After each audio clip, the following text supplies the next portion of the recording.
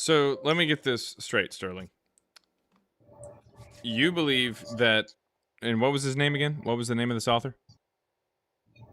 I don't really know how to pronounce it. What is it like? It's tactics, something like that. Okay. And you believe that this person talks about Jesus, but you haven't read it? No, I haven't read all of it. Or Then who told you about it? Google. What did it say? Well, it said. Well, hold on. Here, I'll look at it right now. Hold on.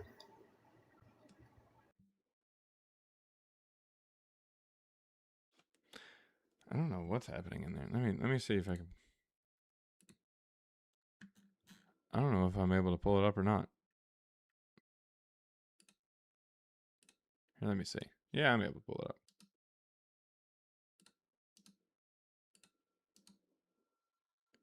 What the?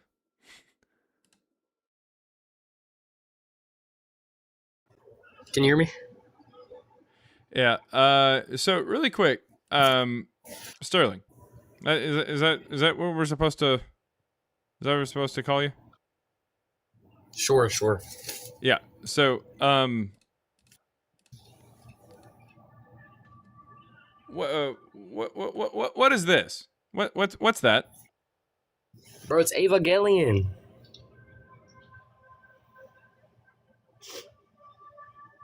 You think that'd be a good profile picture to use there? Yeah, of course. Have you watched the show? Have you heard of it or not? No, I've got friends.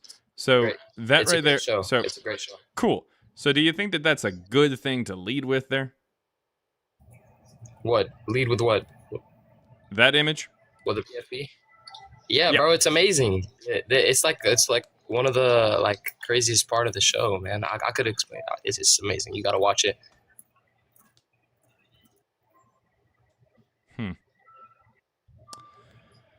All right.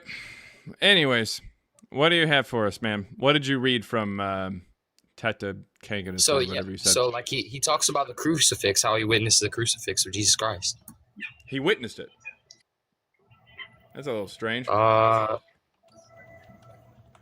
It's kind of weird how he did that when he was born in 56, in historical work. 20 years after Pilate was dismissed. Mm. And he left. Yep. Flawless victory. Fatality.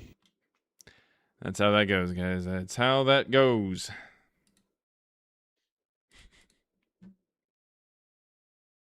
All right.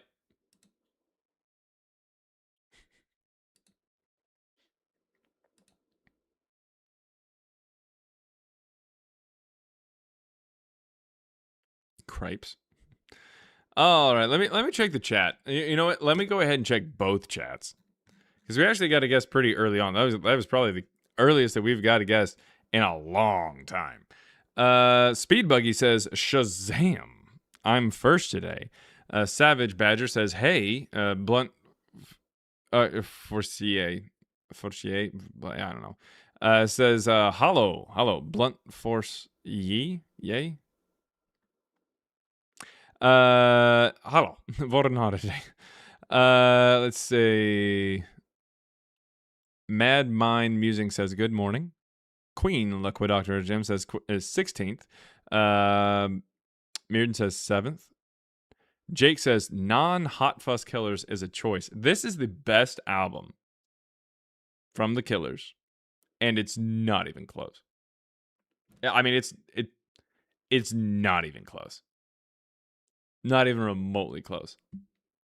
Hot Fuss can chortle. You know, I can't say that because the last time I said it, I got kicked off of TikTok for a while. All right. Mirden says, is there a fourth mini Jesus now? They're multiplying. Yes, there are 4 of them. And they're still sacrificing a little tiny Labubu looking thing. All right. Oh, it's Black Hat Day. This should be good. I invited this guy up. Oh, okay. Cool. So you did that. You did that. Let's see. We talk about the original Evangeline here. Choosing that as a profile image, it's still a weird choice. It's all right. Scrolling through. Good Stuff Video says, how do we know Lincoln existed since what we know is only based on eyewitness accounts?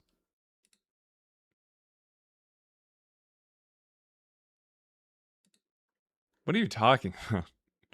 That should have answered you should have found the answer while typing that question. Bruh. Det går bra. Ganska bra.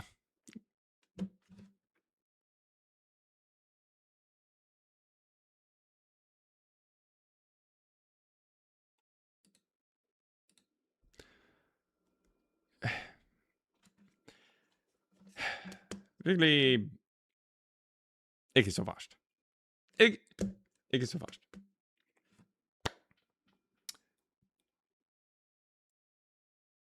Barnet mitt starter skolen neste uke.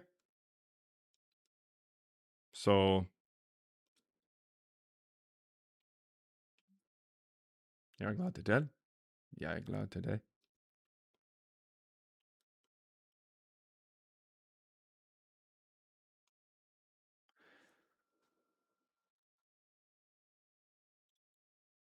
Bro, what? From Alex. All right.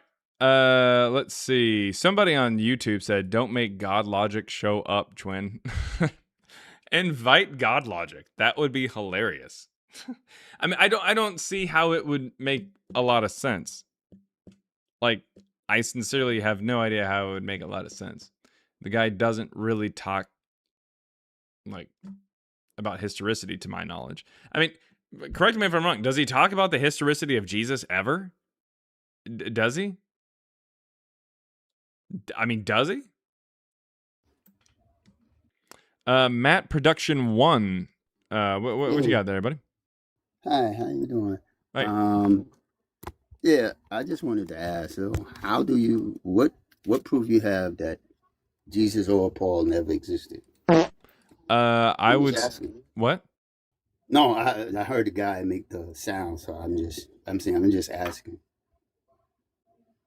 What was that first part? After I asked the question, I heard that little sound, so I guess that was supposed to be making my statement or my question sound silly. That's why I said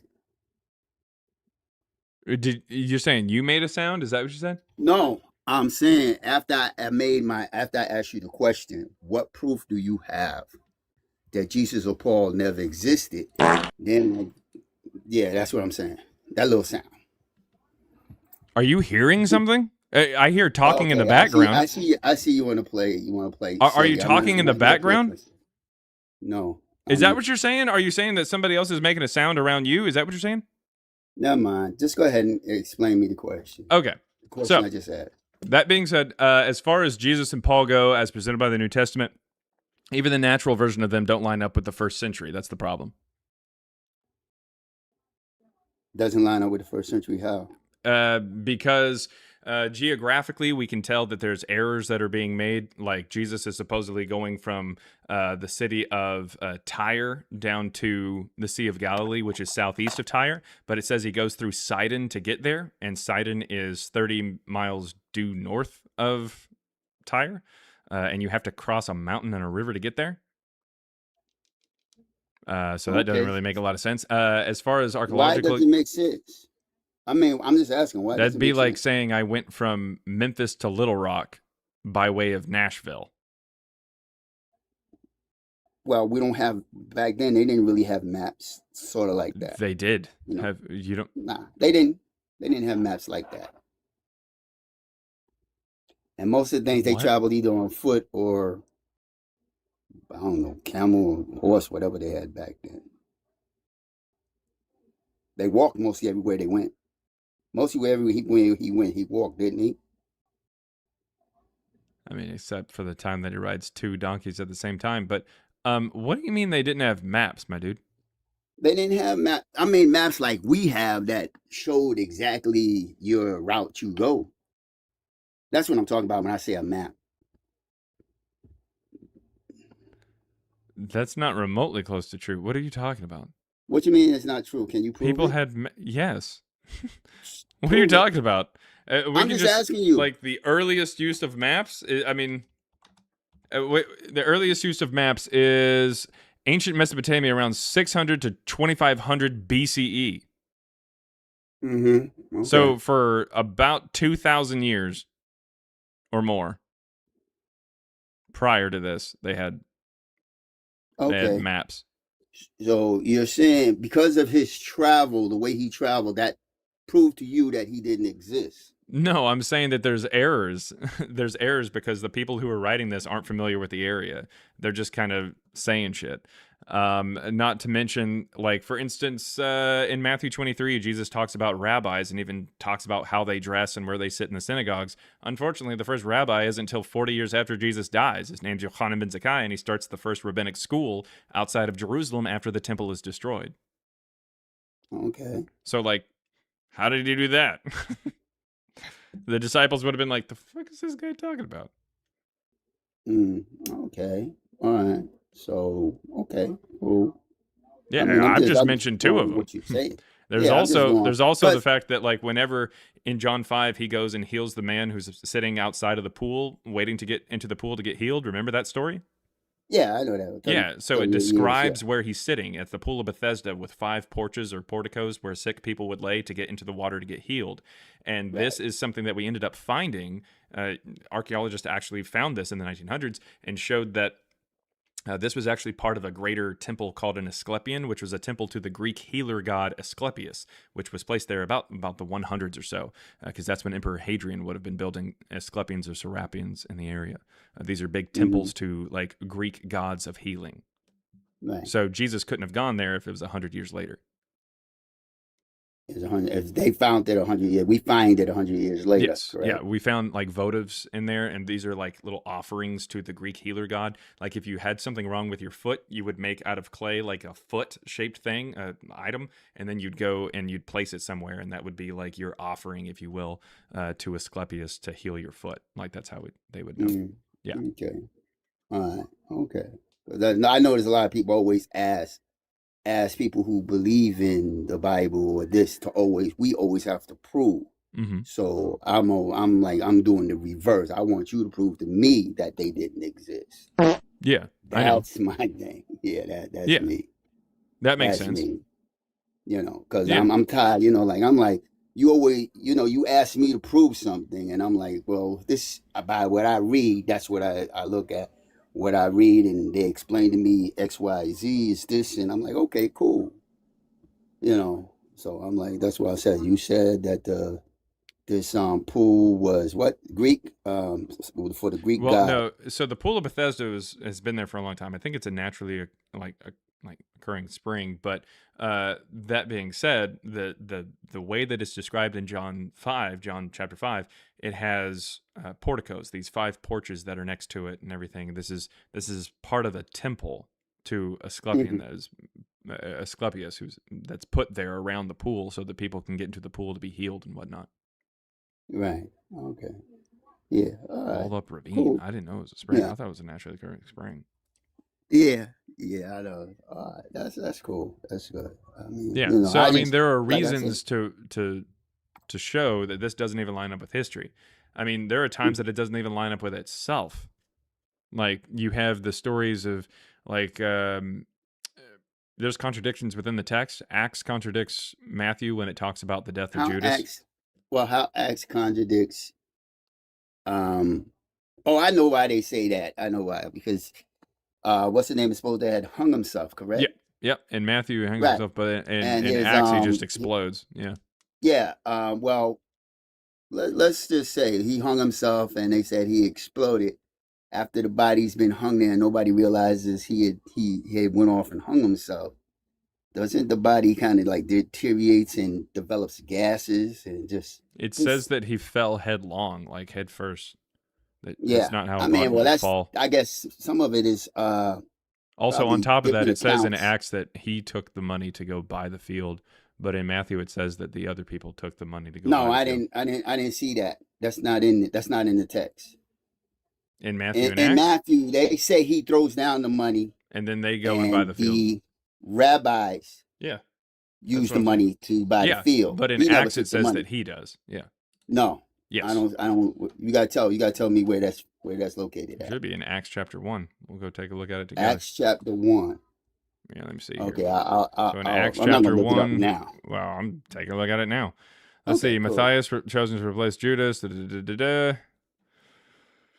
All right, here we go. Brothers and sisters, the scripture had to be fulfilled, which the Holy Spirit through David foretold concerning Judas, who became a guide for those who arrested Jesus, for he was numbered among us and was allotted his share in this ministry. Now this man acquired a field with the reward of his wickedness, and falling headlong, he burst open in the middle, and all his bells gushed out. So he bought the field. I don't think that's meaning he bought it. So when And how you could he- acquire how could he something, is buy that you something buying it? if he died? Exactly. That's a contradiction. Well, that's somebody. Congratulations, That's actually you see the problem. somebody saying. That's Yeah. somebody. That's exactly that's the repeating point. It's somebody something. saying that, hey, this guy acquired it when the other In other person words, said that he his didn't. money, Yeah. because of the money that was given to him, and from him rejecting the money, they said he acquired the field because they Okay. used So the- did he acquire it or the did he not priest- acquire it? The priest took the money and Okay. got the field. So he that's didn't why acquire it they acquired then. the field to him. So That's he didn't why acquire That's it. why then. the person says he's acquired the field to him. No. Does it say that Yeah. is That's that what- what that's happened? what it really- Now this that's man what it acquired really- a that's the field way with the they're saying reward it. of his wickedness. This man Right. acquired That was it. the reward. That was his reward for Yeah. the 30. So pieces did of he silver acquire the field? Did he buy it? No, he never bought it. Oh, okay. So why does it say this man acquired it? Because the person who says that. So that's somebody what else they're bought saying. it? No, not somebody else bought it. That's what they're Well, it says in saying. Matthew that somebody else bought it. No, that's right. In Matthew, No, that's right. the priest did it. Yeah. So then this man That's didn't why acquire they it then. said listen, in Matthew, taking it from Matthew, Mm-hmm. going to Acts, when you read who the people are saying what they're saying because of what he did, Mm-hmm. they're attributing that field to him buying it, not him physically. So he didn't buy it. But Okay, his so he didn't betrayal- acquire it, but he acquired it, is what you're saying. His betrayal is what acquired that field. That's what they're saying. No, actually, no. Yes, it is. In fact, it says Yes, it they is. decided to use the money to buy the potter's field as a barrier place for foreigners. Right. So, no. That's where the acquirement comes from. Yeah, but who is they? Was that him? Who is the person? One of this No, is the he's already Acts of dead. the Apostles. So No, we this is have to see Matthew. which apostle wrote this, Well, neither apostle wrote it. No apostle actually or wrote anything whatever. there. Whoever's the writer of it. The at the Gospel time of it was Matthew. Good luck with translated. that. Yeah, I mean that's the way you have to look at it. I mean I don't know that's what to tell you, that's man. how I see, because Yeah, I know. It's because you don't Everything want to that's actually written in the acknowledge it as a Bible- contradiction. I don't think it's all contradiction. I think Yeah, it people says, okay, are so the chief priest taking picked a up the coins and said, contradiction. it is against the law to put this into the treasury since it is blood money, so they decided to use the money to buy, so they bought it. right. Yeah, but over here it Okay. says this man acquired the field. That's not a contradiction. You're looking at it as So does he this- bought it. Well, yeah, because I'm reading words. Does this say this That's man all bought you're it? doing. You're Is that what it reading the says? words. But who said first? So- What did they say first? What do you mean first? They said they bought it, so it was already bought.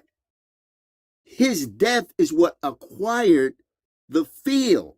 No, Yes, don't tell me no. That's what it is. no. It doesn't even That's say that what he it hung himself is. there. It doesn't say anything That's right here what about it how he bought is. it and that they bought the field that he was in. It doesn't say anything Yeah. about that. No, it doesn't. No, it doesn't say anything about him. Yeah, so this is what they say first. It says he went away and hung himself. It never says anything about how he hung himself in the potter's field. Right. It never No, says I that. ain't said that. Okay. Don't let that in about All it. right. So there They in Matthew, bought the it. first person to write about this, apparently, in your opinion, he says that he went off and offed himself, and then over here, and then over on the other side, you have the priests. They pick up the money, and they go buy a field with it, and it Correct. becomes a place where they bury foreigners. That's all this says. Right. Okay, so Right over here, however, it says that he bought a field with the reward of his wickedness, and then he fell headlong and he burst open in the middle. That's not a contradiction. So, That is somebody saying of his wickedness. mm-hmm. It No, was the acquired reward of to his wickedness. him Yeah. as a reward for what he done. What was? Not that he did it. What was the reward of his wickedness? The reward of the betrayal of Jesus. That's what The reward was the money, right? Right. Yeah. So he bought a they're field saying, with the even money, though he right? didn't take the money, the field was what is given. That's all No. it's saying. No, It's no, not no, a no, no, no. The contradiction. field is Y'all here. want it to He be a acquired. No, contradiction. listen. No. The field is not a reward of his wickedness. He bought or acquired He a couldn't field. No, listen, Sir, listen, you listen. even making your own stuff. No, I'm using the You keep saying words. he bought it. What does acquired mean? It's not him doing it. What it says, this man acquired. What does that mean? What does that mean? How could he acquire something if he's already dead? And therein lies the contradiction. No, it's not a contradiction. That's because the way you're reading it and your comprehension of it. Okay, so please explain to me what I already this just man explained it acquired to you like means. 3 What does that times, mean? and you keep saying no. This man acquired. I want you to break down those 3 words. What does that mean? I just told you. No, please explain And it. the very first concept that you read. Yep. No. Listen. Listen. I don't want you to Don't talk tell about me no, anything no, no, else. no. Listen, You don't stop. want to go Stop. there. Specifically, I want you to tell me, what does this man acquire? What do those words mean? Acquired means you had to have bought it, but Okay. he couldn't have bought it if he's dead. Yeah, exactly. That's the contradiction. So what does this It's man not a acquire? Does that contradiction. mean that the author of Acts is saying that the person they are talking about, the man, is who's buying it? Is that what this man acquired that's means? not what they're saying. No, So when that's it not says what they're this man saying. acquired, what does this mean? It's not what they're saying. They're saying from the concept of the whole comprehension of what you first read, where the priest had bought his wickedness, what he had done, betraying Jesus, allowed them to buy this part of field. Oh, does it That's say why they someone else bought it contributed for him? Is that what it to says? Is that what it says here? Okay, I see what No, you're no, doing. does it? No problem. No Does problem. Does it say I at just- all that somebody bought it for him? Is that what it No. says? Or does it say this man acquired it? It doesn't say. It says acquired. No, it but that's explicitly not says, and who I keep acquired saying it? the Does same it say thing. they You keep- acquired it for keep- somebody, or you keep what does it say? avoiding what was said before. I So- want you to see who You acquires won't- it in you ain't gonna- Acts. You ain't going. I mean, you're not going. According to this text, who acquires it? It's 2 words. I've got it He can't highlighted. acquire something that he's dead. He's dead. Yeah, dude, that's That's the not a point. contradiction. Yeah. That's not a contradiction. You can't acquire something if you're dead. If someone is dead, if someone is dead, and then someone later on says after he died he acquired something, that contradicts it, right? It doesn't say he acquired. It says It does. It literally does. It says- says this man let me acquired it. see.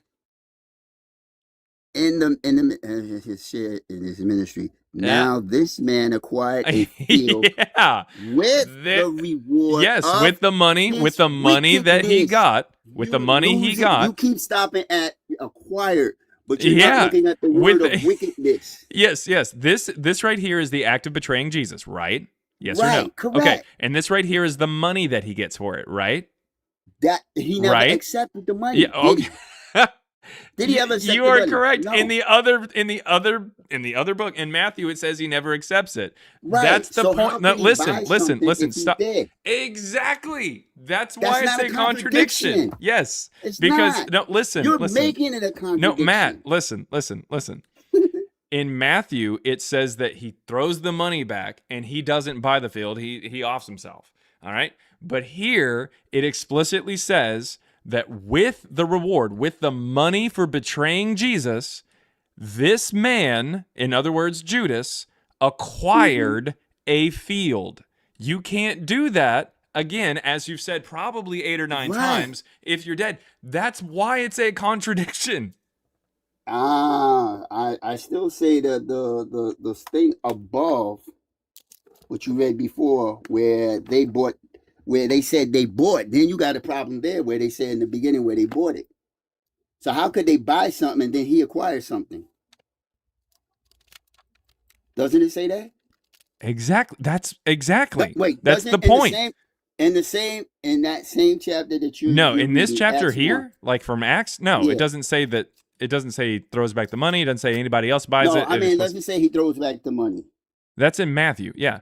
That's why I'm Right. saying In Matthew and Matthew, it Acts says he throws contradict back the because they money. tell two different stories. That's what a contradiction is. I don't know how to get this. I don't know how you made it to adulthood not understanding this very simple concept that one thing that is saying X and You know another what? thing that is Let me- saying let me an see that opposite verse story again. are contradictions. Let me see that thing again. What you were showing me.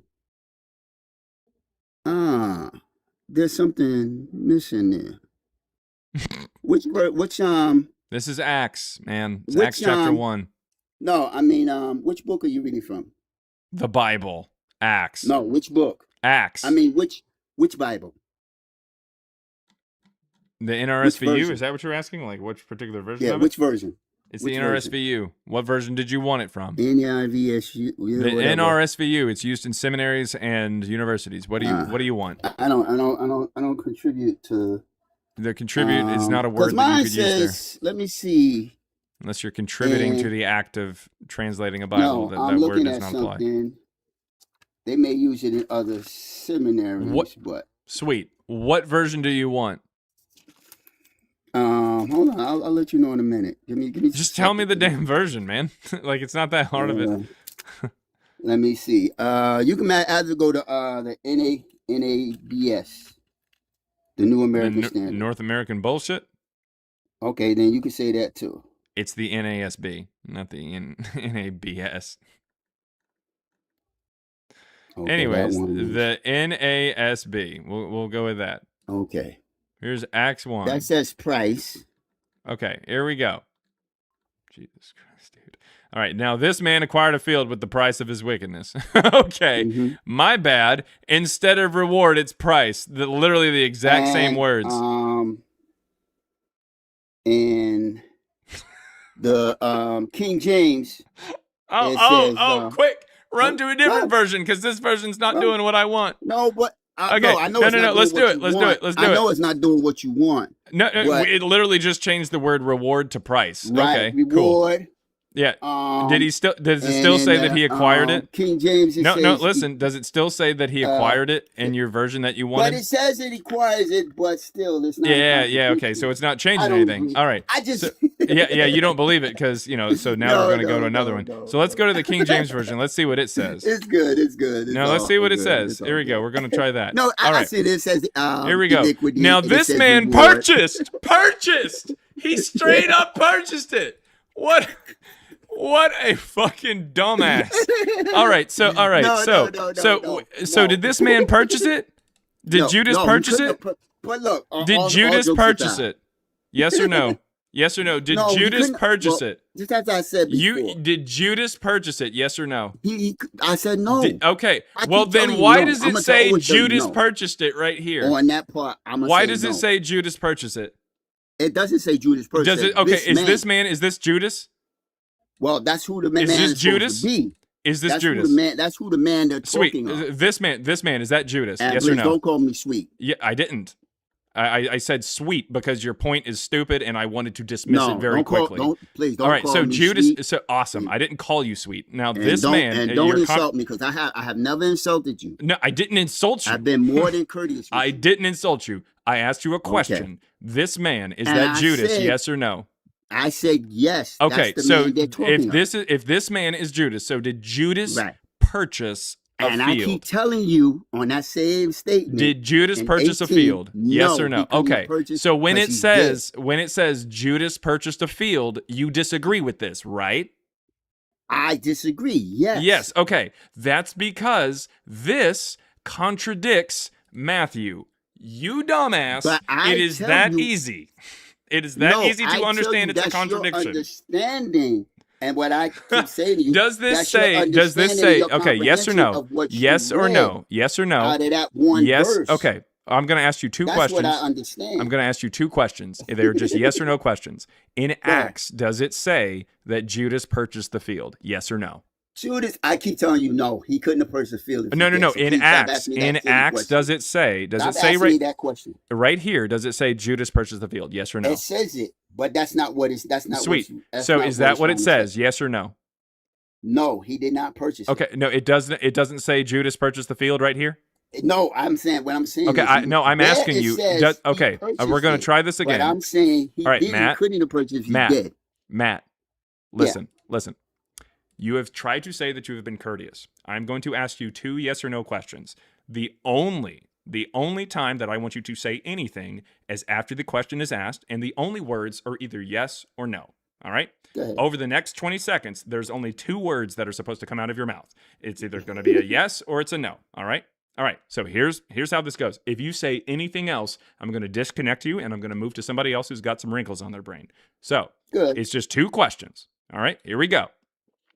Does the book of Acts, which is what we are reading right here in the King James Version, which is what you mentioned, does Acts say that Judas purchased a field? Yes or no?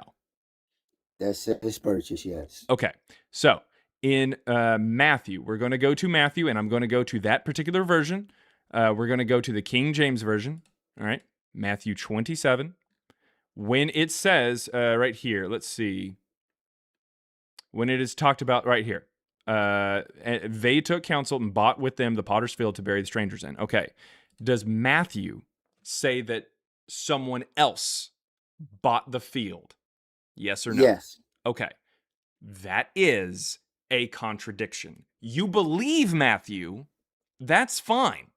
That's okay. You believe that story is true. That's fine. I'm not disputing that. But if another book says that something else happened that can't happen if you believe Matthew, if Matthew is true, then that's what a contradiction is. That is what a contradiction is. That is when one story says that something else that couldn't have been true in the first story happened. That's all that a contradiction is. This contradicts it. Mm-hmm. I'm good. I'm good. I ain't got no argument with you. I don't have no argument with you. I mean, I understand what you're saying. I get what you're saying.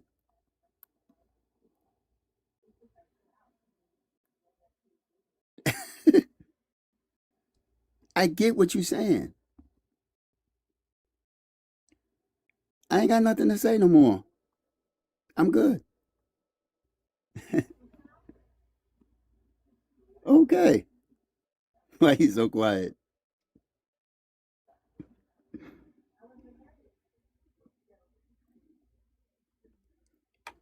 Okay, it's cool.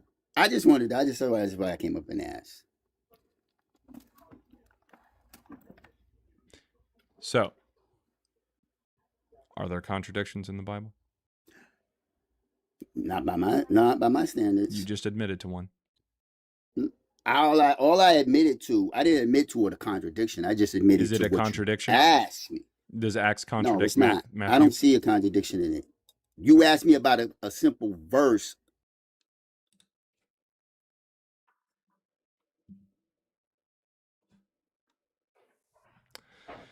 All right.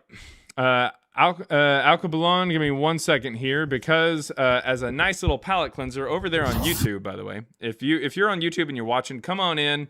There is a link to click. Let me go ahead and put the link there. You might have to scroll up just a little bit, but if you're on YouTube, you can click the link that comes up or brings you up here. I take guests on TikTok. YouTube doesn't give me that ability. So click the link, come on up. If you don't have a TikTok or don't want to come over to TikTok, that's perfectly fine. Send a super chat. I will respond to it. I'll read it out loud and respond to it. Even if it's calling me an, you know what? We'll go with an imbecile.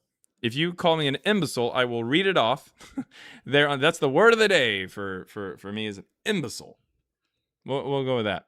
But that being said, yeah, I'll go ahead and read the super chats. But there is one super chat for $9.99. Thank you very, very much. This is from Gerd Engineer. All right, so we got a good old-fashioned original Gerd Engineer. All right, here we go. Oh no. Me and my Beatus, already terrible and trying to get me in trouble. Me and my Beatus had a live yesterday, and I said your silly llama tree ain't so smart or good data. I said I'm working hard to disprove you because you're not smart enough. My sugars are out of control. In all honesty, I think that, like, at a certain point, I wonder if this is actually just him. A GERD engineer, everybody, a GERD engineer.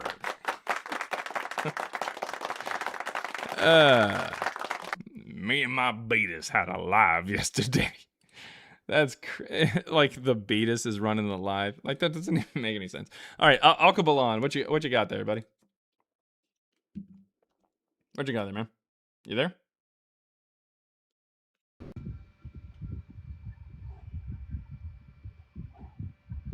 Alcabalon, you there? I don't know if they're there. You there? There was somebody else who came up, but then they... Oh, drop me down, please. Oh, okay. That was weird. I have no idea. Let's see. Oh, Zach. Jaren, it's time for my birthday music. Oh, it is, huh? All right, well, here we go.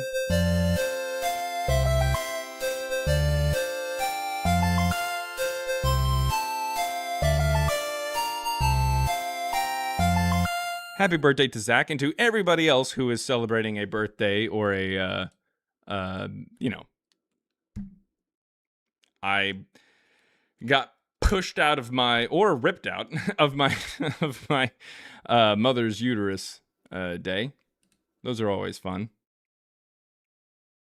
Man, if you were born like right at the, like right on the cusp of like 1201 or something like that, like, could you claim either day, really? I assume that the doctors just pick one. Like, they're not like watching like the seconds as they're doing it. I know this because I was in there whenever babies came out. They make that noise when they come out. I don't know if you guys know that. It's that kind of noise. It's like really, really, really painless. I don't know. Yeah, I felt no pain. So that's all I'm saying. I know. It was just a joke. I'm sorry. I know what's wrong with it. Ain't got no gas in it. No, but I tried my best. I tried my best to be as involved as possible. Bree says rude. I call cap. All right. $2 and $2 Canadian from Billy Bones. The bones are their money. And so are the worms. All right. Humans are essentially queefs in a meat suit. What is that? What does that even mean? I think that's supposed to be skeletons, maybe? I'm just happy that that's just the first one. Boneless pizza. All right. Bree says, this is why I'm going to be friends with your wife. Boneless pizza. I got 4 brothers, so that's cool. Oh, nice.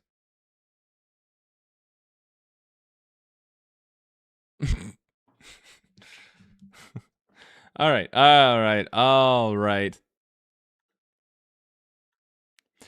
Let's see. I don't know who all's got a birthday today, but definitely happy birthday. Cody said, Jaren, what state are you in?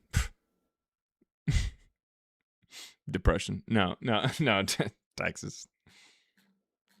All right. If you've got any evidence for Jesus or Paul, come on up. Even those of you who are on YouTube just watching in the darkness there. Man, YouTube is nuts. And there's people over there saying that like the Dead Sea Scrolls prove Jesus and Paul existed.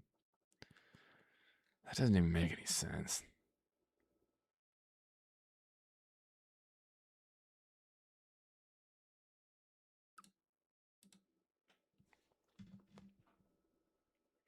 Cody says, hope to meet you all at the Reason Fest. I don't even know what that is.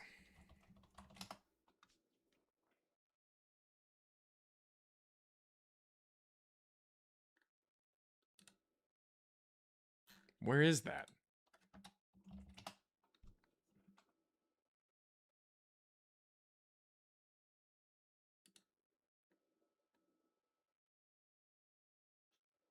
I don't.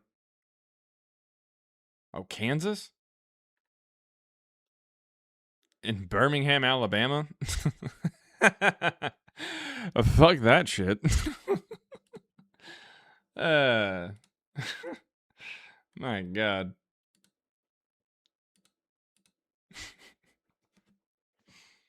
Where education goes to die? All right. All right. If you got any evidence for Jesus or Paul, come on up. Apostate Ape is promoting it. I like Apostate Ape. All right.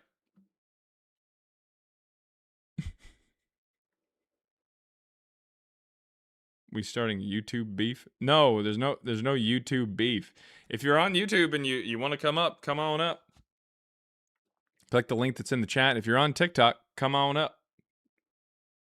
Link's right there, down there. If you're on TikTok. Bible Libel commercial break. Oh, that's a good point. Bible Libel's coming up on Sunday night. This Sunday at 9 p.m. Be there. Be there or be a douche. All right. Let's see. Real Chris here. Here, I'll bring you up. I don't know what you're talking about there.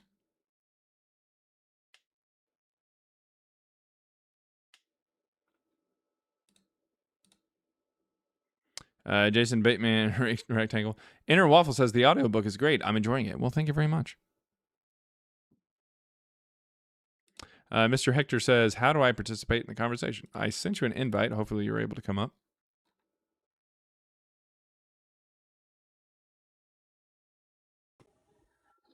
What is going on? Mr. Hector. Mr. Hector. Hi. Can you hear me? Yep. So why did you say Jesus and Paul never existed? Because even the natural Jesus and Paul, as presented by the New Testament, as well as the Quran and the Book of Mormon, do not line up with what we know about the first century. And what do you mean by that? Explain. There are anachronisms in the text, geographical problems, archaeological issues, that kind of thing. Example. Yeah, sure. So, like in John 5, Jesus goes to the Pool of Bethesda, which is next to 5 porticos, and those 5 porticos were placed there around the time of Hadrian. They are part of an Asclepion, which is a temple to the Greek healer god Asclepius.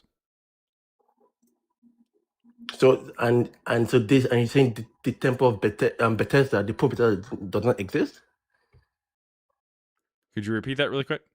So, and you're saying the Pool of Bethesda was not a real place? No, the Pool of Bethesda was a real place. It's just, as it's described in John, it would have been something that was placed there later.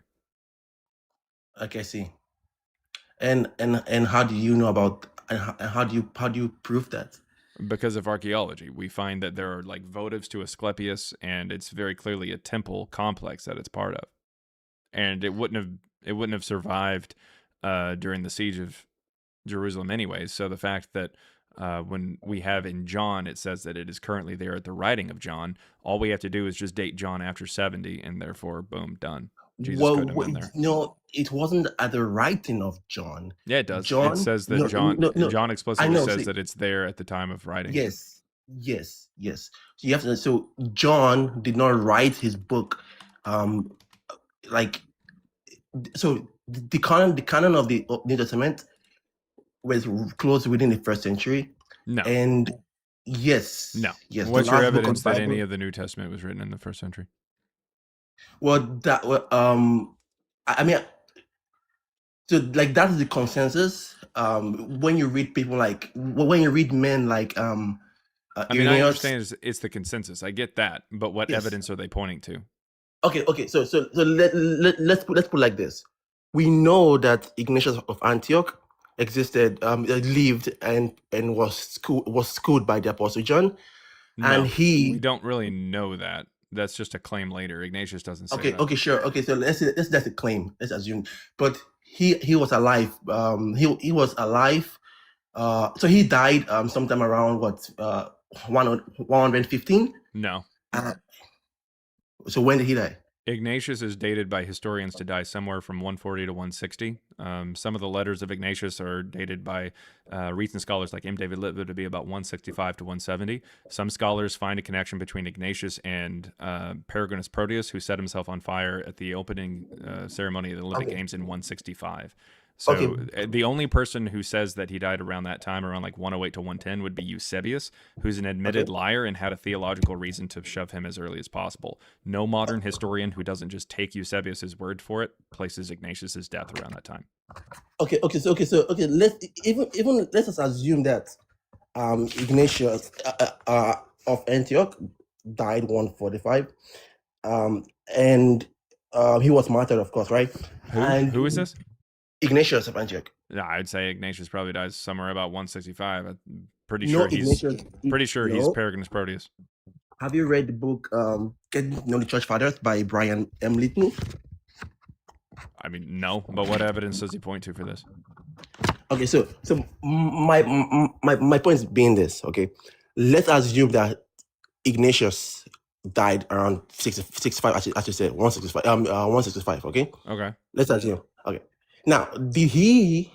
And we know the Apostle John died under. He was exiled to Patmos. No. And no, in fact, the John of Patmos is generally considered by most modern scholars to be a completely different person. No, that is the Apostle John. But you know why? No. Because the book of Revelation never says that author never says that he walked with Jesus or that he was a disciple. Okay. Let's go to the book of Revelation, chapter 1, and let's see what it says there. Let me get my Bible. Give 1 minute. We got it right here in front of you. Okay. Oh, you get it right there. Okay. The version of Jesus Christ, which he gave to show his servant what must soon take place. He made it known by sending to his angels, his servant John, who testified to the word of testimony of Jesus Christ. I can't see it, right? Even to all that he saw. Yeah. Okay. Now like these prophecies. Yeah. Yes, I know. Okay. Yes, right. And so if you also, so we believe that the book of the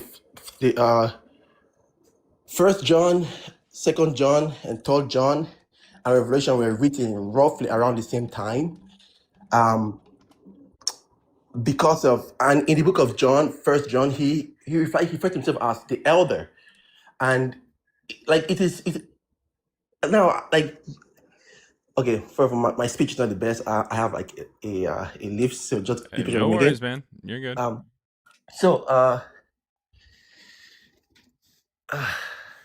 Now we know that this is the Apostle John because of the context of the book and the things he's written. Like I can't really, I don't know how to say, but when you read the whole of Revelation by itself, you understand that this is a person, this is an individual that knows the risen Christ and walked with him in the same sense.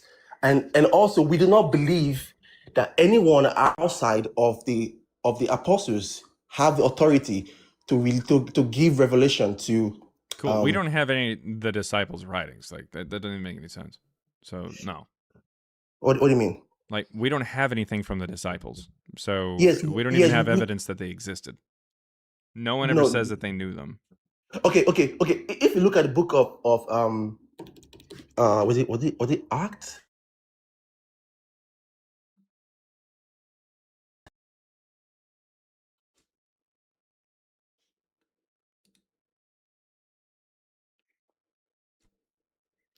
I can't hear you if you're off the app. If you're talking, I can't hear you.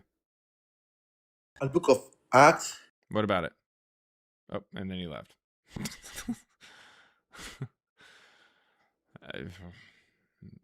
All right.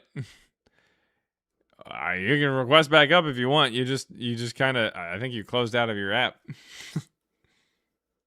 I think it was probably an accidental drop. If he requests back up, I'll bring him back up. I have no idea. Oh, you got out of the app. Okay. Yeah, no, you can come back up. Okay, sorry. My wife called me, so I just got up a bit. Okay. Okay. So like the way the book of Acts was written, Uh-huh. it's as a historical account of an event, of things that actually happened. Uh-huh. Yeah. Yeah, it's Um, like historical fiction. It's kind of like the yeah. Odyssey. Yeah. No, don't do that because It's of the like the resurrection Odyssey. of. Okay. So okay. Now this is the point. The resurrection of Christ that took place and his death. When he died, the apostles dismantled. They all went We away don't because have any evidence that the disciples did that. No, we don't have any evidence that the disciples existed. No one outside of Christianity even mentions any of the disciples once. On top of that, the disciples don't get mentioned until the 2nd century by the Christians. And no Christian ever says I knew one. So I don't know what to tell you. So what kind of evidence do you need exactly? For them to exist? I don't know. Something better than someone talking about them 100 years after they supposedly die. Maybe someone outside of a religion that believes in them mentioning them. Maybe someone from the religion even saying I knew them. A contemporary of them talking about them. That sounds pretty good. If the book of Paul, for example, were written before the after the first century, you would expect them to write about the destruction of the temple in 70 AD. No, but not if it was something that was written by people who weren't Jewish, which it wasn't. So why would they care? Why are you doing this? Why would they care if it was written by someone who wasn't Jewish in the middle of the 2nd century? The most recent thing that they would be concerned with would be the Bar Kokhba revolt, which is more prominent within the text, not the destruction of the temple in 70. Why would they care about that? The Christians weren't even there. Okay. So if you trace Paul's journey, missionary journey, you would say that it wasn't an accurate description of the way he moved from town to town and city. Yeah, he gets in a shipwreck that Josephus happens to get into in his autobiography in 99. Yeah, that's weird. Go on.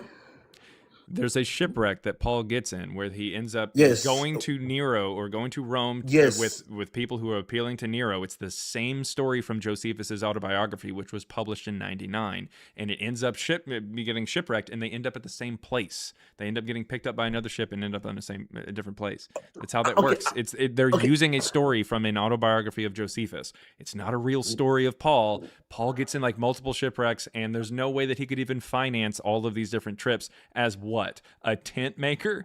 Yeah, no. Like, there's no possible way that he'd be able to finance all these trips. He gets in multiple shipwrecks. How many shipwrecks did he get? And on top of that, they take the stories from a previously known story. The first time that Paul ever gets mentioned is in the 2nd century. No one, even Christians, mentions him prior to 144, and no one outside of Christianity ever mentions Paul. No one inside of Christianity, much like the disciples, ever say that they knew someone who knew Paul.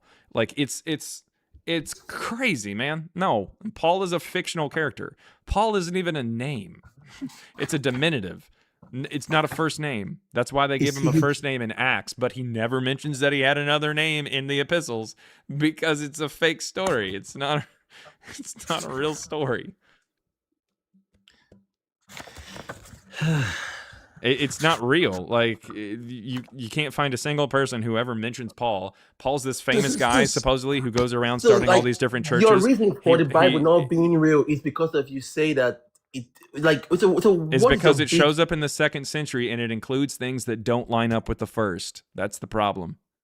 It says in Acts that Paul goes to synagogues in Jerusalem as well as the temple, but there's no synagogues in Jerusalem while the temple is still standing. That doesn't make sense. You go to a synagogue if you can't go to the temple. You know who wouldn't know that? Someone who isn't Jewish and is writing in the 2nd century when synagogues are everywhere. They just don't know, so they make mistakes. It's fine, man. They just make mistakes and pull from other stories. I can see that you know your stuff. Like I'm not a history student that much. I am a follower of Jesus Christ, and I believe in the Gospels because of I know the power it has to change someone's life. Yeah, so does Harry Potter. That doesn't mean anything. There's plenty of people who say that their life has been changed by Star Trek. Who cares? Okay. So your argument earlier about the what's it called, about the Judas is land and whatever. If he Sweet. bought the No, land, so we're just going to jump away from what I just pointed out there. We're talking about Jesus and Paul here, man. Let's not go back and open up this old wounds for that other guest who's probably still licking them in the chat there. But that being Well- said, when it comes to Jesus and Paul, they do not line up with first century history and what we know about things. The way that we can tell that something is fiction is not how well it lines up with history, but how well it doesn't, or how much it doesn't line up. So for instance, what's like, your view then? So what's your view then on Isaiah 53? And What? like what would that? then, like, because What are you that asking, man? Because Isaiah I'm asking- 53 I'm is not asking even that close because to being the- proof that- of Jesus. Like that predicted Christ is coming and his death so No, accurately. it doesn't. Yes, it No, it does. Read the doesn't. book. Read Is Isaiah it 53. okay? Let me ask you a question. Okay. What's the difference between saying I went to the store and I'm going to the store? Well, one has happened and one is about to happen. Okay. And if I said that I went to the store, is that a prophecy of me going to the store?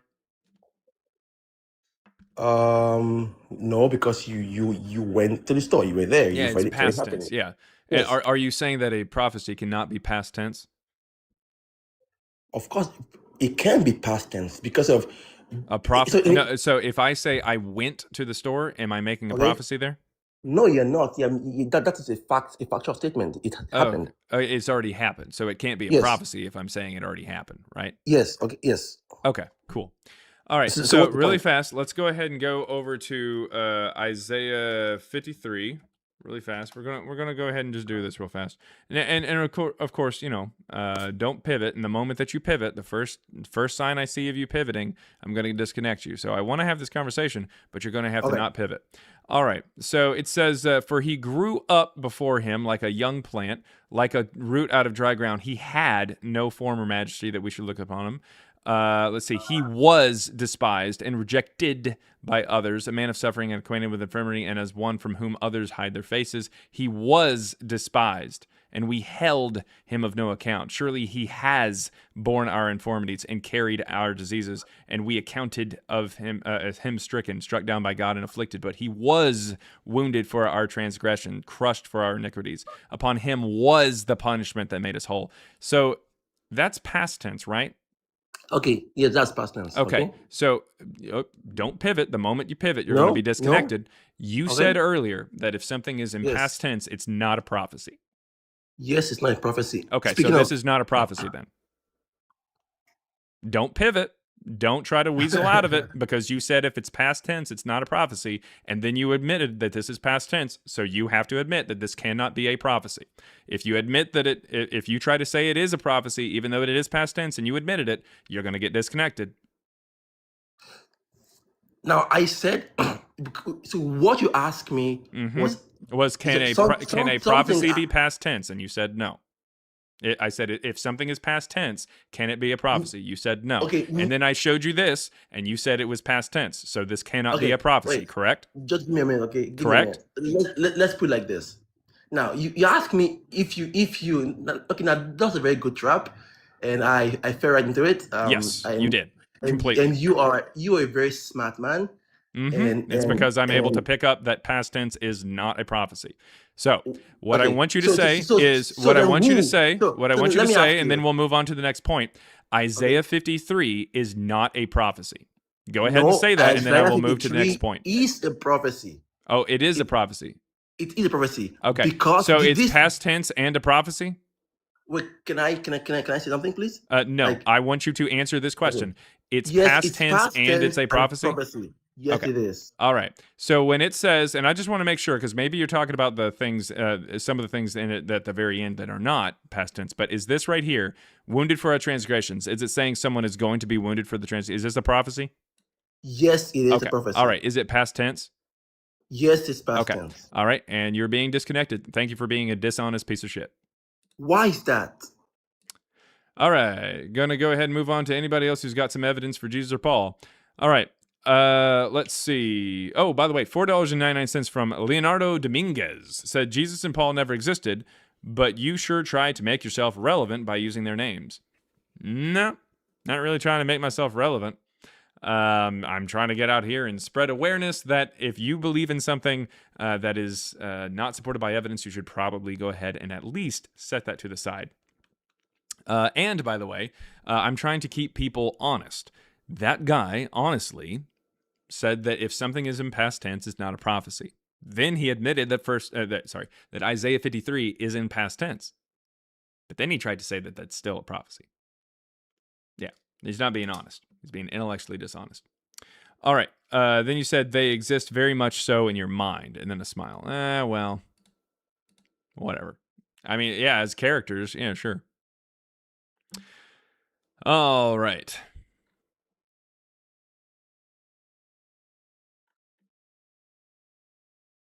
Isaiah 53, by the way, is definitely not talking about Jesus. It's talking about a servant. It literally uses the word servant in here. And let's see here. It is generally called, so the righteous one, my servant, shall make many righteous, and he shall bear their iniquities. Yeah. It's right here. The servant is identified. The servant is identified as as Israel, Jacob, the house of Israel. It's identified, I can't remember how many times, probably 8 times or so prior to Isaiah 53. Somewhere around there, multiple times. At this point, we can tell, yeah, you can just about tally that one too. I mean, and look, even if Isaiah 53 was a prophecy for Jesus, okay, great. Even if it explicitly said there's a Jesus who's going to show up, cool. Now they've got a blueprint for how to write the character. That doesn't mean that the prophecy was fulfilled, even if the prophecy is right there. The existence of a prophecy does not prove that it was fulfilled. You'd have to show me that Jesus actually did exist to fulfill the prophecy before I would even consider Isaiah 53 to be connected to him. Who cares? Who cares at all? That's not how this works. We don't prove that someone existed in history because somebody said they will exist or they're going to exist. It's not how that works. All right. Yeah, when we believe absurdities, we commit atrocities. You got to cut down on these absurdities, guys. This is dumb. It's not a good look, guys. It's not a good look.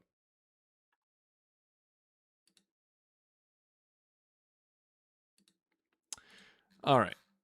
It says, one me. It probably was, to be honest. Probably was.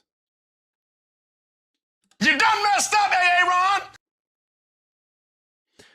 Making Beauty 21 says, this is so good. 100, 100, 100. Surely you can't be serious. I am serious. And don't call me Shirley.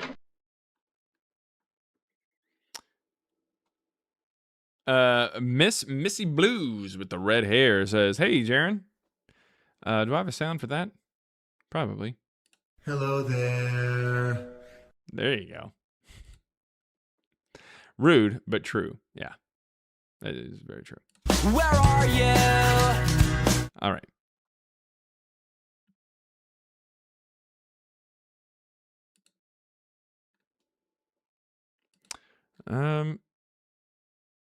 That sounds so haunting without the music. Oh yeah, it does. It does sound pretty wild. Hello there.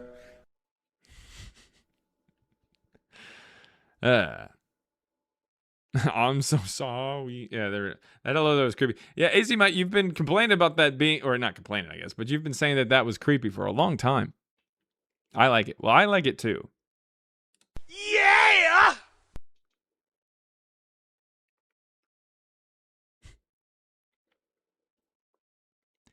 What, Surf Murph? What the hell? All right.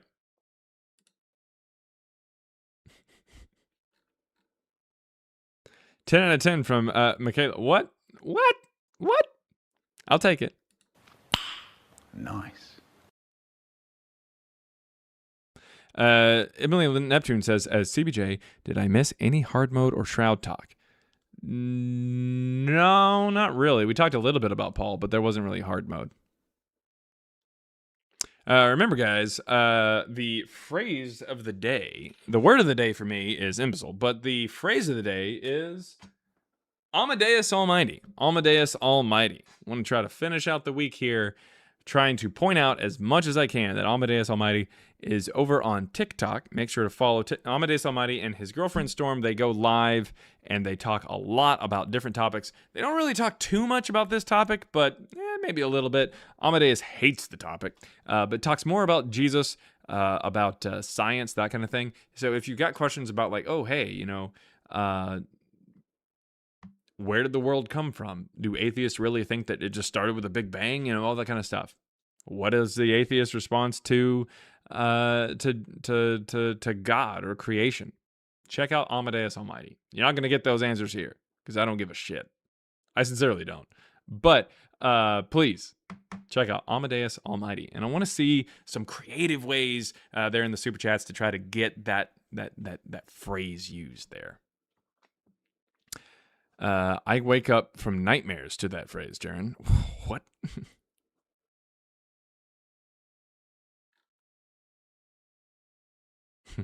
Is Amadeus the sequel to Evan? Yes, it goes Bruce Almighty, and then Evan Almighty, Amadeus Almighty. That's how that works.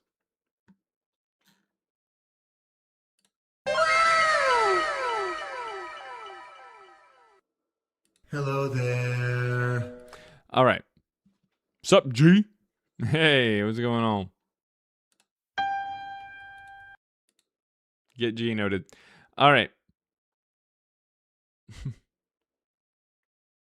I think Yana was saying some BS. Yana.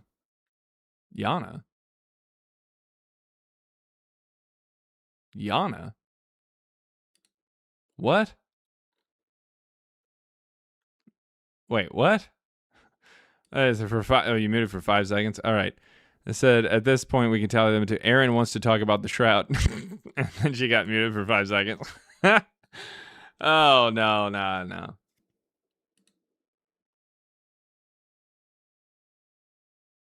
Any good arguments for Jeebers yet? No, not quite. And the people on YouTube, they're uber quiet. They don't have much of an opinion on Jesus at all, which is sad.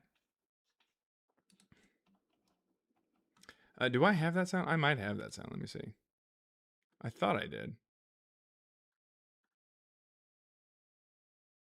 Huh.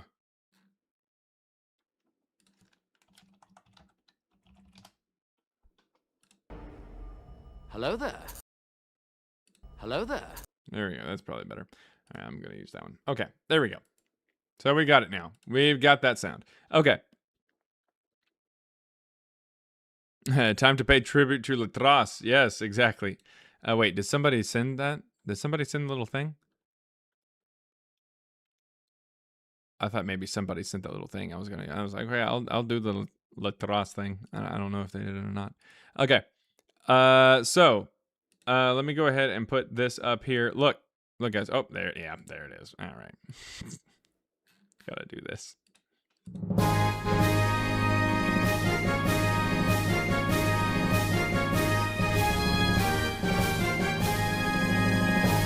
First Peter 3:15 says, always be prepared to give an answer to anyone who asks for a reason for why you believe what you believe, and do this with gentleness and respect.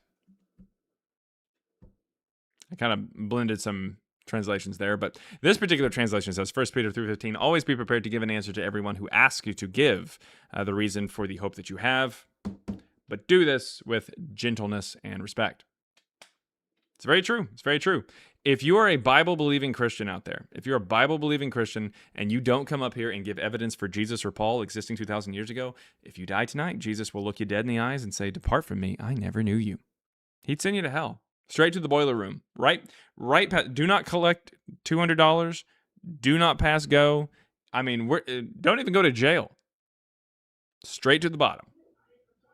Straight to the bottom. Sorry.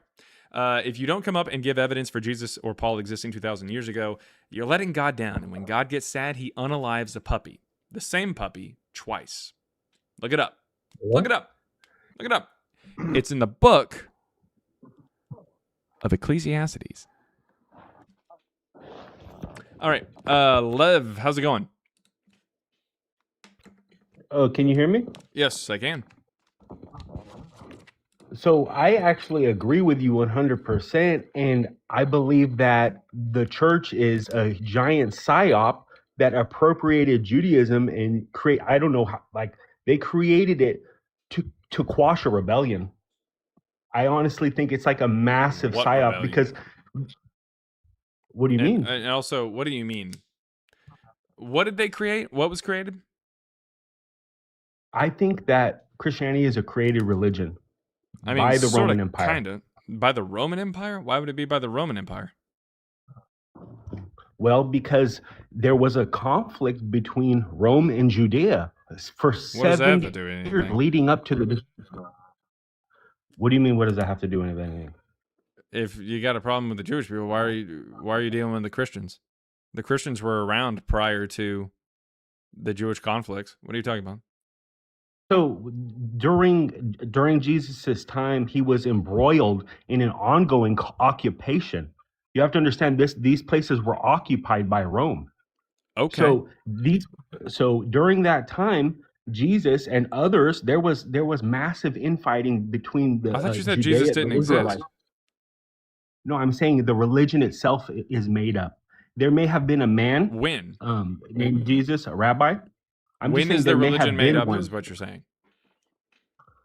Well, Paul didn't start writing the letters till 70 years after Jesus supposedly died.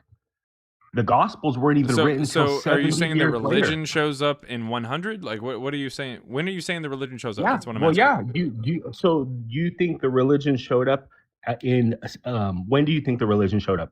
Was it 70 CE? It depends on what you call the religion, but the first time that we get any word of religion, it would show up sometime between 16 BCE or 37 CE is the Okay. first time that we get any And mention then of it. when did the Roman Empire adopt Christianity as the Holy Roman Empire? In 380? And why? What does that have to do with when Christianity shows up? Because Christianity was a persuasive ideology that had to be controlled. And that's how the church I was thought you born. said that it was created. So Yeah, well, is no, it Rome was a trying to persuasive control it, ideology that or are was they catching fire. trying? Are they trying to control something that is not created You by can them, do or are both. they creating it? Which one are you saying? You can do both. You take an ideology, you through ideological subversion, you create your own religion and adopt what they had so that you can steer the path What do of you mean what adopt direction what it's they going. had? Who is they? What do you mean? The people that were, use this ideology was persuasive in. You have to understand the Roman Empire was losing control. So the Roman Empire creates Christianity, but we see Christianity as early as 16 BCE in an inscription in Rome. But they start to blame them for the fire in Rome, and then in the 111 they unalive them. The Christianity of then and the Christianity of today are two I'm not different talking things. about the Christianity of today. I'd never said anything that sounded like I was. So I'm saying that the evolution of Christianity into the religion it has today. I don't care about today. I don't care about today. We're talking about back then. You're trying to make a claim that Rome came up with it, but also Rome was trying to control it.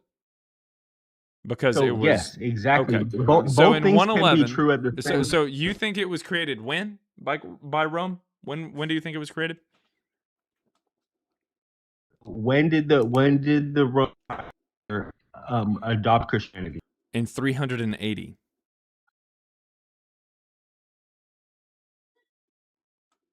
When was the Council of Nicaea?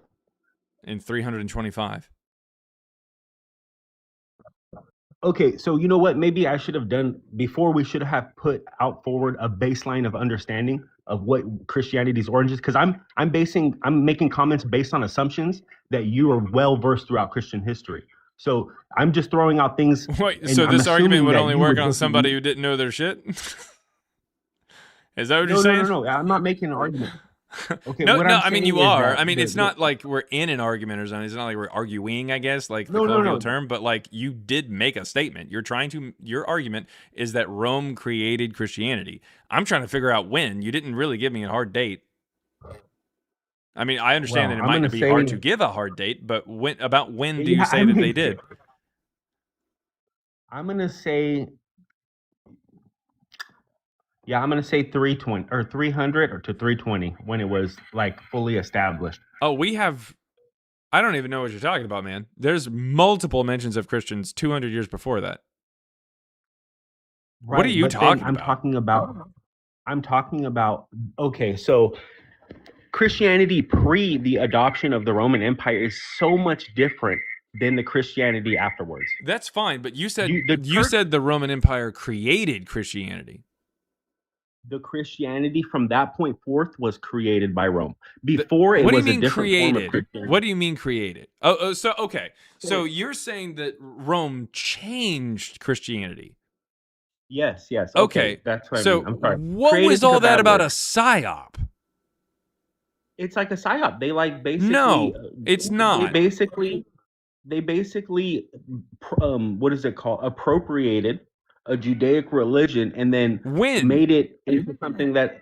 What do you mean? When it adopted In Christianity? the 4th When the century, church when became the Christianity was holy. like made legal and very clearly like people were already writing about it and had a canon and everything? What are you talking about? Like, it's not a psyop at that point. They're just adopting So it as their main religion. And then, you have changes that are made as, this religion merges with the official, like the government and stuff like that. Like, there are some changes, but that's not a psyop. It's out in the there's open. It's the clear. changes. I mean, not really. It's pretty No, subversive really. what It's the not church subversive did at all, to. actually. Like, not even So, close. so taking out scripture, adding scripture in When are they taking out from scripture the and Old adding scripture Testament. in? What are you talking about? They already had a So canon by the the time that Rome has an idea as to becomes the official. Rome makes Christianity the official religion. They already had multiple ideas of a canon. They already had the canon all picked out. okay, that's what I'm talking about. That's what I'm talking about. They agree. Huge ideology of Christianity. One is the doctrine of the Trinity. That's why they met the council, because they hash out the contradictions in the New Man, Testament. you've got like a bad Because there's connection or something like glaring that. You're gonna have to contradictions, and they take it had off of to figure Wi-Fi out or put it on how Wi-Fi or something, how can because it's crazy connection. We can't really hear a lot of what you're saying. all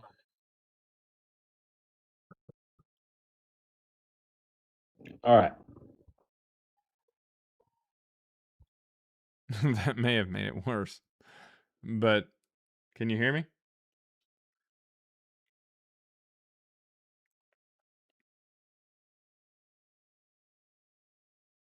Ancient Turkish Wi-Fi. Rome is attacking his connection. It's a psyop. It's a Roman psyop for his connection. Yeah, man. Like we can't hear you. Okay, he's gone. He dropped down. Oh, I missed the thrust. Okay, I gotta do it again. God damn it.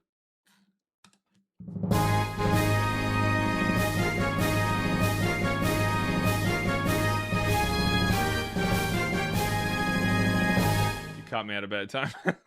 Thank you. Yeah, I swear I'm normal. I swear I'm normal. Yeah. Yeah.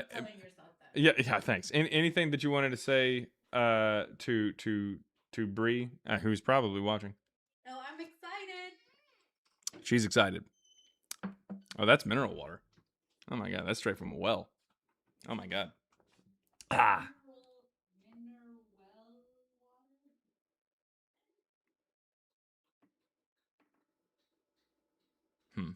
Anyways. All right. Oh, she's doing her own live right now. Oh, okay. Well, then she missed Lady CBJ.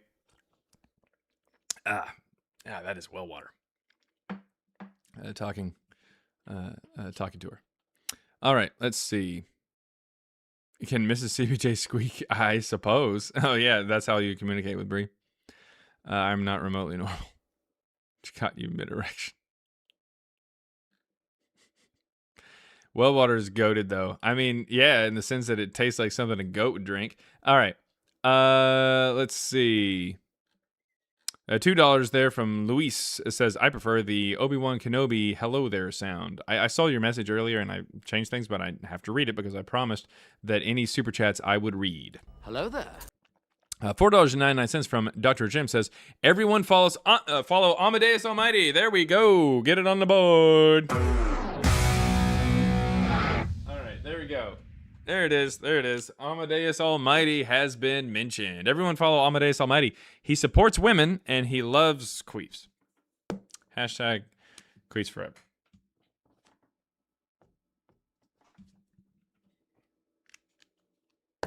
What is happening? Anyways. Let's see. You must have a clay well. My well water is delicious. This isn't actually from my well. It's from mineral wells, is what it is. Mineral wells. Or a well in mineral wells. Well. Yeah, I see that, Emily. All right. The angel from yeah. Hello there. The angel from my night, man. That's funny. Oh well. Let's see. I prefer the Blink-182. Hello there. Yeah. Hello there. See, but AZ Mike thinks it's creepy. Lives in White Settlement. All right. Giga.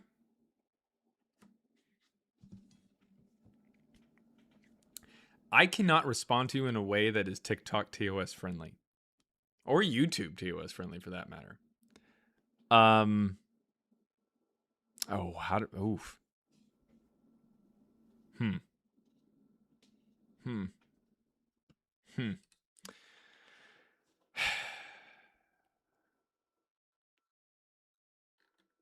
No, I'm not concerned about the fact that you called me Jared. I let that one go.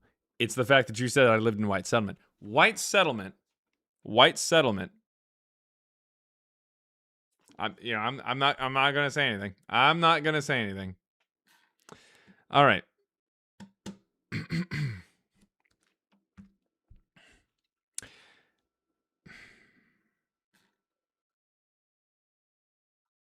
If anybody is from DFW, you know. I think I'd rather live in Stop 6 than White Settlement. Anyways. I'm not gonna.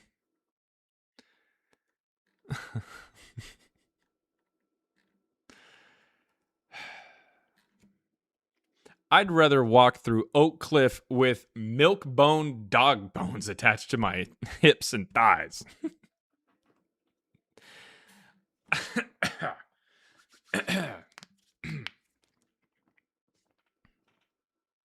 Anyways.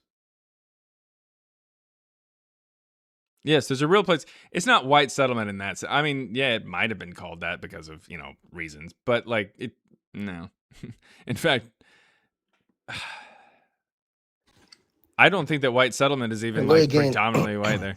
Mr. Hector. I'm back. So, much like the conversation went to earlier there, what I'm going to need you to do is I'm going to need you to admit that Isaiah 53 is not a prophecy, and then we will continue with your next point. Well, I cannot agree to that because that would be... That's the only way that we're going to be able to move to your next point. Because you established that a prophecy cannot be past tense, and then you established that Isaiah 53 is past tense. So you have to say that that is not a prophecy, and then we'll move on. I won't even make fun of you. But I'm going to need you to say that Isaiah 53 was not a prophecy, and then we can move to your next point. Go ahead. You can unmute. Sorry. So this is your platform, and you have the right to do what you want to do. Correct. But for me, saying that it is... Well, you said that it's past tense, and you said past tense can't be a prophecy. So you're going to have to say that it's not a prophecy, and then we can move on.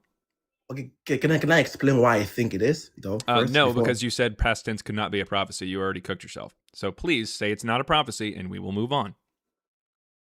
I cannot do that. Then we can't move on. I don't know what to tell you. If you let me explain what I mean and why I think you've already explained that something past tense cannot be a prophecy. Well, see, this is working on God's timeline, right? Like, yeah, you already said that past tense cannot be a prophecy. Okay, how about Revelation? How about the book of Revelation? Is it prophecy or no? Is it past tense?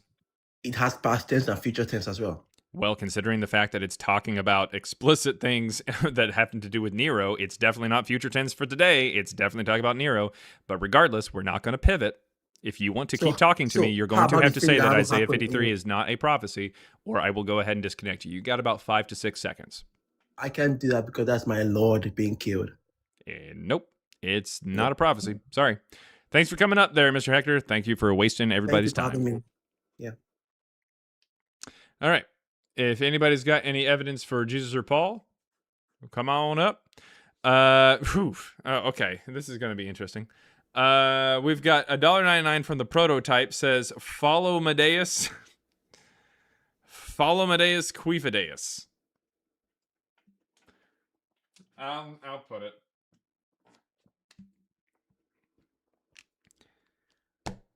Amadeus Almighty, guys, on TikTok, and his girlfriend Storm. They do a lot of cool conversations with people that aren't over this topic. I guess that's the thing. If you don't like this topic but you want to talk to some atheists, definitely go check it out. Definitely go check it out.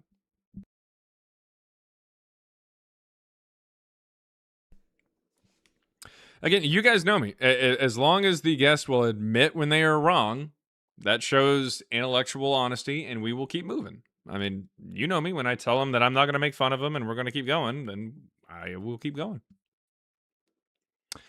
Let's see. If you got any evidence for Jesus or Paul, come on up. I want to hear from you. Don't be a little bitch.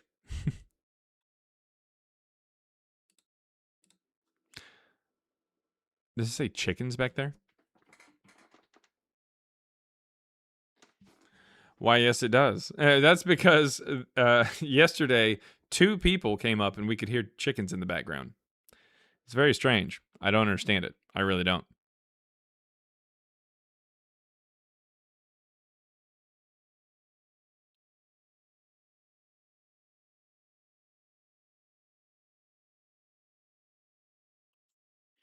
All right.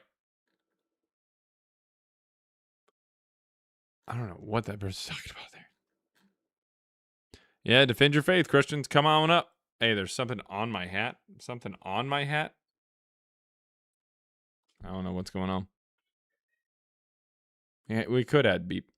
$5 from Oloran 2028 says, was Amadeus live already? Was Amadeus live yesterday? I was off and made a point to check out his live, but did not come across it. I hope TikTok does. Oh my God, turkey heads again. Oh my God. Oh my God. Do not remind me that we are that close to that. See, here's the thing. I now have the ability to look at like OBS on my computer as opposed to TikTok Studio because I'm dual streaming. And YouTube goes through OBS, and then of course TikTok goes through TikTok Studio. But whenever you guys send things, it explicitly is only on TikTok and it's Studio, and it's not on OBS. So what I'm saying here is that there is a way for me to miss these turkey heads, hopefully. But the thing is, TikTok Studio does not like when it's not the main screen most of the time. Like if it, it's gotta be, it sends me alerts if I minimize it or something. So unfortunately for me, I will see the vast majority of your fucking turkey heads, and it's probably, hopefully it doesn't have as much animation or whatever as last time, because like that was really ornate. Like you would see inside it and stuff. It was like my whole head. It was really creepy. But they may not even have them this year, which is probably for the best. Yeah, yes. I see that some people say TikTok might have them. So hopefully, but I don't know if Amadeus was live or not. No, he was. Yeah, Amadeus was on. Pretty sure he was. Yeah. Yeah. Amadeus was on last night. Yeah. I watched some. Yeah, and I interacted with it. Yeah. So yeah. It was on last night. So definitely make sure to check out Amadeus Almighty over there on TikTok. I'll go ahead and put that down as another mention though. There it is. All right, and then Spicoli, XP Spicoli, $2 says Amadeus nuts.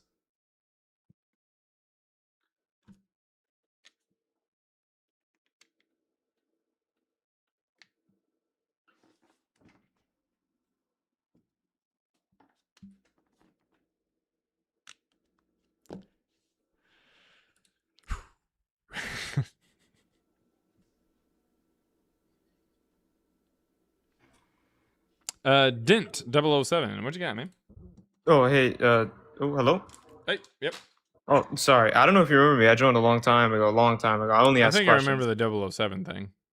Yeah, probably. I'm going to ask a bunch of questions. Well, one question, actually. How do you feel about the, or can you explain the, I have to read it for a second. Hold on. The Alexamanos graffiti.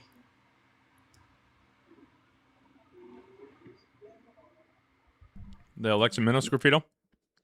Thank you. Yep, yeah. It's from the 3rd century. And doesn't really mean much. I mean, it doesn't say anything about Jesus Christ or Christians or anything like that. And the only reason that Christians are like, oh, it's definitely us, is because it kind of sort of looks like it's on a cross or something.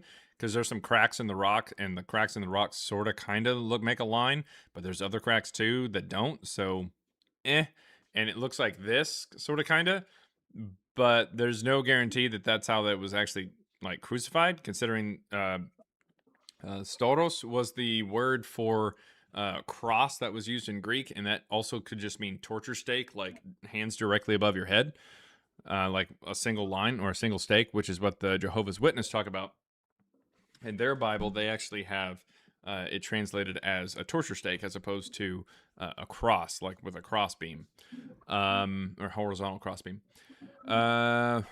Let's see. Also, on top of that, I don't know why exactly there would be a donkey head put on Jesus. It's kind of random. I guess you could say that he's an ass, I guess. Or you could say that it's pulling from the story where he rides one, but that's a deep pull. That's really strange. Like that'd be like having somebody like with a picture of Jesus, like being all like, "Hey, I'm gonna pull this money out of this fish's mouth," and it's like what are you talking about? Like that you'd have to have like intimate knowledge of the gospel story to know about that moment where there's money coming out of the like. Why are you doing that? Like it seems really silly to try to be depicting Jesus in a dumb way, but some scholars have actually presented the idea that that's the head of a jackal, because there's Egyptian gods. There's Egyptian gods with jackal heads. I find that less not really any than donkey. I guess they use donkey. That's me speculating. They'd use donkey as a form of to disrespect them in a way. But why? But, like why is not? Head? Yeah. Do we have any other instance of this happening? No, gosh, no. This is a complete speculation. Yeah, well, like that's the thing. Like Christians love this martyrdom complex. They're like, oh, look, we're being made fun of because here's this guy with a donkey head. It's like, but there's nothing around it to insinuate that that's what they're doing. They're not saying this is Jesus. It just says Alexamenos worships his God. Okay. Well, who else has been crucified and then worshipped? Or what deity? There's no indication that that's actually a crucifixion. But even if that was the case, okay, cool. Sweet. It still shows up in the 3rd century. It doesn't really mean anything. Right? It just means that there's a Christian. Even if this was Jesus and they're making fun of him, cool. Christians are around in the 3rd century. Yeah, okay. I can see by your belief that like this kind of just means that there was just another Christian around and there was someone else who just didn't like him. Oh, thank you so much for answering the question again, man. Oh yeah, like can you imagine the concept of Christians that people don't like? Oh man. No, I don't believe that. That could never happen. Never mind. At all. That's not real. Yeah. All right, man. All right. Have a good one, dude. All right. See you, man. Thanks. All right. Let's see here. If you're on YouTube, click the link in the chat. Come on up. Come on up. We just talked about the Alexa Minos graffito. I mean, there's some fairly deep polls being brought up today. I like that. I like that.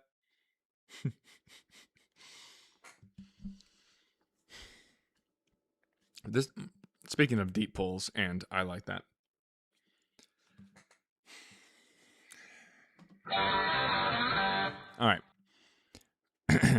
Has anybody seen that Garth Brooks video where he's do you guys know what I'm talking about? Like, all I've got to say is the Garth Brooks video. Does anybody know what I'm talking about?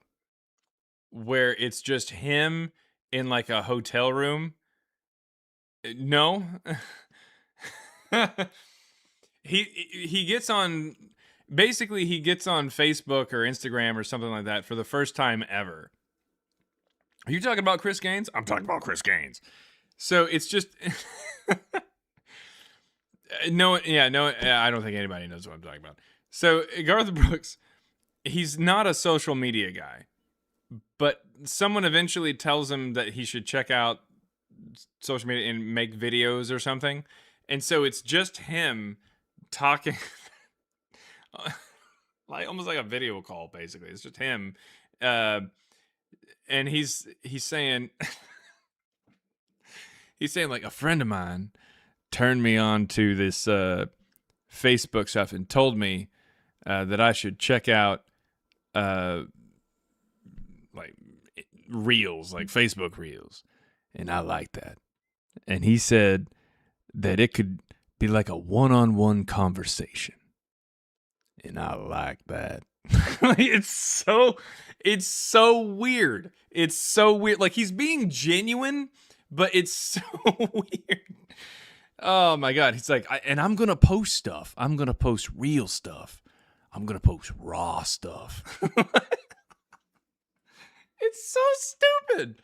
Like, he's not a creep, I don't think. I think he's just a legit guy. But he just doesn't have any internet like manners or anything like that. No social media etiquette whatsoever, because he's just so foreign to it. Like, it's such a foreign concept to him. And so it prompted some people, I think it was on Your Mom's House podcast. They were like, "Where are the bodies, Garth? Where are the bodies?" It's so good. If you have time today in your busy schedule, because you're not coming up here to give evidence for Jesus Paul, at least check out that creepy ass video from Garth Brooks. Oh, it's so good. Yeah, he's just not media trained. He just hopped on and just did it. Oh man, it's it's so bad. It's not him doing anything bad. It's just it's awkward. All right. Okay. They joked about him being weird and creepy, so they started calling him a serial. Yeah, that's basically what happened. Poor Chris Gaines. He's doing his best. And even that Chris Gaines, like, the thing about Garth Brooks is that he was super famous, but like, he's not really the type of person. Like, I feel like he's probably a decent guy. Probably, I don't know. I haven't heard anything bad from him, but like, he's kind of cringe, because he's all of a sudden he's just the biggest star in the world, and he's like, I don't know what to do with this. Like, I guess I'm just gonna go make a rock album, and I'm just gonna put on this wig or whatever, and he's just cringe. He's just off fulfilling side quests now. Like, that's all that it is. And the thunder rolls. Yeah, exactly. Oh my gosh. Let's see. So I'll link to, yeah, Matthew responded to that, Elizabeth, there on the Discord. He walked so Jojo Siwa could run. Chris Jojo Siwa Gaines. That's funny.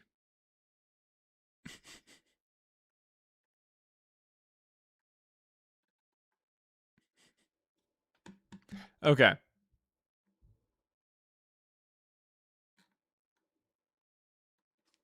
All right. If you got any evidence for Jesus or Paul, come on up. Want to hear about it.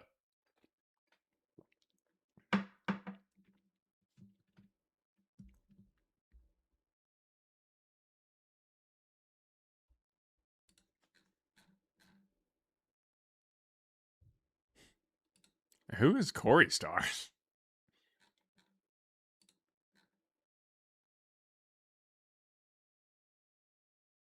Yeah. Using saying I'm a millennial, Unk. A millennial wouldn't spell I'm like that. They would definitely have autocorrect on, and they would absolutely have a capitalized I'm. On top of that, they wouldn't use the word Unk. So if you're a millennial, you're at the very, very end of it.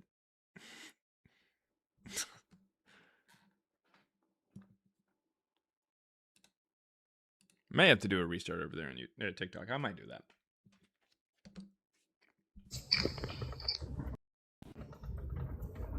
What you got there for us, Gator? Gator. All right. So I got some questions I've been dying to ask you, and I finally got a minute to do it. So first off, I've been wondering about Mark and how we can say that Mark comes after Evangeline. Is there anything that you would say ties Mark to being after Evangeline?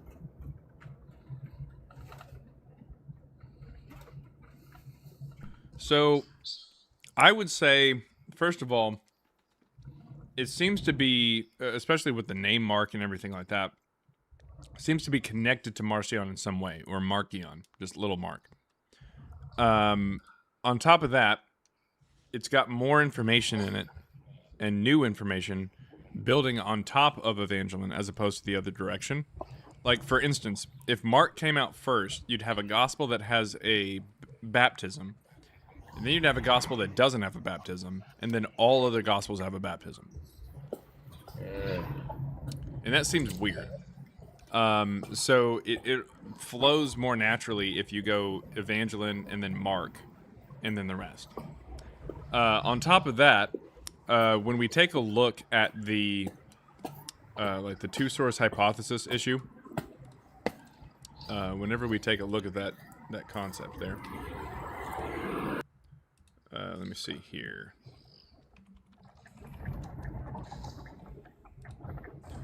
Oh, nope, that's not it. Let's see. It's not the two-source hypothesis. There's a particular. I think this is it. There it is. Okay. Whenever we take a look at the synoptic gospels here and the relationship between them, we see that. Let me zoom out of this. Okay. There it goes. All right. Whenever we take a look at this, we see that 3% of Mark is unique to Mark. And then for Matthew, 20% of that is unique to Matthew. And then you have 35% unique to Luke, according to, of course, this diagram here. Now, that would imply that the older a text is, the less likely it is to have something unique to it because, you know, it's older and therefore has been utilized for later gospels. Does that make sense? Makes perfect sense. Yeah. So 100% of Evangeline is used by other gospels. There's not any of it that's unique to it. That makes sense. So just following that, that would just indicate, to me at least, from the percentages and everything like that and the uniqueness of it, that Evangeline is just right before Mark, like right before it. Okay. So Evangeline comes out, and then you have like almost like a play version of that gospel or something meant to be read aloud. That's the gospel according to Mark, because it's being pulled from Markion. All right. I'm good on Mark. I'm curious about your other claim with Paul. When you ask people to present anything that Paul says in his letters that would place him writing in the first century, seems like nobody's able to actually say for sure that Paul would be a figure writing in the first century, and that's your claim as to why he doesn't exist, is because we can't prove that there's a figure in the first century writing. No, it's more that the New Testament presents Paul as someone writing in the first century. But if we can see that these texts first show up in the second century, then Paul doesn't exist. That's the problem. So I agree with you on Matthew, on Luke, on Acts, on John, on all of that being written after Evangeline. So if you throw away all of that church history or all those church writings, what claim is Paul making that he's a first century writer? Like, could Paul be a early second century writer based on his letters alone? Like, is Paul claiming to be? Okay, that's fine. Yeah. I mean, to be fair, well, actually, no. No, because if Paul is, well, it depends. It depends on how you take it, because Paul does mention other people like disciples and stuff like that, or other people like Matthew. Sorry, not Matthew, but he does mention like Peter, James, John, that kind of thing, like the inner circle. He does mention it within the Marcionite canon, from what we can tell. But that might just simply be because they may have been real people, Peter, James, and John, that were influential in Christianity. And so Marcion's kind of working them into the story. And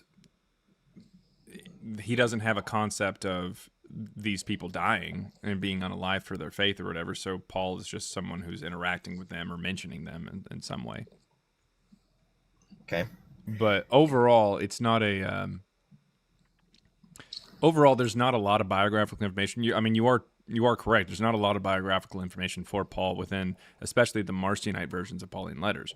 The only issue is that, like, overall, what I'm saying is that Paul, as presented by the New Testament, did not exist. If you want to say that Paul was influential or writing in the early second century and writing these things, okay, that's fine. But that's not the Paul from the New Testament, so.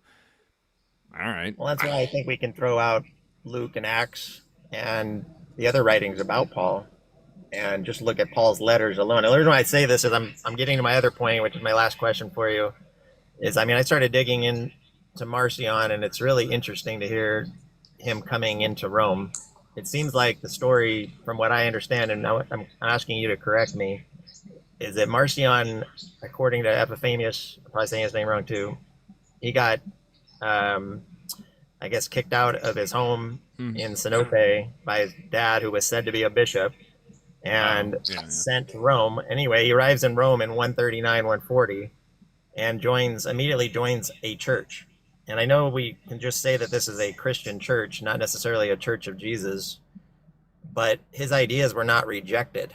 So, like, when he arrives in Rome, he's accepted based upon his belief that he already had, that Paul was the one true apostle. And so you would think that the church would know of Paul. The church would know of Jesus in 139 when he arrived. I think to say that he arrived in Rome and then the Marcionites start creating Paul. Where's the evidence that he had the writings of Paul going into that? I think the only evidence I can find, and I'm not saying he had them, I'm saying that when he arrived, Paul was known.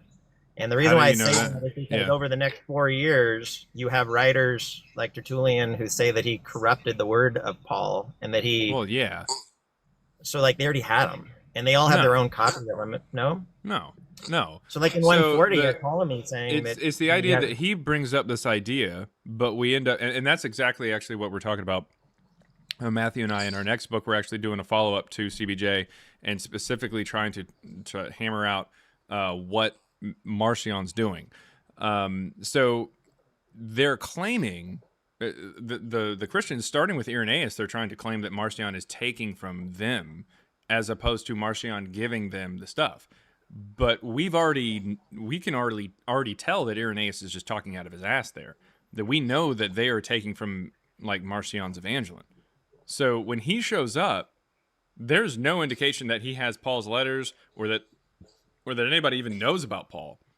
But they've got to say, like, Tertullian's got to say that they had some idea about Paul so that they can claim that Marcion took from them. But we can see that the inverse happened, so I don't know why.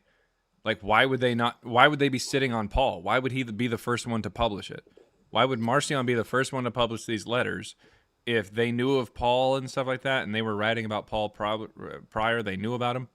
Like, why is Marcion the first one to ever do shit about Paul if they had known about him for so long prior and had his letters? Why is he the first to publish them? How does he even end up with them? I feel like he caused such a shitstorm with the way he changed or the way he had his own copies of the same letters that they had to go out publicly and make a big deal to refute him. But they don't publish these letters. No, they don't publish. How does he have the opportunity to go around and collect all these letters that were sent to these different churches if these are real letters? What did Ptolemy have? Because didn't Ptolemy set up his own type church based on a different teaching of Paul? Ptolemy in like 150. Which Ptolemy are you talking about?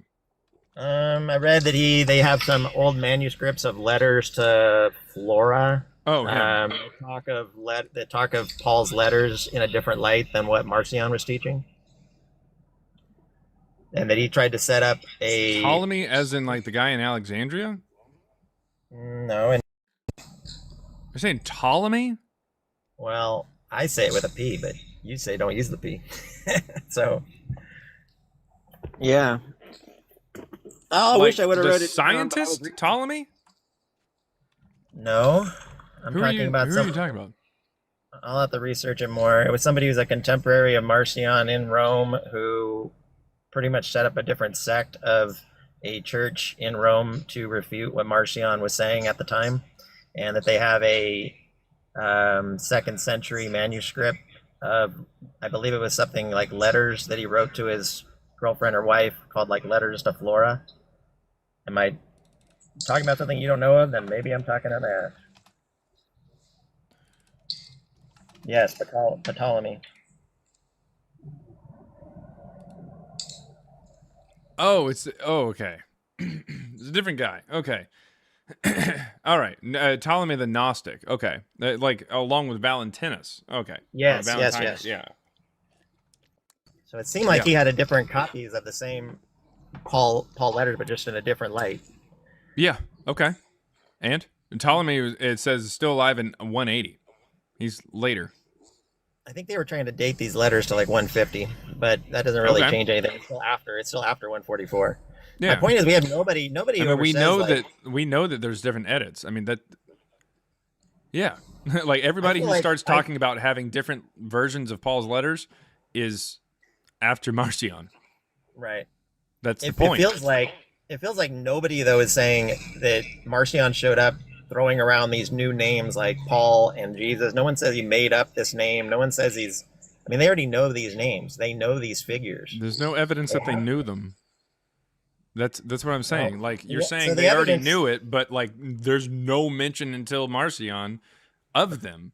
And then like the same thing goes for Luke. They're saying, "Oh, he took from Luke," but there's no mention of Luke until after Marcion. Like we know that they're making shit up. Like we can see it. We're seeing the sausage being made, and then you're looking at another piece of meat and going, "This is a lot like sausage, but I think this one is real." I'm not saying you're wrong at all. I'm saying that the evidence that I can find seems like the same evidence I would expect to find. I'm finding evidence from Tertullian, who is writing in the 180s. No, he writes about 200. But he's still saying that he's going off of church documents for his writing. Those church documents no longer exist. His writing no longer exists. We're going off of way later manuscripts. Who's going off of church documents? Who says this? Tertullian. Says that he's going off of church documents. Right. Okay. And same thing with later Epiphanius. He's saying that he's right. And I trust him about as far as we trust Eusebius. But he's still laying out a church history saying that prior to Marcion, they were in their golden age and they were believing in Jesus. They even used the word Jesus. They say that they were going through this church, and then Marcion just goes through and corrupts it and changes it. Yeah, they try to say that there was a perfect gospel until Marcion, when we know that that would not happen with any religion. There's 9 different versions of Mormonism before Joseph Smith dies. Like the fact that we get so many different versions of Christianity and so many different versions of the stories and stuff like that, So it's around the 140s when Christianity becomes a text-based religion. That's the thing. And that is how we're able to date shit. Because prior to that, there's no way that we would know anything. Because there's nothing that they have. They don't have any stories. So starting in 140s is when we get Evangeline, we get the letters of Paul there in the Marcionite New Testament canon.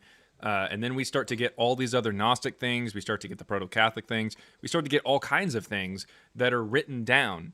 And if this had been a possibility the entire time, it doesn't make a lot of sense why they would wait that long to start writing so many different things. So there's not just a gospel boom, there's a letter boom as well. It's all these documents that they're trying to write and come up with.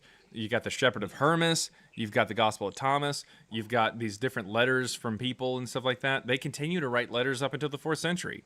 Letters from Jesus to King Abgar. You got things from Pilate to Caesar, Paul to Seneca. Like, they're continuing to write all kinds of shit.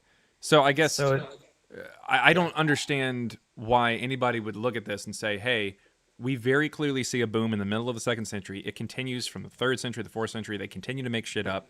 But by the late 2nd century, they have a good idea as to what they want in the canon itself, I guess. But never, or the Proto-Catholics at least.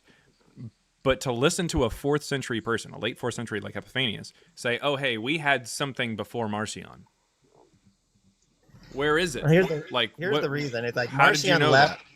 Marcion left his hometown, which maybe his dad was a bishop, maybe he wasn't, but he came to Rome and he felt so strongly about what they were preaching that he gave a year's salary to the church at that time, joins the church, and I can't believe that Marcion in a 4-year period would create a figure such as Paul and then say he's the one true apostle without ever having any past knowledge of the name Paul. It almost feels like it makes way more sense that he was in a church that had some Pauline letters. Then he goes to Rome and they have Pauline letters too, but he had different edits. So over the 4-year period. So he went through and collected a whole bunch of letters from a whole bunch of different churches or something? I don't know how the hell he got all 10 letters. That never made any sense. None of it makes sense because it's not real letters. Like he's just making it up. Like he publishes 9 or 10 different letters. How the fuck did he get those? Makes no sense. Like he would have to not only go and make a sizable donation over to Rome and stay there for years, is what it says. But then how does he get the letters from Ephesus? Who let him have the letter from Rome? Like, I don't know. Like it's pretty clear that this is just something that he's just kind of making up. I mean, it doesn't. It's so last question we think, and then I got to go. Do you put any weight into that prologue to John that talks about Marcion? Like, do you have a dating for that? Oh, the prologue to John. I think there's there's something that happens in like a later copy of John or something. Right. The only reason I'd say is that one talks about Marcion having the letters when he came over from Sinope. Yeah. Already having it. Like, he didn't create them in Rome. He had the letters before, and I don't put much weight in that document, but the other ones make it seem like he had them when he arrived in Rome as well. They don't specifically say it, but like Tertullian and Epiphanius kind of make it seem like he had them. I want you to think for a second, Rufus. Yeah. I want you to think for a second. We have anti-Marcionite prologues. It's not just in John. It's in Mark and Luke. No prologue to Matthew is known. All right. We have multiple people talking shit about Marcion, not just contemporaries of him, but then also people talking about him who weren't even alive at the same time as him. All right. Who absolutely hate the guy. Absolutely.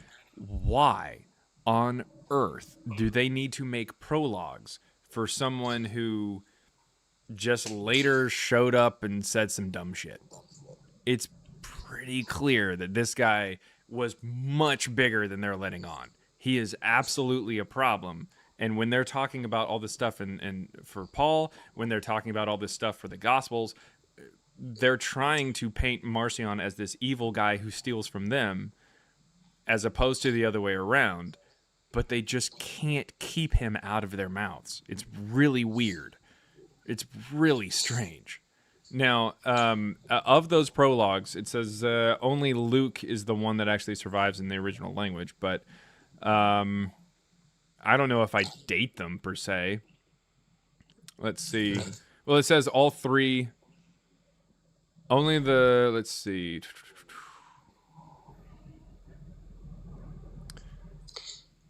So Mark and Luke, they have some anti-Marcionite tendencies. The prologue to John explicitly mentions Marciano Sinope, and all three are originally dated to the late 2nd century. And they were originally dated to then, but now considered an uncertain date. Because they're anonymous as well. Yeah, if they are based in part of writings, if they are based in part on the writings of Irenaeus, they must be no earlier than about the 3rd century or so. If the 2nd century date is correct, then the prologue to Luke is the earliest surviving text to name Luke as the author of Acts. But and the prologue to John makes reference to Papias, but there's no way to tie it to 150s at all, right? No. They. So it seems like it's about the 3rd century or so. It says if they're based in the writings of Irenaeus. In Irenaeus, what is Irenaeus? So there's an Irenaeus quote for Matthew, there's a Papias quote for Matthew and the Papias quote for Mark, and I can't remember which one Irenaeus is responsible for, because Eusebius is responsible for the other one. Irenaeus,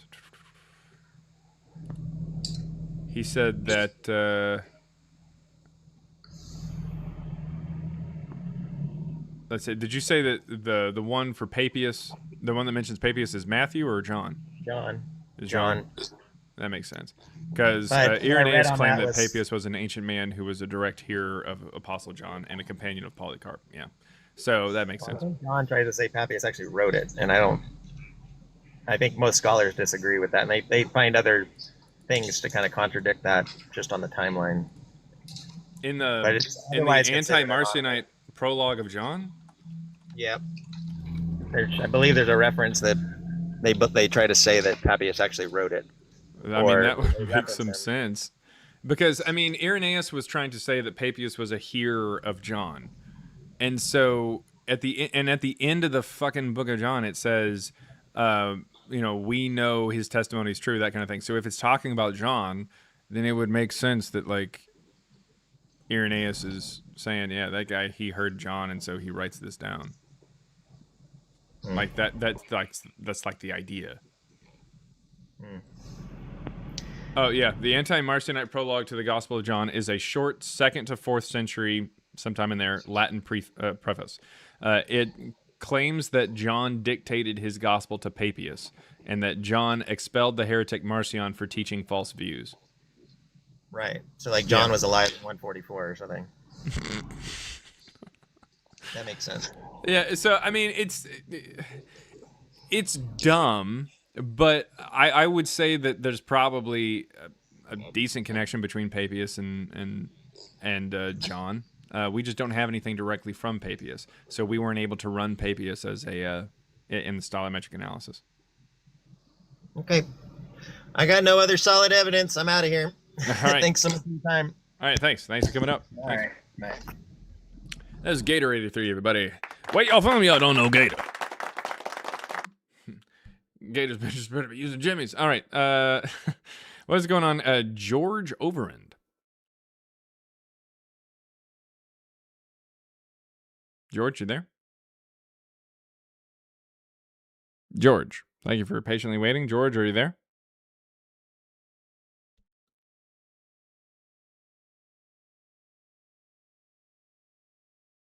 And George is no longer with us. All right.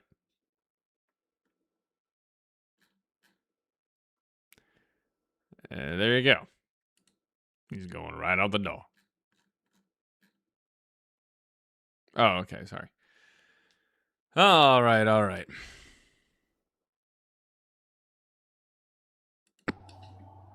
We got Boxman. What's going on, Boxman? What you got? I was invited up, but I used to be an atheist, and then I became a Christian. Okay. So what was the evidence that made you believe that Jesus actually did exist, like convinced you that Jesus actually did exist 2,000 years ago? Well, I saw hell. Okay. Well, that doesn't have anything to do with 2,000 years ago. I know that's the reason I started believing. But there is evidence Okay. in the Bible. Sweet. So how did you determine that the Bible is historically reliable when talking about Jesus? It like even outside of the Bible, they talk about Jesus. Like his enemies wrote like about who? him. Who? What's the name? I forgot his. Let me remember his name real quick. Yeah, no problem. I remember that he wrote about like his soldiers encountering like Jesus disciples and trying to like take him out in their sleep. No, there's no person in antiquity ever outside of Christianity that mentions the disciples. Not a single one. You could wait. Let me go find it. Give me a sec.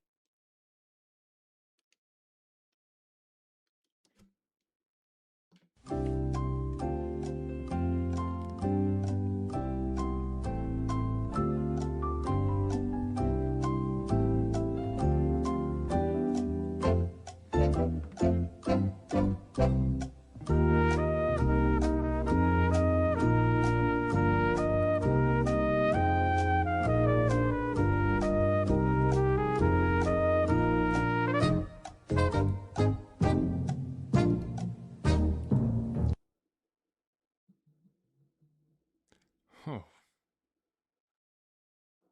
Whoa.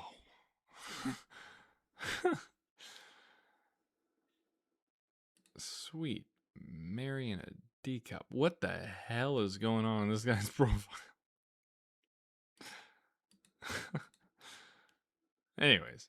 Did you find the evidence there, Boxman? That's his name. I put him in the chat. That's his name. He wrote about Pontius Pilate. We don't have any writings from Pontius Pilate. He did. What do you mean? He goes. I googled it. What'd you Google? Here, watch. I'll Google it too. Do we have any writings? Whoops. Writings from Pilate? No, we do not have any authentic surviving writings or personal letters written by Pontius Pilate. I don't know what you Googled, but you Googled the wrong thing. I'm going to show you.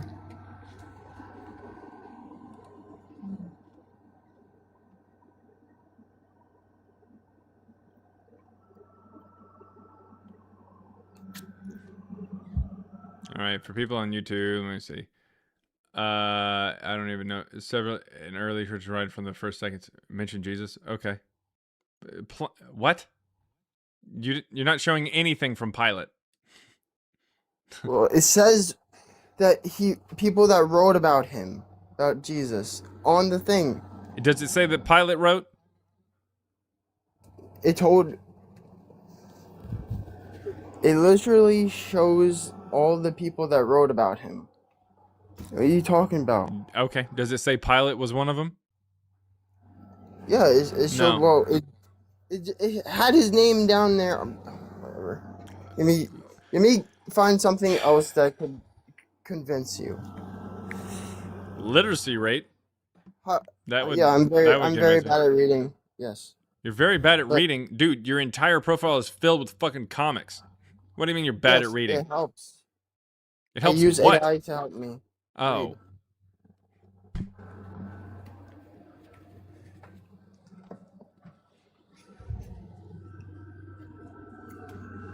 Never had somebody had like problems with reading. A lot of people have problems reading. Yeah, that's fine. That's fine. But look, you were somebody who it sounded like had some sense, and you were like, no, I'm not going to believe something without any evidence. And then suddenly you became someone who believed things without any evidence.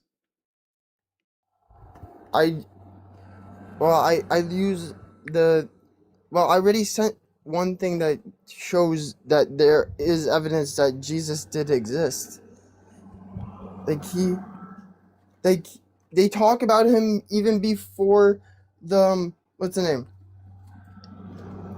Like even the New Testament, before the New Testament, in the Old Testament, they talk about Jesus. They do not. I just sent you one. This, and I listened to this just today. I listened to this one. That's the chapter.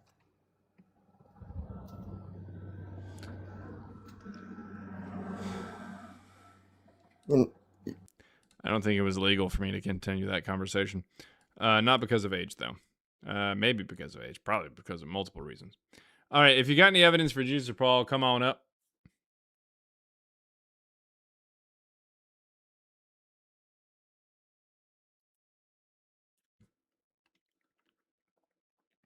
I think at a certain point that would have turned into a hate crime.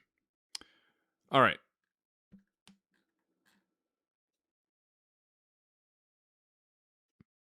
Yeah, I'm just kind of punching down at that point. All right. So, if anybody's got any evidence for Jesus or Paul, come on up.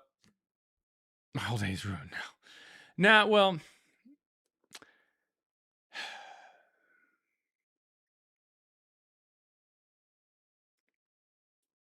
nah, Boxman, we can't. I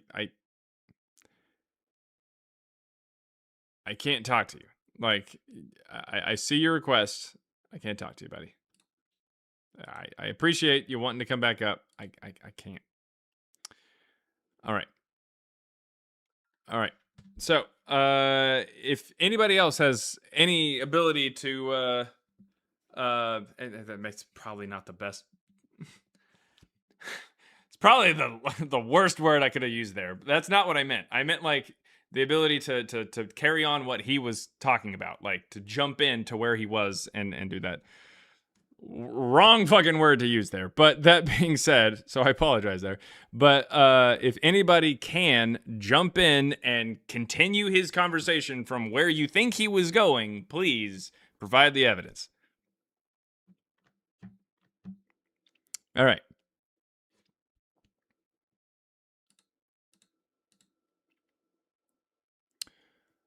All right. Bree says, I'm back. You missed Lady CBJ talking to you.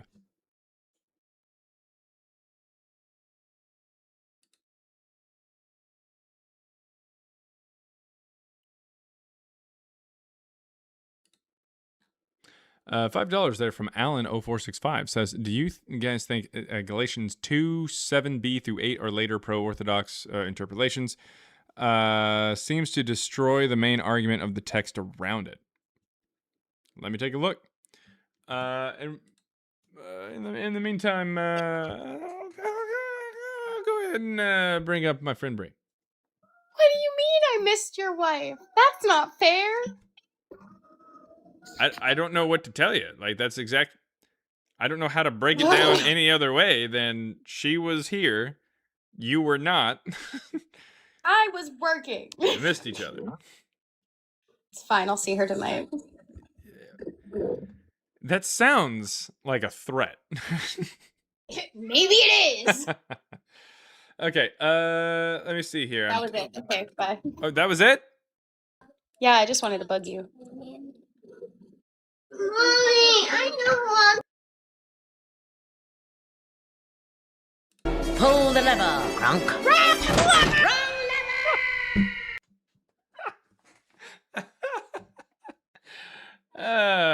I'm just imagining her kids just like talking to her, and then all of a sudden she just starts screaming, "Wrong lever!" And they're like, "What the hell?" The dog in the house is just like freaking out. This is a load of barnacles. Okay.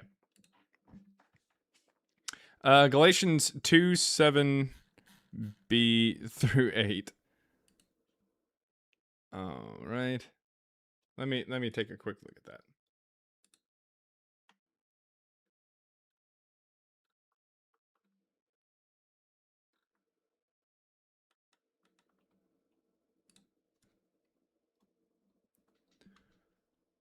All right. That's exactly what happens. $4.99 while I'm looking up this Bible verse here. From Catnap. Catnap David. Do I have a sound of a cat? Do I have a sound of a cat? I need a sound of a cat. Let me see. What do we got? I just need a cat. What is this? Nope. Whatever the hell that was. That's not happening. I don't know what the fuck that was. But we're gonna go ahead and never push that button again. Let's try this one. It's close enough. There you go. Well, we'll go with that. Scared. No, I'm not gonna say that, Giannis. Noise. Man, I do have that sound. I do have that sound, definitely.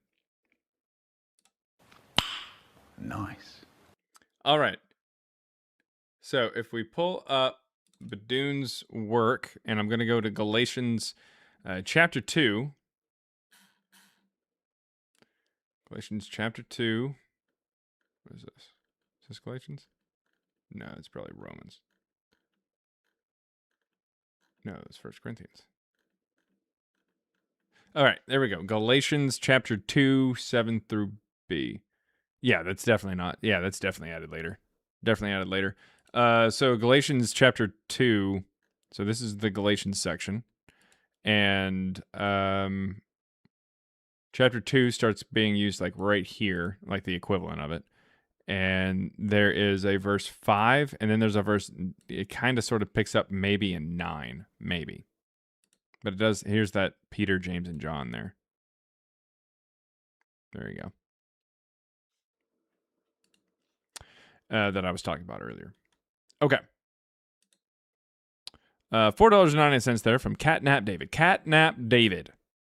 Catnap David said, "Bro, not gonna lie, I called disagreeing with you. Did you come up? You may have came up. I don't know if you had the same name. I'm not really sure. I talked to a lot of people, so I'm sorry.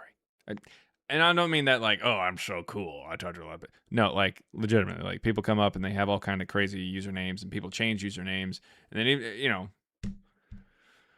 even people that I don't talk to change their usernames, so it's kind of hard to keep up. So I apologize there. But bro, not gonna lie, I called disagreeing with you, but you've really made me question old J-Man's existence. Well, there you go. Thank you. Thank you for, and not just like thank you for your kind words, I guess, towards me, I guess to some extent, I guess it's the kind words to me, but also thank you for your willingness to say, hey, look, let me question this. Let me actually make sure that this has got, good evidence behind it. If it doesn't have good evidence behind it, set it to the side at the very least, or maybe just don't believe it. What is my favorite username? Oh, man. What is my favorite username that I've seen? What was it?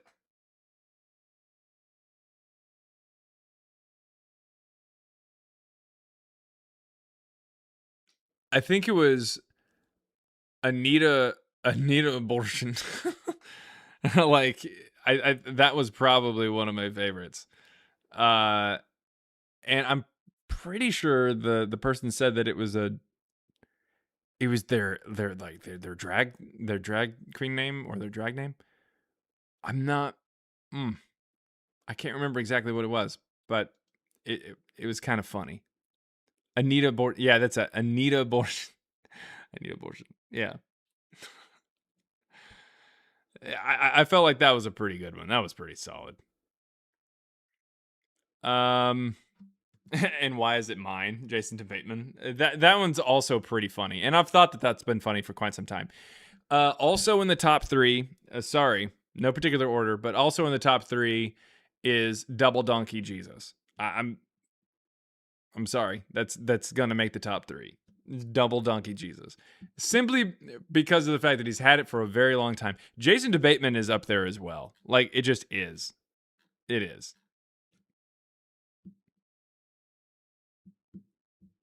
It definitely is. I thought your favorite username was Paul. You mean Shawl? Yeah, there's some pretty good ones that I've seen. Yeah, there's some pretty good ones. Amadeus Almighty is pretty good, but it's a very strong username. It's not funny per se, but it's strong. It's a strong one. When the Rod of God showed up, that was pretty good. And then when someone made a Josephus one and then put comma author as if like it was like in a professional account or something, that kind of made me chortle. SpongeBob. All right. It's almighty, as one would say. Oh hell yeah. Yeah, those are pretty good. Those are pretty good. $1.99 from Elope Nope says CBJ TikTok mods are like hawks, fast and decisive. More like Peregrinus Proteus falcons.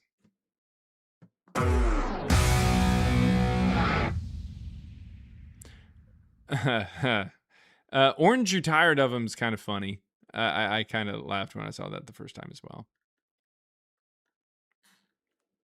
I'm trying to think if there's any others.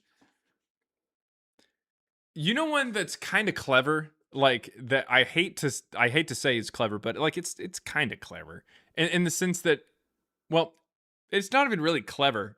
It's just like it's like everybody knows who you're talking about.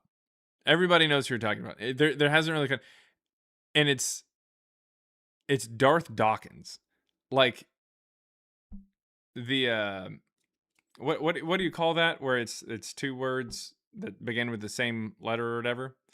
That's it plays into that, but it's also like the image or whatever. I think it looks stupid. Alliteration. That's it. Yeah, alliteration. And then you got like the Darth Vader helmet on top of Richard. It's just it's dumb, but like it's kind of clever to some extent, you know? Yeah. Oh, Gary. Yeah. So I mean, he's obviously stupid, but like at the same time, it's clever. Elliot argument. It's him. No. You like gerbils? Joel Reed's Bible is, in my opinion, like not the person, but the name is frustrating. The person is also frustrating. Now, no. So the username is frustrating because like I hate having to explain to somebody. Yeah, there's something called Joel Reed's Bible, and they're like, Joel reads the Bible, and I'm like, you'd think, but no. But yeah, it is clever in the sense that like I don't know if it's just an error that he made or something like that, but it's iconic. You end up knowing it really well. You end up knowing it. Jaren simping for Gary, not on my bingo card. I'm not simping for Jaren, for Gary. Joel is frustrating.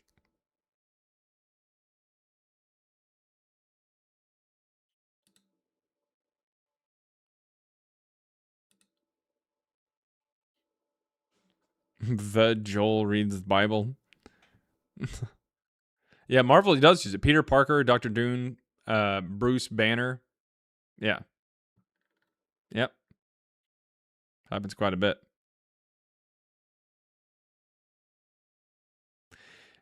Queen, yeah, it is very clever. It's very clever.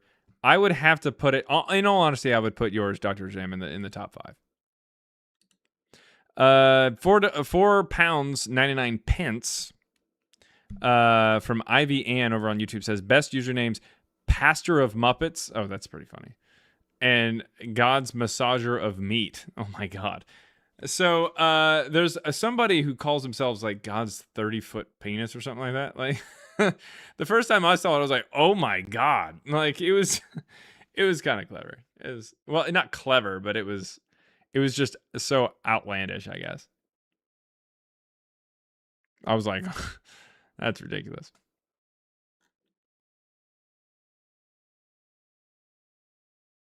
Also, some alliteration, thanks to Pixie's Place, is Pixie's Place.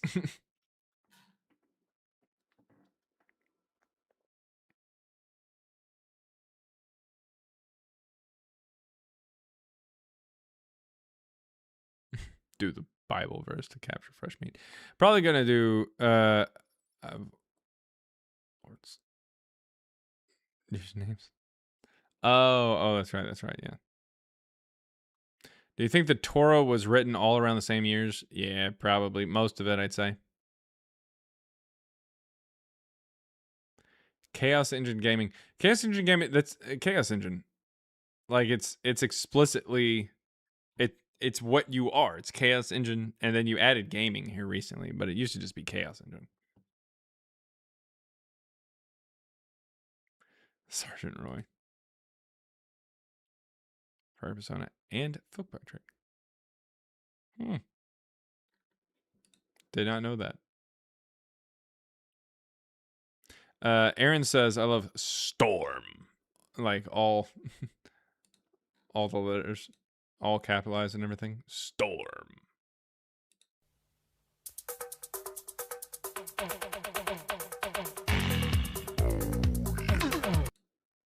All right. Interference engine the other day. Oh my God. Did someone say alliteration? Bridge between beliefs? Wow. Wow. My wife said you struggled with her username yesterday.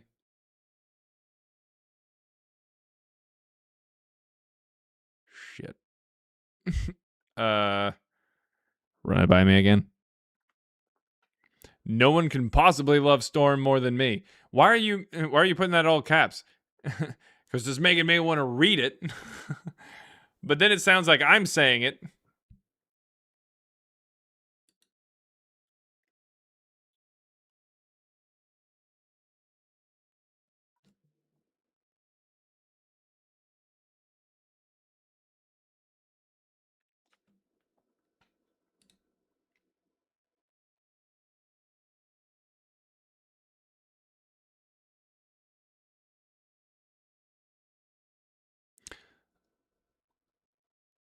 Oh, Magic. Oh, it's because it was spelled weird. Like it's got that weird font. It's got that weird font for the F, and I didn't know what that was. Because I'm looking at like a really tiny text here on the thing on the computer, and so I didn't know what it said. Okay, all right, yeah, the font's hard to read. That was the problem. Amadeus Almighty's still going over there. No one can possibly love Storm more than Amadeus.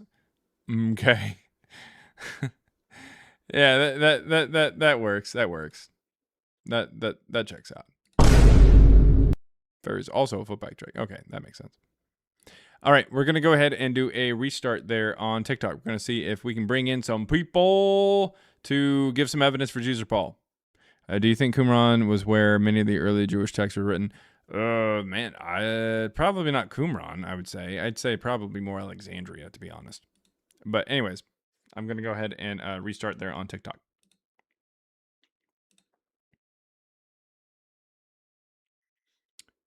And now let's see. If you're on YouTube, click the link that's in the chat here in a second, and you will be able to come up and give some evidence for Jesus or Paul. I'm going to go ahead and let you guys know over there on YouTube that if you're a Bible-believing Christian, you should be first in line to come up here and give some evidence for Jesus and Paul 2,000 years ago, because 1 Peter 3:15 says, always be prepared to give an answer to everyone who asks you to give the reason for the hope that you have, but do this with gentleness and respect. So make sure that if you are a Bible-believing Christian, that you come up and give evidence for Jesus or Paul. If you don't come up and give evidence for Jesus or Paul, apparently, according to 1 Peter 3:15, you're letting God down. And when God gets sad, he unalives a puppy twice. The same puppy. Look it up. It's in the book of Ecclesiastes. Just look it up. Go check it out. Check it out. Alrighty. Let's see what we've got here. Was the puppy a sinner? No. He was innocent. But he keeps getting brought back. He brought back to life. So he's fine. He's fine. As long as someone's coming up here that the puppy doesn't get it. We got 2 people who said first. The first person to pop up over here, though, was Bridge Between Beliefs. And then Heady Artist coming in right after that. Oh, that's Ash. Damn. Damn, son. Where'd you find this? All right. Let's see. There you go. Enjoy that.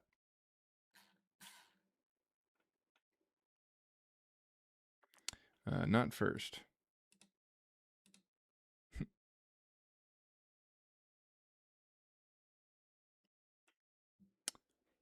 Let's see.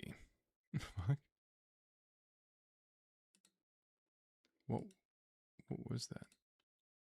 What did they say?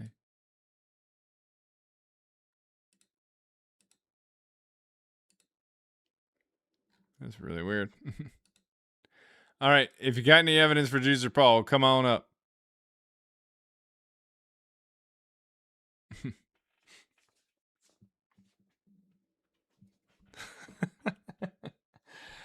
Why has nobody mentioned Josephus yet? I needed to get a bingo. Are you guys still playing Wingo Bingo over there? Is that what you guys are playing?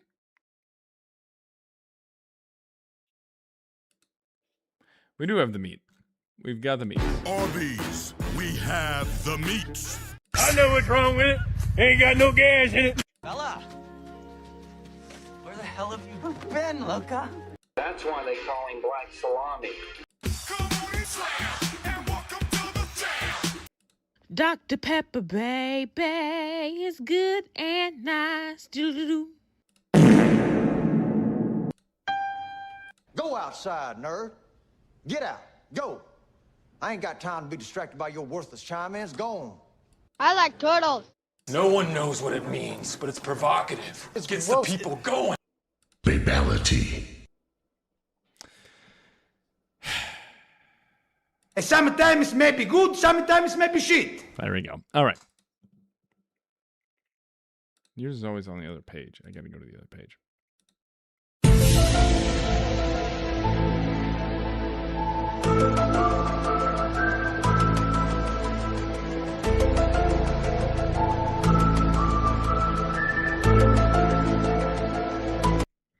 All right. If you got any evidence for Jesus or Paul, come on up. I want to hear from you.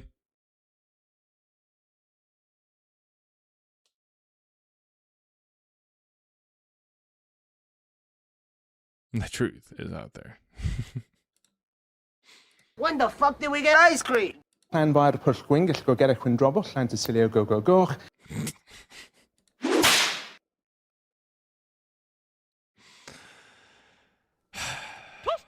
I don't know what any of this shit is, and I'm fucking scared. All right. Patricio says, Patricio says, I have a question about Mary's birth. If God could make her,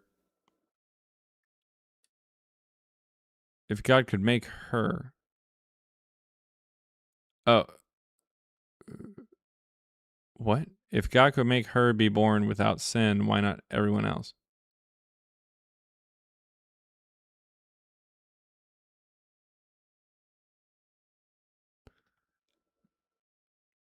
I guess. Wow.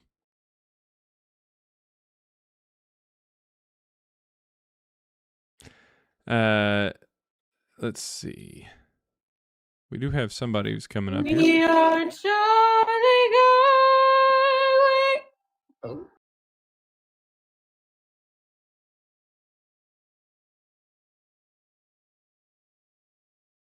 What were they singing? What was that?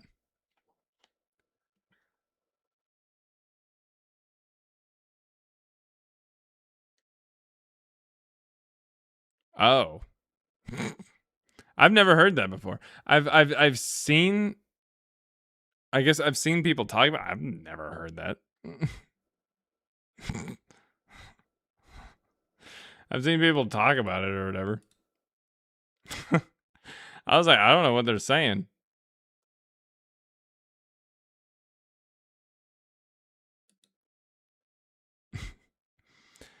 I heard he leans left now.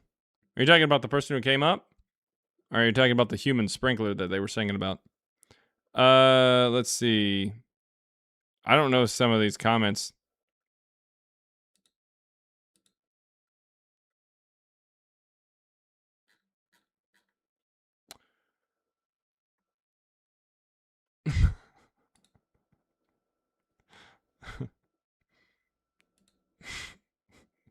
Yeah, you got a new hole there in the neck.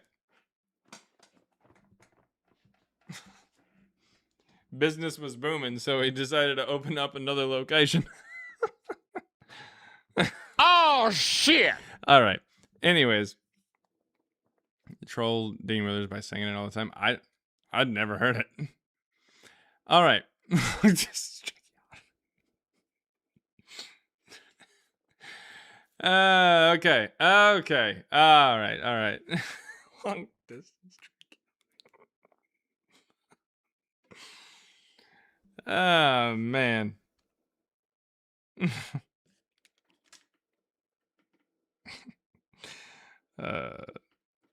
Erica be giving him shit that morning. I need you like I need a hole in my neck. Don't you mean head? Whatever.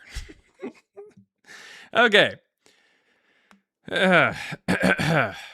Okay. Counting or not counting gang violence. Boom. Mormon. One shot. All right. Okay. They got people going.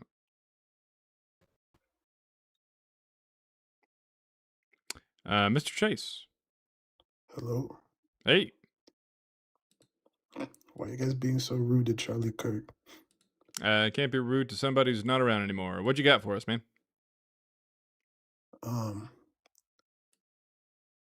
In regards to what? The prompt? And boom goes the dynamite. The existence of Jesus. Yep. Well, obviously, we have at least like 4 books about him from history. We have 4 books about him from history? Yeah. Okay. We've got that many for Harry Potter. We got more than that for Harry Potter, actually. So. I've never read Harry Potter. Sweet. Nothing within me actually believes that you could read, but nevertheless, we have the books. Your unwillingness to read them does not mean that they're somehow untrue using your logic. Oh, so you're saying that like you can't compare Harry Potter to Jesus? I'm saying you can, because they're both just little kids who, before they were born, they were chosen to save the world. Then they grew up and did a bunch of magic with their friends. Same story. Just instead of Hogwarts, it's Judea. But like, Harry Potter's not from eyewitnesses. Neither are those 4 books that you talked about. They're not? Nope. How'd you determine they were from eyewitnesses? Hold on. I'm pretty sure I have a Bible. You're pretty sure you have a Bible? Well, check it. Oh yeah, hold on. I found it. Hold on. Okay.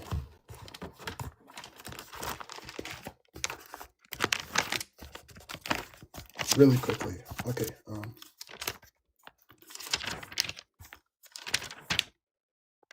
It says the Gospel according to Mark. Okay. How did you determine that Mark wrote it? And also, who was Mark? I think he was friends with Jesus. Oh, you do? So where's Mark mentioned in the story?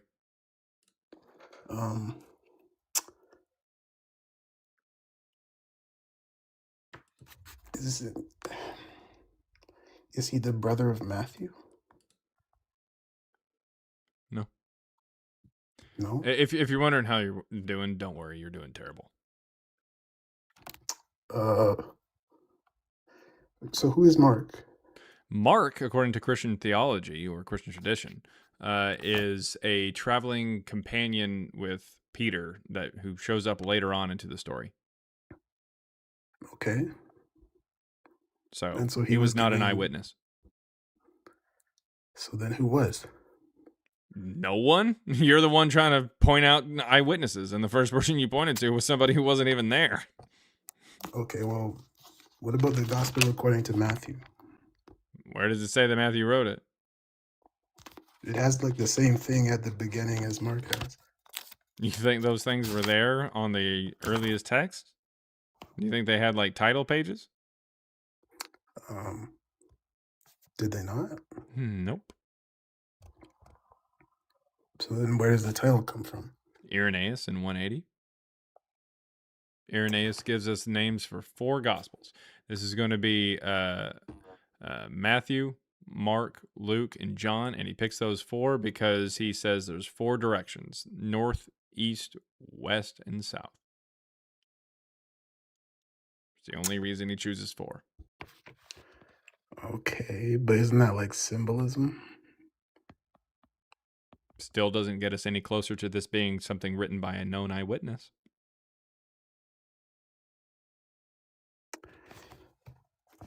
So then how do they know all the stuff they wrote about Jesus? Because they're basing it off of Mark. As you see there in the chat, that's from Gator83. He points out that Matthew uses Mark. Why would an eyewitness need to use a non-eyewitness? It's called a synoptic gospel. Matthew and Luke use Mark as their one of their primary sources. But Mark wasn't there. Yep. So I don't know why an eyewitness would need to use somebody else. That'd be like me writing a biography of your dad, and then you writing a biography of your dad and using me as your source. Why would you do that? You were there. Okay, but didn't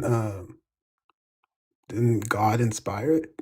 Okay, well, I mean, if you want to appeal to magic, then I guess the Muslims they have a book that is said that Jesus wasn't crucified, and that's because God inspired Gabriel to come down to Muhammad and give them the true story of Jesus. The Mormons then they have a book where Joseph Smith was visited by an angel and said that the Book of Mormon is the truest book that ever was written, truer even than the Bible and the Quran. And I guess the Mormons were correct. William, but why would I listen to those people about Because Jesus? they have magic. If you're going to appeal to your magic, then we're going to have to listen to their magic too. So do you have any evidence that we have anything from an eyewitness? Also, God telling them what to say defeats the purpose of them being an eyewitness, which is what you initially claimed. So still, give me evidence that they were eyewitnesses. Oh, okay.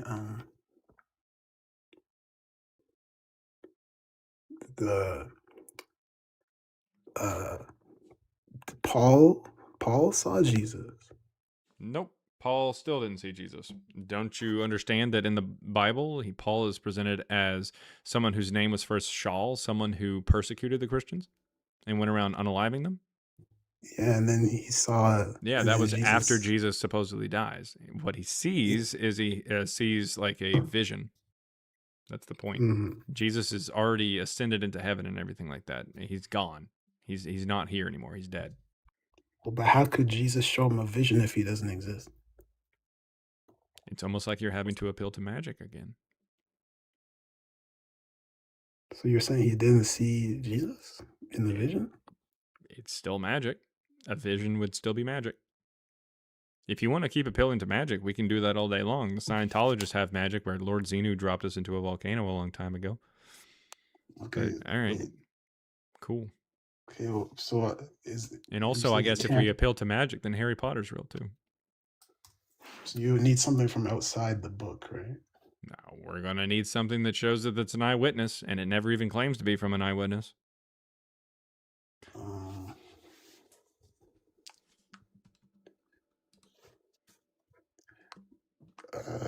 But didn't the Romans see Jesus?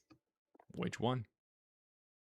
Um, We don't have any contemporary of Jesus who talks about him.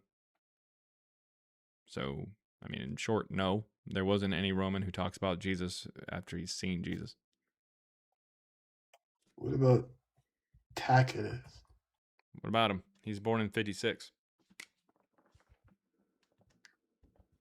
It says that he wrote about Jesus. Cool. In the last 3 weeks, I have talked about Tacitus 41 times. You are the 42nd person. Do you think that this is going to go well? Would you like to proceed? Would you like to go ahead and switch to something else? This is from outside the Bible. Okay. So then, why would there be stuff about Jesus outside the Bible? If it's not Because real? Christians are adding it into the text. Christians are going through and they're adding things into historical text in order to make it sound like people are talking about Jesus.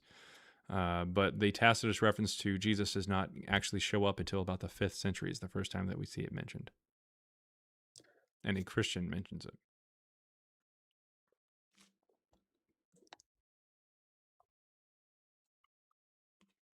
Okay, but what about James, the brother of Jesus?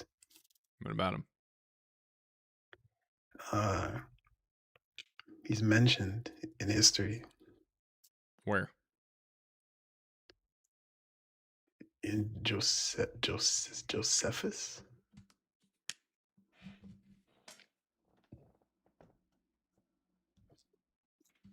All right, you're the 48th person to bring that up in the last 3 weeks. So no, that James is the brother of Jesus, son of Damnius. It says so in the passage, and that Jesus becomes high priest in the early 60s. That's not the Jesus from the New Testament.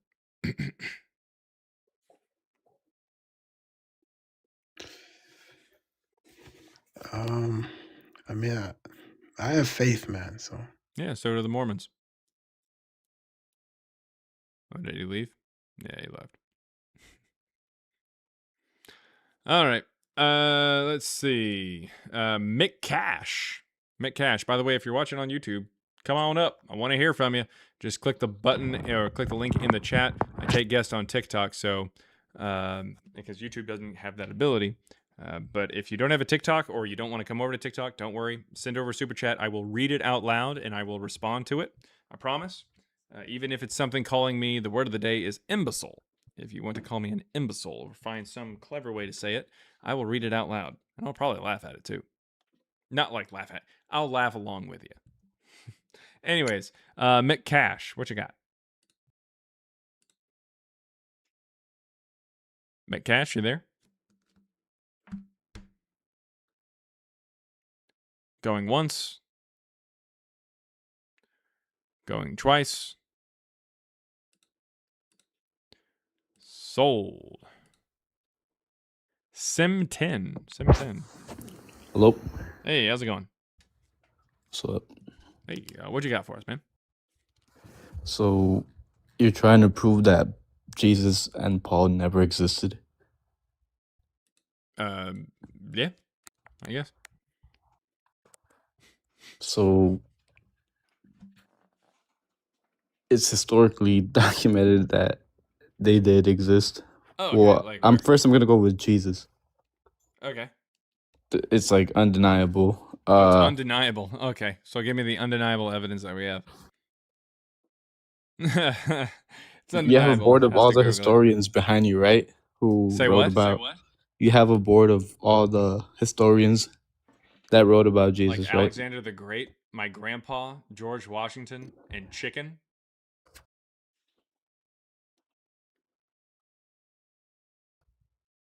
No, like of course he said Josephus. There's other. Yeah, I keep a tally for how many times people bring up just absolute brain dead old hat arguments without actually reading the text and knowing that it's built on a house of cards.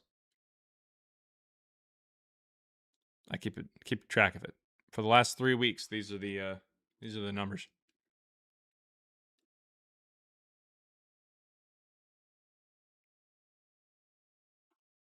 I can't hear you when you're off the app. You can hear me. I just can't hear you. So you're gonna have to come back to. There you go. Oh, okay. But yeah, so you were talking about the the New Testament, the Gospels. You were saying how there were no eyewitnesses. Correct. But you got, the Book of Peter. You got Peter, who's that eyewitness. You have What do you mean the Book of Peter? The Book of James. James is Slow down. Jesus. Slow down. James, and nowhere in the Book of James does it say that he met Jesus. It's literally his brother. James is his I'm brother. the brother of Jesus. All right, in the Book of John, when slow John, down. We're gonna go to James. We're gonna go to James here. All right, we're gonna go to it. Here we go. This is James. James 1. Where does it say he's his brother? Where does it say that? it's Where? It's in the New Testament. Yeah, this is in the New Testament. It's the Book of James. Where does it say it?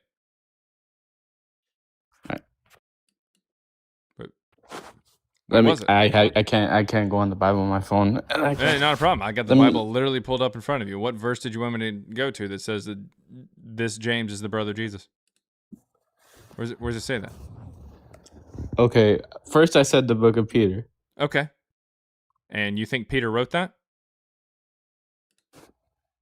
Obviously, yeah.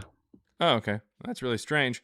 Because Acts 4:13 says, as they looked upon Peter and John so fearlessly outspoken, and it also discovered that they were illiterate persons. So they can't even read or write. That's weird. No, they figured that. Go back to the text. Yeah. What does it say? They figured. Does that say figured? They discovered. Yeah, discovered means. You want to know why? Do you want to know the context? Please enlighten us. Where is okay, where are Peter and John in this context? Where are they at? If you see people where doing miracles in the name of Jesus. No, they're not doing miracles here. All right, go back to the text. Where are they doing miracles? Go. Where are they doing miracles? In the Book of Acts, they were doing miracles in the name of Jesus. And they were preaching the gospel too. You're telling me to read the context or know the context, and you don't even know the situation that they're in. Well, go back to the text. Why you keep on taking it off? Where are they doing miracles here? The whole Book of Acts. Have you read it? It's about spreading the gospel. What are they doing? Tell me what Peter and John are doing right now in this particular verse. Where are they at? Okay, bro. Let me show it. You told me that I need the context. That means you know it. Okay, I'm trying to show you, but where are they at? If you want to see the context, you got to see the text. Yeah. So you don't know the context? I need to see what I'm reading, bro. So you don't know the context? I don't even know the context. I can't see the chapter or the verse. Sweet, bro. No, but you're telling me I need to know the context. So what's the context? Yeah. Tell it to me. Of course, I need to tell you, but I need to see what it is. Then how do you know that I'm wrong if you don't even know what it is off the top of your head? I want to verify what we're. You want to verify it, or you know thing. that I'm wrong? Which one? No, because I want to see the text. I don't know why you keep on. Sweet. So, do you know that I'm wrong because you said I was wrong because I need to know the context? Is that true? Yeah, you need to know the context. Okay. Bro. You can't. So, just do you know the context, or do you need to read it give me the verse yourself? and the chapter. I have a Bible right here. Sweet. Do you know the context off the top of your head, or do you have to read it? Can you give me? Do you know the context off the top of your head, or do you have to give read me the it? chapter and the verse, and I'll give you the context, bro? Because Sweet. So, do you know the context of what I read to you? What's the chapter and the verse? I already gave it to you. Well, can you say it one more time? No, because you told me I didn't know the context. That means that either you know it or you don't know it. So which one is true? Yeah, I do know it, but can you just tell me the chapter and the verse? Tell me, where are Peter and John in this situation? Where are they at? Can you show? Where are they at? Me dude, they were in a lot of places at that time. Where are they in this context? You said you know the context, so where are they? Well, why can't you Why can't you show me the because you're trying to claim that you know the context. Tell it to me. Of course, but I need to see. So you don't know it. I never said I knew the context. I'm trying to say that you didn't. Put a know one the in context. the chat. Put a one in the chat. You didn't know the context. If he said that he knows the context. If he knows the context, I said that you didn't know the context. Nah, there you go. You said I didn't know it, and you said you did know it. Okay, yeah, I know it, but you Okay. can't show me Now the you're saying chapter it of the again. verse. Sweet. Because So every tell time me I what tell it you, is. What is it? every time I tell you, you hide it. No. What's the context? You said Bro, you knew it. You've said it twice now that you tell me know where it. they Tell were me. in Acts. Tell me it. Tell me what they were doing. I don't because know the context. Apparently, you tell me. in that point, they were preaching in the name Where? of Jesus. Where? So they just. Why are you doing this? That's Because so you funny, said you know bro. the context. You said it twice. I'm telling you right now. So where were they preaching? So they figured that they were illiterate. Nope, it's They not figured. You discovered- tried to say that earlier. It's discovered, correct? That's the context because the context Jews, is the meaning of one word. the Pharisees hated the Christians, so they discovered and they Sweet. thought that they were illiterate. Where are they at? Because Where are they're- they preaching? All of a sudden they're preaching and they're doing all these things. It's a mockery. Where are they preaching? It's a mockery. It's not for real. Where are they weren't preaching? actually illiterate. Where are they preaching? You tell me the context because you've said you knew it twice. I'm trying to find it right here in the.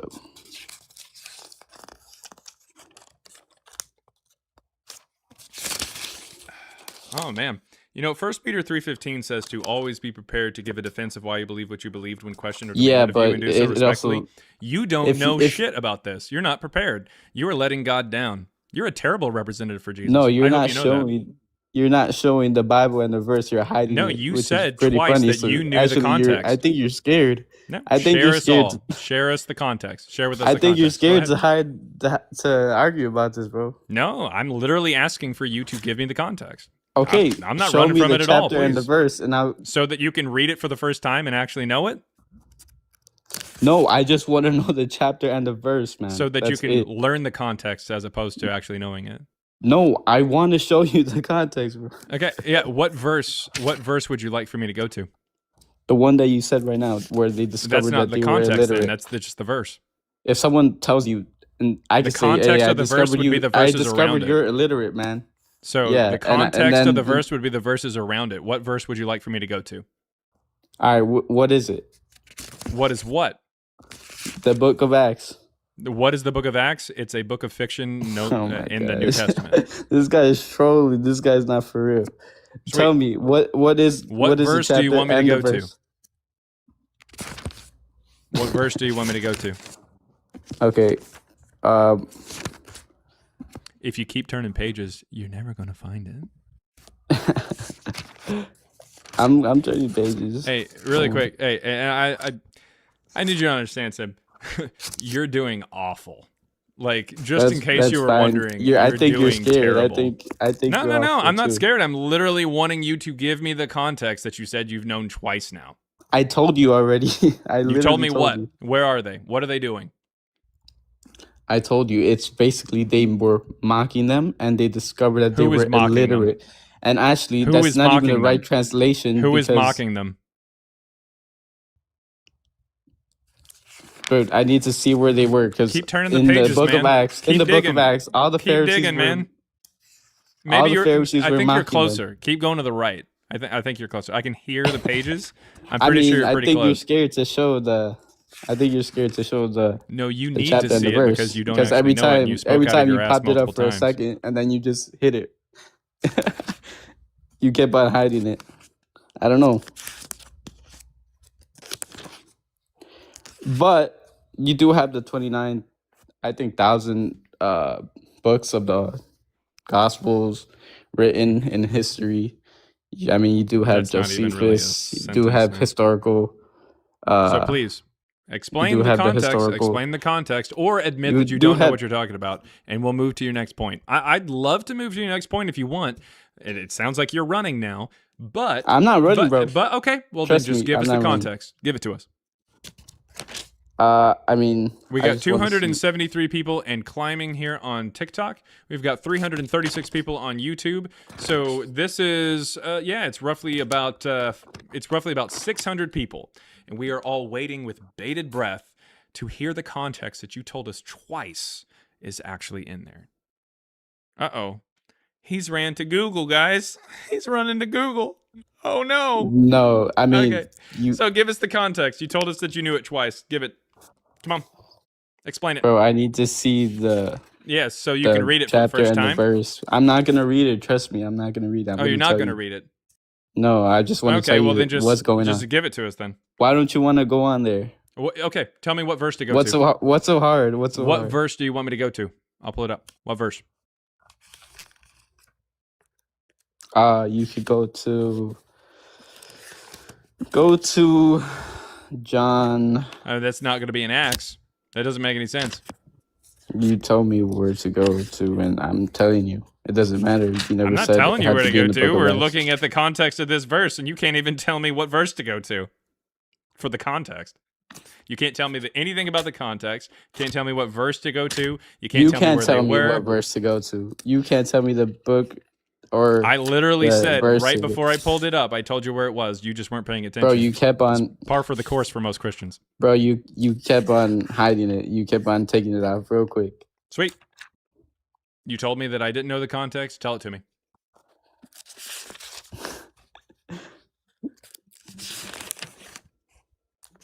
Go back to the verse, man. Please.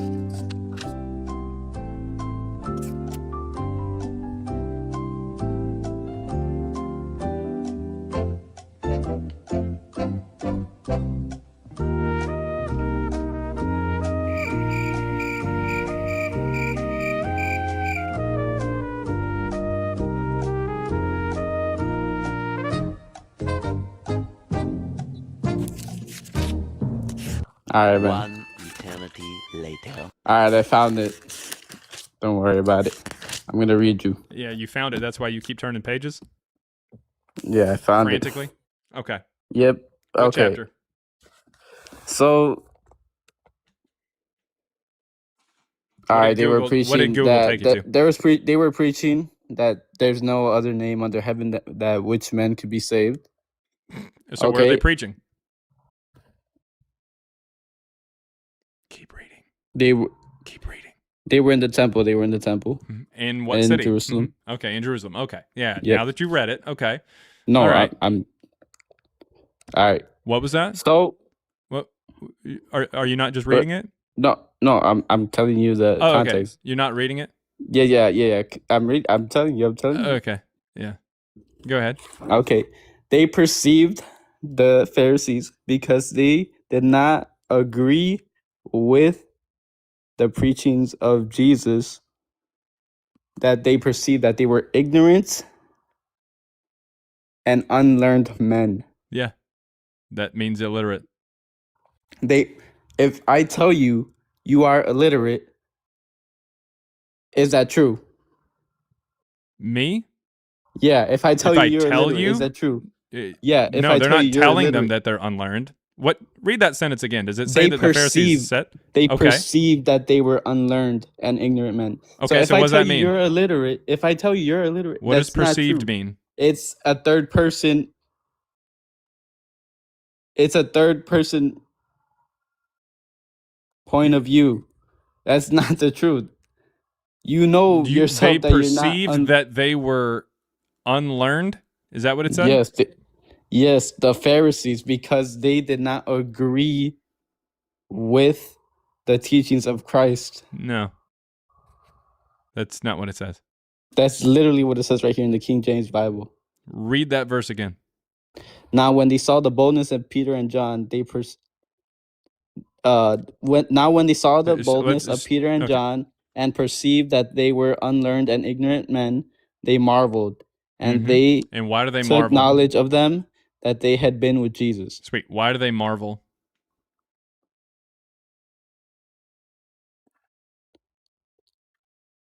Because they perceived that they were unlearned and ignorant men. Okay. And that would mean what? Why would that cause them to marvel? Because they saw the boldness of Peter and John. Yeah, but why does it matter that they're unlearned? Why does that make them marvel? They perceived they weren't actually illiterate. So That's why your does point that was make that them they were marvel? illiterate. Your point here was that they were illiterate. Correct. Yeah. So obviously, so why your would that point make is them marvel? decimated, I bro. want you to explain how Your someone point could is see someone that decimated is 'cause unlearned you said and how you that makes said- them marvel. Go ahead. Wait, you're backtracking here because you Nope. said that Peter and that John were illiterate. Yes. But I'm showing you here that That's was what just unlearned means. a third person saying that they were perceiving that they were because Okay. of their So why would they boldness, be marveling? I need you because to of the understand what that boldness, bro. means. The boldness. What about the boldness? They were preaching the gospel with boldness. Okay. So they said, okay, No, these that's not guys why are they marvel. It explicitly Yeah, tells you why they okay. marvel.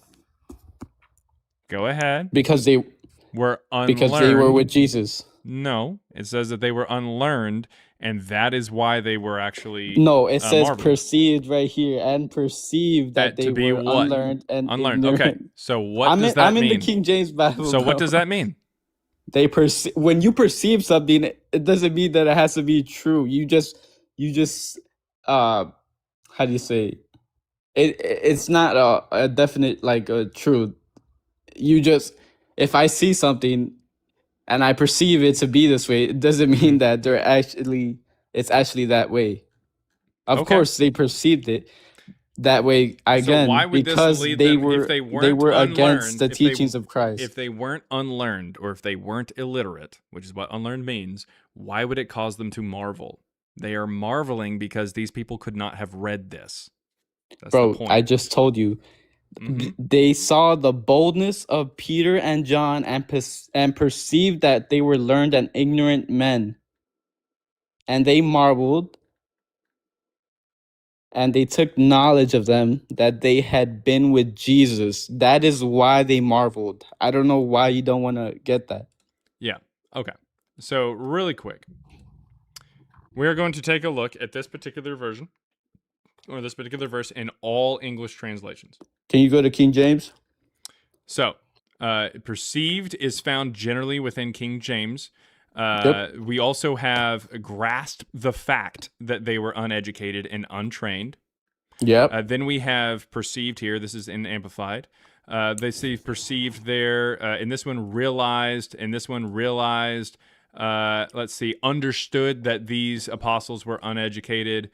Let's see, even though they were untrained, and they knew that these two apostles were untrained. The reason for this is because the marveling line explains that they were surprised because of the fact that these people are talking about Jesus, but they didn't read it.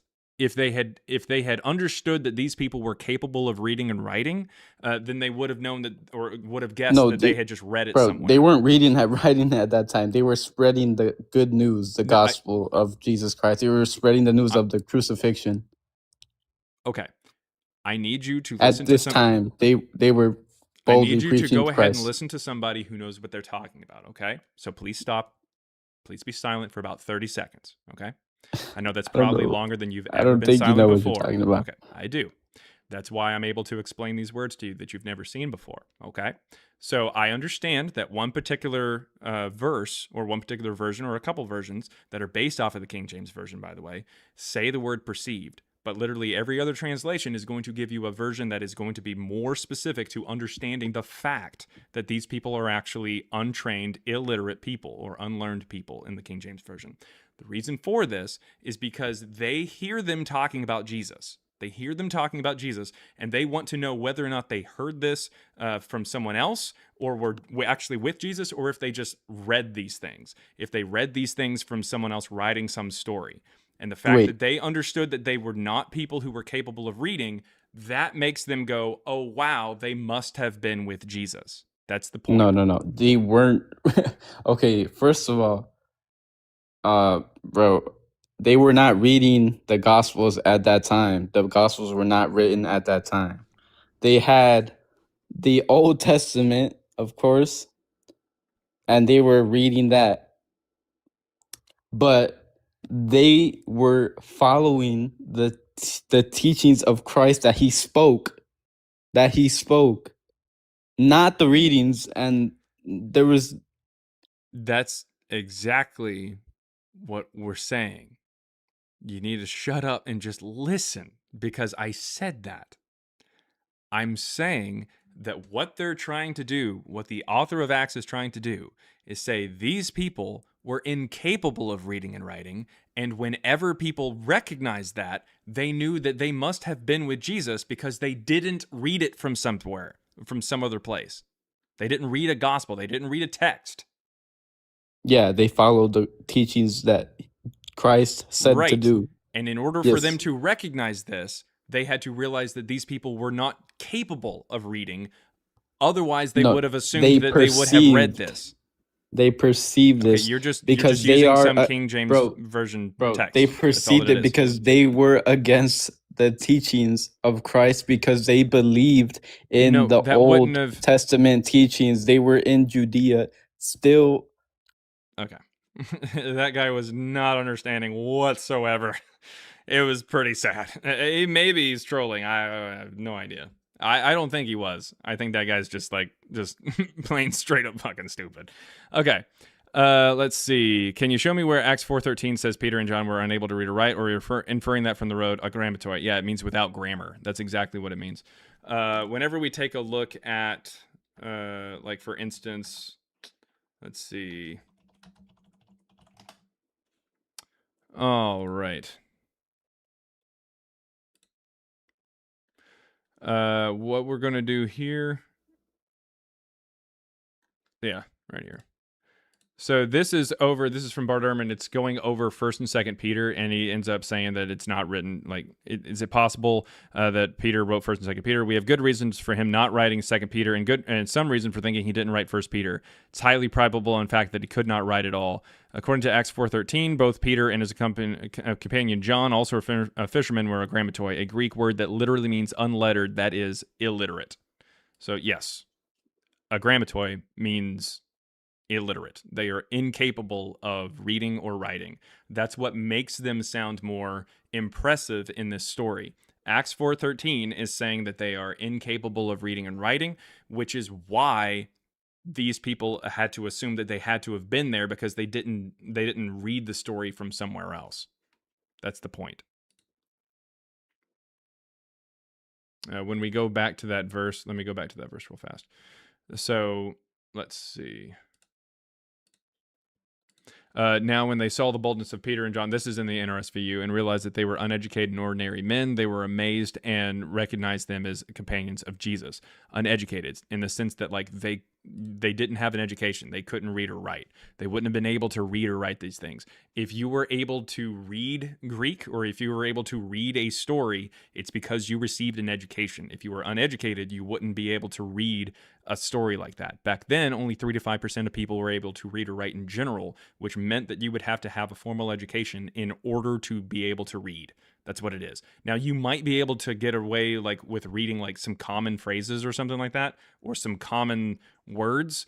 You may even be able to write your own fucking name, or write down maybe a receipt for fish. But in no way, shape, or form would you be able to read an entire story of some person who you're talking about if you were an uneducated person back then. Let's see. That was $4.99 there from the Rebels Reason. Then $4.99 from the Rebels Reason says etymology isn't the same as meaning in context. What in Acts 4:13 requires illiterate instead of untrained? Again, what I just said. Illiterate and untrained is about the same thing regardless, or it's going to mean the same thing in this instance anyways. Untrained would mean that they are untrained in the schools. They are incapable of reading because they didn't go to school to learn how to read a story like this. That's the point. That's why they are marveling. I don't know how this is that hard to understand here. It's not just a throwaway line that says that they couldn't read or write, or says agrammatoi. It is explicitly trying to give a reason why they were amazed by them. This here is the part that says that they can't read or write, and this is explicitly why this is important. They were amazed because of this. If they had a reason to think these guys could have read this somewhere, then they're not going to be as amazed. They wouldn't say, oh, we recognize now that you were companions of Jesus. No, they would have just said, okay, you guys just read this story somewhere. You're not actually saying that you're a real companion. Like, you got it somewhere. $9.99 there from the Rebels Reason says the context is theological training, not literacy. Well, agrammatoi is explicitly a literacy claim, so that wouldn't be theological. That wouldn't be theological training at all. Agrammatoi literally means illiterate, and that's the Greek word. This is an apologetic tactic to try to say that agrammatoi somehow or that they're talking about like theological training. What you're trying to say is, oh, hey, they weren't trained by, I don't know, some like theologian or something like that, or like they weren't trained in theology, so they had to be with Jesus. That doesn't make any sense anyways. Like, how would, what does that even mean? That doesn't even make any sense. But regardless, a grammatoi is not a theological term. It is explicitly a grammatic term. It literally means without grammar. In other words, they can't use grammar. Not literacy. It is literacy. The Jewish leaders were surprised because Peter and John hadn't been trained in the rabbinic schools, yet they spoke with wisdom and boldness. No, a grammatoi means literally cannot write. Literally cannot read or write. That's not what that means. Also, the rabbinic schools in specific were not founded until after the death of Jesus anyways. So, actually, yeah, that's actually a very good point. That's a really stupid point there, Rebels Reason, because in all honesty, like, no offense, but that's a really stupid point, because the first rabbinic school starts after the death of Jesus. It wouldn't make any sense for Peter and John to be trained in rabbinic schools. The first rabbinic school starts with the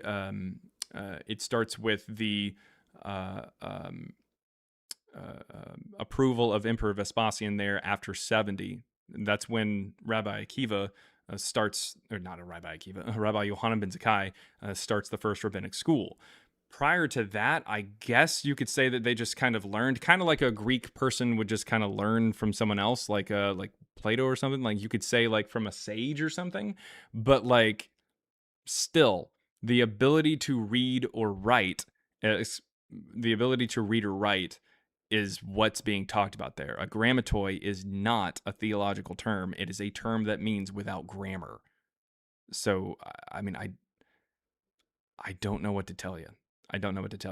Even if all of this was the case, Peter, very clearly, like 1st and 2nd Peter, these are texts that we can tell have different styles of writings anyways. So 2nd Peter would not be written by the same person who wrote 1st Peter, because very clearly the style is different. Stilometry would be able to tell us very, very quickly, and does tell us very quickly, that these are 2 different authors.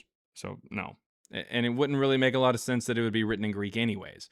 Because let's say that you think that Peter, a fisherman, was capable of writing in Greek. He's already in the top 3 to 5% of people as far as their education goes, because why? I don't know, but he's a fisherman and he can apparently write in a language that he doesn't primarily speak, unless you think he speaks Greek primarily, and he's able to write theological treatises in it. No. Even if he was able to read or write, he would probably write in Aramaic, maybe a little bit in Greek, and it would be occupational at best. Something like a receipt for fish, or maybe his fucking name. The ability to speak in Greek does not give you the ability to write in Greek, and the ability to write in Greek does not give you the ability to write theological treatises in Greek. And then that still doesn't explain why there's a different authorship style for 2nd Peter. There's a bunch of hurdles you have to hop over, and the first one is the fact that the Bible itself in Acts 4:13 calls Peter and John a grammatoi, which means without grammar. There's not really much of a way around that. Okay. Let's see. Is there anybody else who's want to come up? I think there was one person who was coming up here. Road to Fit by 50. I assume it's an exercise TikTok. But what you got there for us? Hey, how you doing? Doing good. So, I guess in Aramaic, that's Jesus is Yeshua, right? In Aramaic? I mean, sure, yeah. Okay, so, like, my understanding is that, like, the Galilee was a known hotbed for these, like, miracle worker guys. There had been, like, several of them, right? Miracle worker guys? Like who? Yeah, they were, like Jews who would come along and say, I can do miracles. There was, like, a tradition of that. Who? Correct? I mean, this is what I understand from, like, I mean, history there's stuff maybe, kinda, sorta, maybe. Sort of. So what I'm getting at is like, isn't there a like a Roman stela that says there was a guy named Yeshua who was like a miracle worker, blasphemer that was executed during the time of Pontius Pilate? No. I'm not saying that he's like the biblical Jesus, but I'm saying, isn't there? I thought there was like a archaeological find, like a Roman stela that said there was a guy named Yeshua that was crucified. Mm-mm. Hold on, I'll Google it. Hold on.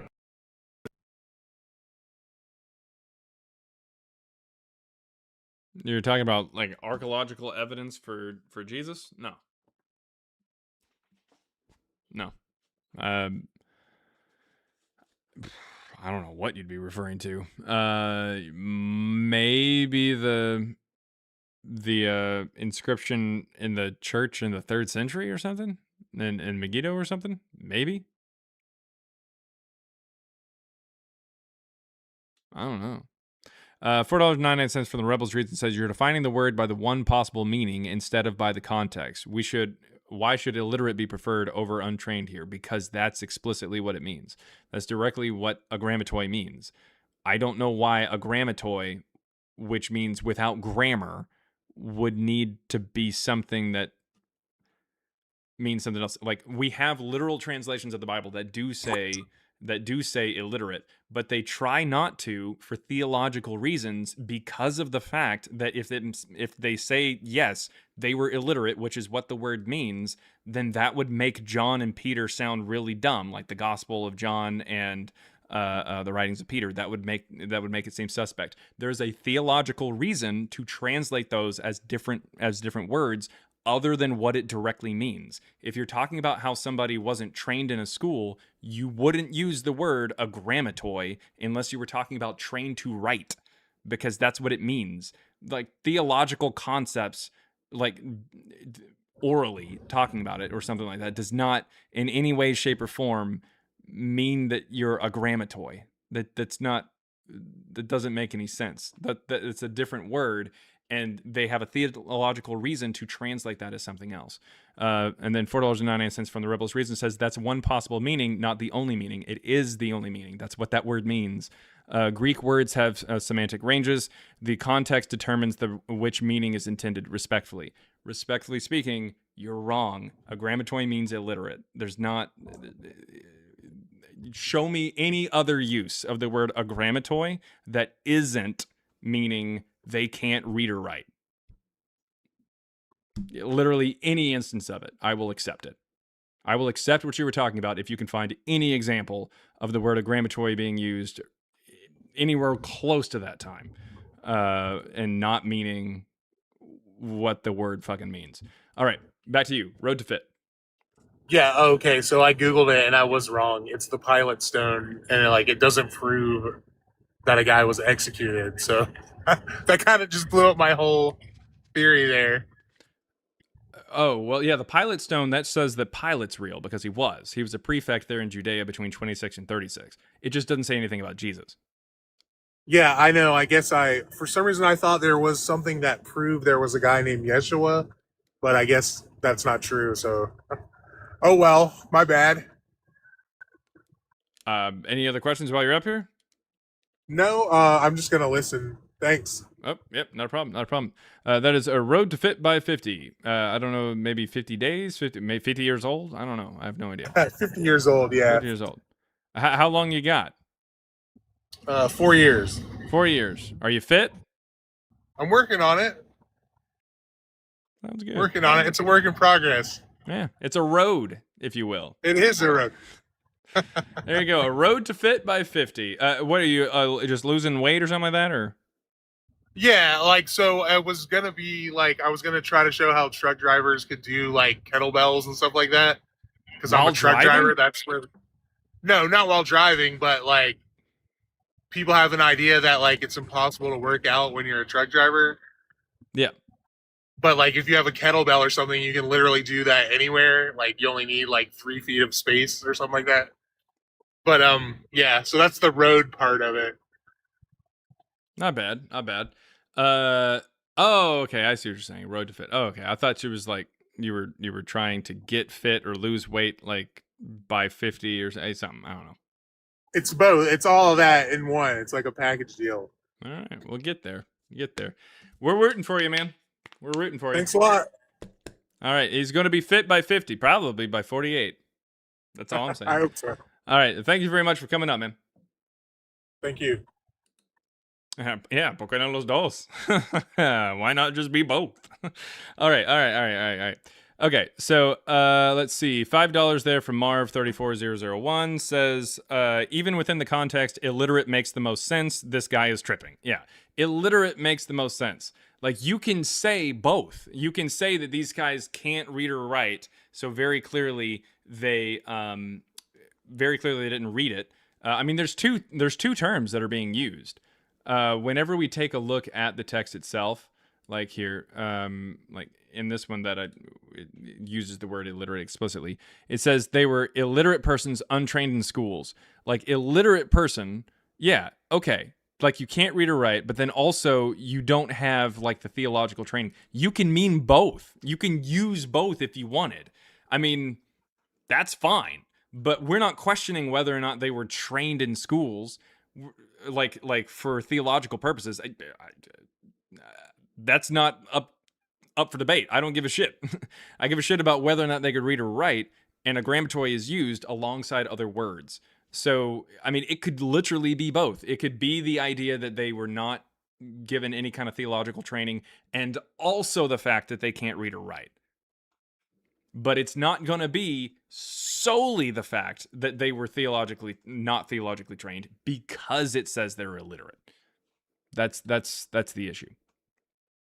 Even like Marv says, even within the context, illiterate makes the most sense there. Okay. Let's see. Why the fuck are we still talking about this? Yeah, well, it's big. Hey, look, I will read any super chat that comes through. I'll read it out loud and I will respond to it. So if it's still talking about its concept or still talking about a topic, I'm gonna address it. I'm gonna address it. All right. Let's see. But nevertheless, hopefully that's it for the conversation. Hopefully. Which, by the way, over there on the super chats, let's get to Amadeus Almighty. Let's get to some Amadeus Almighty, because Amadeus Almighty is a live on TikTok that goes over a lot of stuff, not just this stuff. In fact, he hates going over this stuff. So make sure to do it a lot, like a lot. Anyways, the point is, Amadeus Almighty, make sure to check him out. Make sure to check them out, actually. Not that he goes by they, them, but because there's a bunch of people that usually are on the panel, including his girlfriend Storm, who he apparently loves very, very much. And no one possibly loves more than Amadeus Almighty. Or maybe their dog. What's their dog's name? Scout or something like that? I don't know. One of the dogs is like Scout or Philip. I don't know. All right. Frankie? That's it. Maybe it's Frankie. I don't know. Where did I hear Scout? I don't know. Yoshi and Frankie. Okay, that's it. Where did I hear Scout? I don't know. I have no idea. Where did I hear Philip? All right. That's a good name for a dog. That's a good name for a dog. Barry Dickenhurst, can I get your age for TikTok purposes? 38. 38. All right. And yes or no, is Philip a good name for a dog? Isn't it a Greek name? It is a Greek name, actually. Yeah, it's a good name then. Wait, what? Okay. So if it's a Greek name, it's good for a dog? Yeah, it's just not a Christian name. I'm sick of the Christian names. So Giannis, that would be a good name for a dog? Sounds great. Plato, my beagle. All right. Anyways, Barry Dickenhurst, what you got? I read your book. I love your book, by the way. Oh, thank you. I really like the section on the Pauline epistles, especially because you did sort of an that analysis. Was the section that I didn't write. Oh, sorry about that. Nah, it's all good. It's fine. Everybody loves Matthew. Yeah. Well, what I liked about it was the BCE Paul theory. Oh, yeah.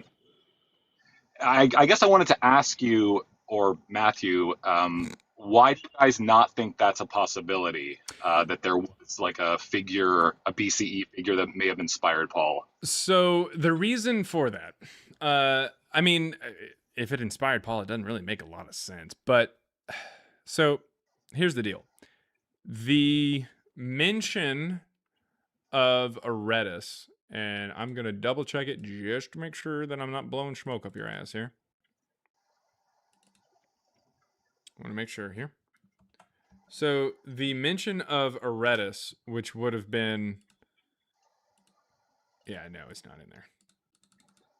Okay, and then Erastus. Yeah, no. Those mentions are... So those mentions are not found in like the 144 version, the version that's published by Marcion. Those are just things that are added later. And so...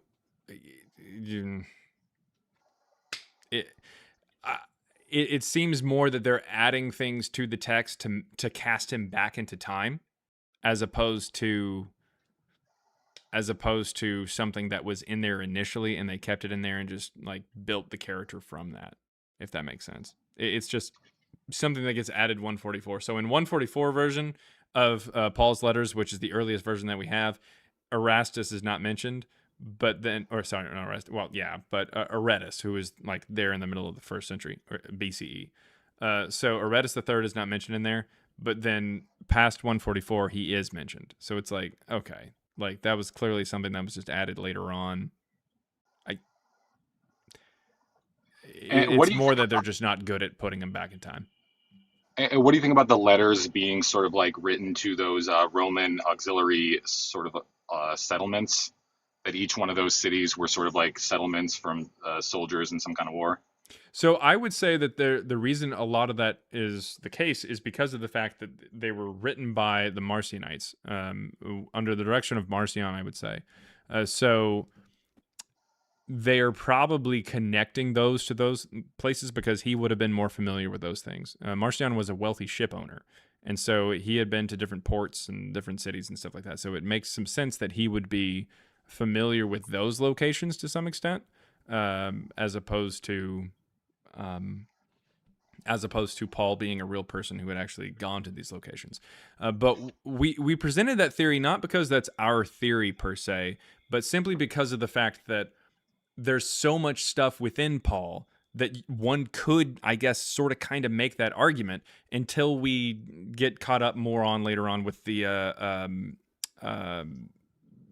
stylometry and the understanding of the evolution of the text and that how it comes together. That the letters were edited further to include this kind of stuff later on. Yeah, exactly. Void of the understanding that Marcion is the first version, one could pretty easily make a 1st century BCE claim for Paul. Absolutely. That he was maybe like a soldier or something like that. But I would say nix that idea and rather accept it as Marcion maybe in his mind kind of picturing that character, or the Marcionites kind of in their mind kind of picturing that character. But over time, it becomes really complex with people trying to say that he's in this time period and this time period, and it just gets all jumbled up. And what do you think about the idea that Simon Magus was sort of conflated with Paul? I mean, is there... We mentioned, who is it? Is it Price who's big on that? Yeah, that's his theory. Yeah. Or one of... So, I mean, we talked about it. I don't know if we mentioned it in the book. I don't know if we do or not. But we know that Price, that's how I was able to recall it. The Price had a take that Simon Magus is like the influence for Paul, or Paul's based off of him. I don't think so, but like it's possible that Simon Magus is a real person and they're pulling from some kind of influence. I mean, that's fine. That's fine, but I wouldn't say that is like Paul per se, but maybe an influence. Yeah. The reason I bring it up is I don't remember if it was Irenaeus or not, but somebody said that Marcion's, I guess, mentor was a guy named Serdo, and then his mentor was Simon Magus. So there's some kind of like lineage there. Let me see. So I didn't know about or maybe not mentor, but that they were like Well, predecessors. Or yeah. I mean, if you search just really quick on like even Wikipedia, it says that Serto started out as a follower of Simon Magus. Yeah, and taught at about the same time as Valentinus and Marcion. Yeah. So I'm wondering if they're trying to like connect that back, to like Maybe. I mean, I wouldn't. I'm not opposed to the concept of Simon Magus is a like a influence onto the Paul story. I'm not opposed to that. I mean, I'm not opposed to the concept of that, but for him being Paul, no. But I would say that, in all honesty, I would feel like Paul is probably someone who, or not someone, but Paul is probably a placeholder for Marcion himself, and so you might see some flashes of Magus there. If Simon Magus, if he was a real person, then if he did actually teach Serto and Serto actually was connected there with Marcion, then you might see some things that would be reminiscent of Simon Magus there. But I feel like Paul is probably just a placeholder or a pseudonym, if you will, for Marcion himself. And last question, do you think that the early form of Christianity was like closer to Gnosticism? The earliest form of text-based Christianity, yeah. The only reason I asked that is because you're saying that it was Christianity more likely before Christianity, like the good, like Christ being good. Right. Christianity, yeah.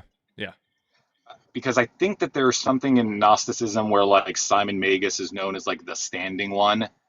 That they had these epithets like the standing one, the fallen one, things like that. And so Jesus being like the good one would kind of make sense. Yeah, definitely possible. Simon Magus is an interesting person, because it's kind of hard to pin him down, but he does seem to pop up as this like almost like a within the context of like the proto-Catholic text, he pops up as like a villain, if you will. So and he has like a traveling prostitute with him too. Yeah. It's weird. It's Yeah. weird. So I feel like if he was a real person, he might have to do something there with Marcion and potentially even some of the theology that they're pulling from and the theology that they're coming up with there. These stories, this mythology. I don't doubt it. I feel like if he's a real person, he probably has influence on these texts a lot more. I mean, obviously he has influence because they end up fucking naming him later on and they talk about him in some of their text. But yeah, I mean, if he's a real person, he probably did have at least some influence on Marcion himself or some of the mythology. Definitely. Yeah, they called him the arch heretic, or someone called him the arch heretic, which makes me feel like it's similar to Paul, I mean, it's possible. Let's see. Simon was a Samaritan, native of Ida. The name of his father was Antonius, that of his mother Rachel. I mean, they seem to have a lot of information on this guy. And sometimes he darkly hinted that he himself was Christ, calling himself the standing one. Yeah, that's the epithet. So it was weird that like, Crest means good and the good one is like a Gnostic title. So I'm like, did Marcion like invent Jesus to block, you know what I mean? Like Simon Magus being some kind of big figure. Yeah, there's a lot of the standing one here. There's a lot of claims of him being that. The whole thing is just swirling around. Yeah, it's just weird. And it's hard to pin down because so much of what we know about these characters comes from a group that doesn't like them. And so they don't talk a lot about them. And when they do, they paint them in a particular way. So it can be kind of tough to pinpoint it. Definitely. But nevertheless, all of this comes to a head, at least textually, there in the early to mid 2nd century. Yeah. And the soldier stuff made me think of it being like some kind of military religion, like Mithraism at first. But that I don't know if that's true. That just I mean, it's still pulling from different things. I mean, you got to remember the mythology of the Bible, the Gospels, even the stories of Paul and stuff. they are syncretic. They're pulling from different sources. Acts is pulling from different sources. That's just kind of what you did. It was the evolution of thought, and they're evolving from these other mystery cults that are pulling from these different things in their areas. When you think about the Gospels, lots of times Christians will say, "Oh, these Gospels were written by different people for different audiences." And it's like, yeah, kinda, and you're barking up the right tree, sorta, but you're not going far enough. You're not recognizing that these are Gospels written by people they're saying, "Hey, this is my community. This is my church's take on the Jesus story, given what we have heard from other Christians, and then what we also kind of have and have developed on our own because of our own local beliefs," if that makes sense. So you have some Gospels that are more connected to like Judaism, and then some Gospels that are more connected to a more like Gnostic kind of idea, or even more Hellenistic ideas. So you have different communities that pull from their different local beliefs and local practices and cultures. And it's a very syncretic thing. So it's going to be pulling in. You're going to find hints of Mithraism. You're going to find hints of Zoroastrianism. You're going to find hints of Simon Magus. Okay, yeah. Thanks for answering all that. And last thing, when the new book comes out, are you going to be doing these streams again? Because I'm sure there's going to be a lot of people. Oh, yeah.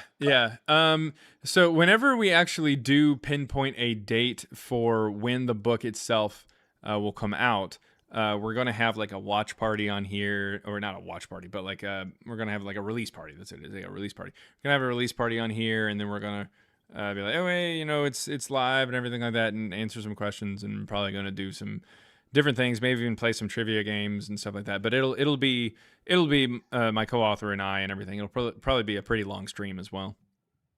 All right, looking forward to it, man. Yeah. I'd be glad to have you swing by and play some trivia games and stuff here with us. Hell yeah! All right, thank you very much for coming up. That was Barry Dickenhurst there. Bye. All righty.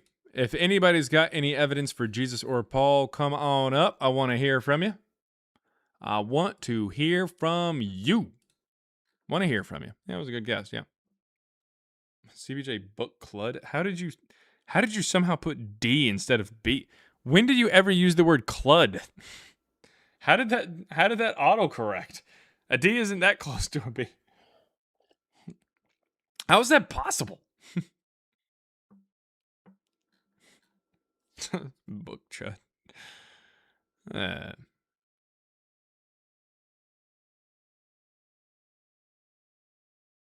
Hey, buddy, look here. I don't even know how that's possible. DeGeneres says, "You're so cute." DeGeneres, didn't you blow up my DMs saying a whole bunch of nonsense about like Clement and shit? Yeah, the book. All right. I have skills on skills, not just typing skills.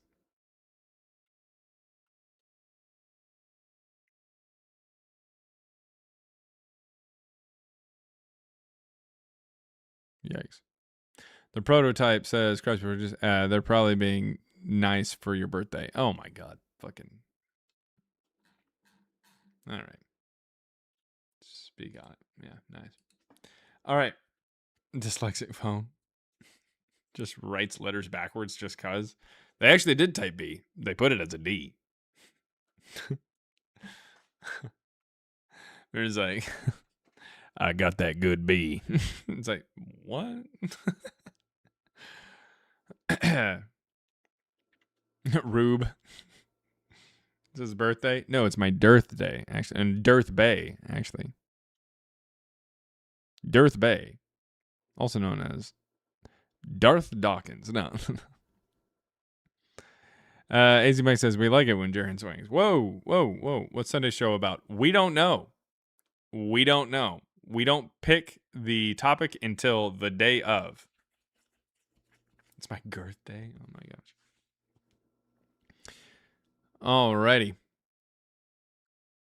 someone put in the chat something. I don't know if I want to click that, but I put something.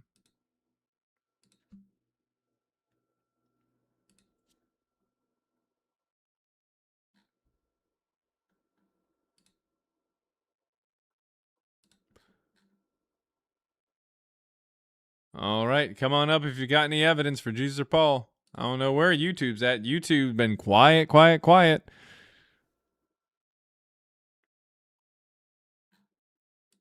I don't know. Not really sure what's going on.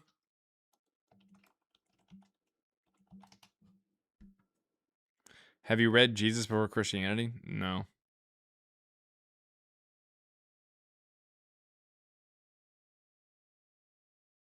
Paul from the movie, voiced by Seth, like the alien guy?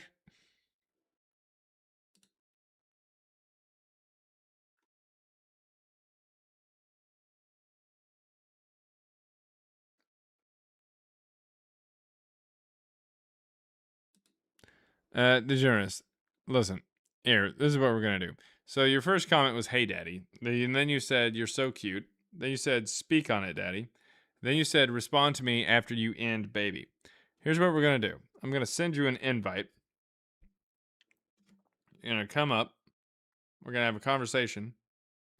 And if you don't come up within the next 10 seconds, you're going to be blocked.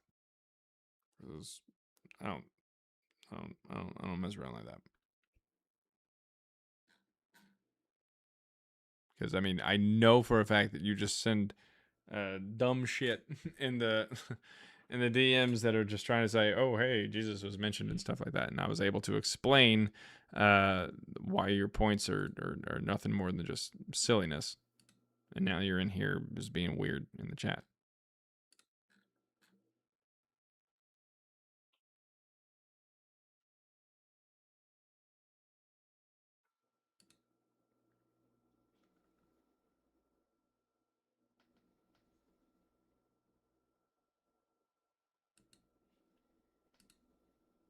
Yeah, okay. Time's up. Oh, he just made it. Just made it. As soon as I said time's up, decided to go ahead and hit that accept button. It's possible, Clips. Definitely possible. Jody, what you got? While we're waiting for the other person to connect. Nope. I don't know what happened with Jody there.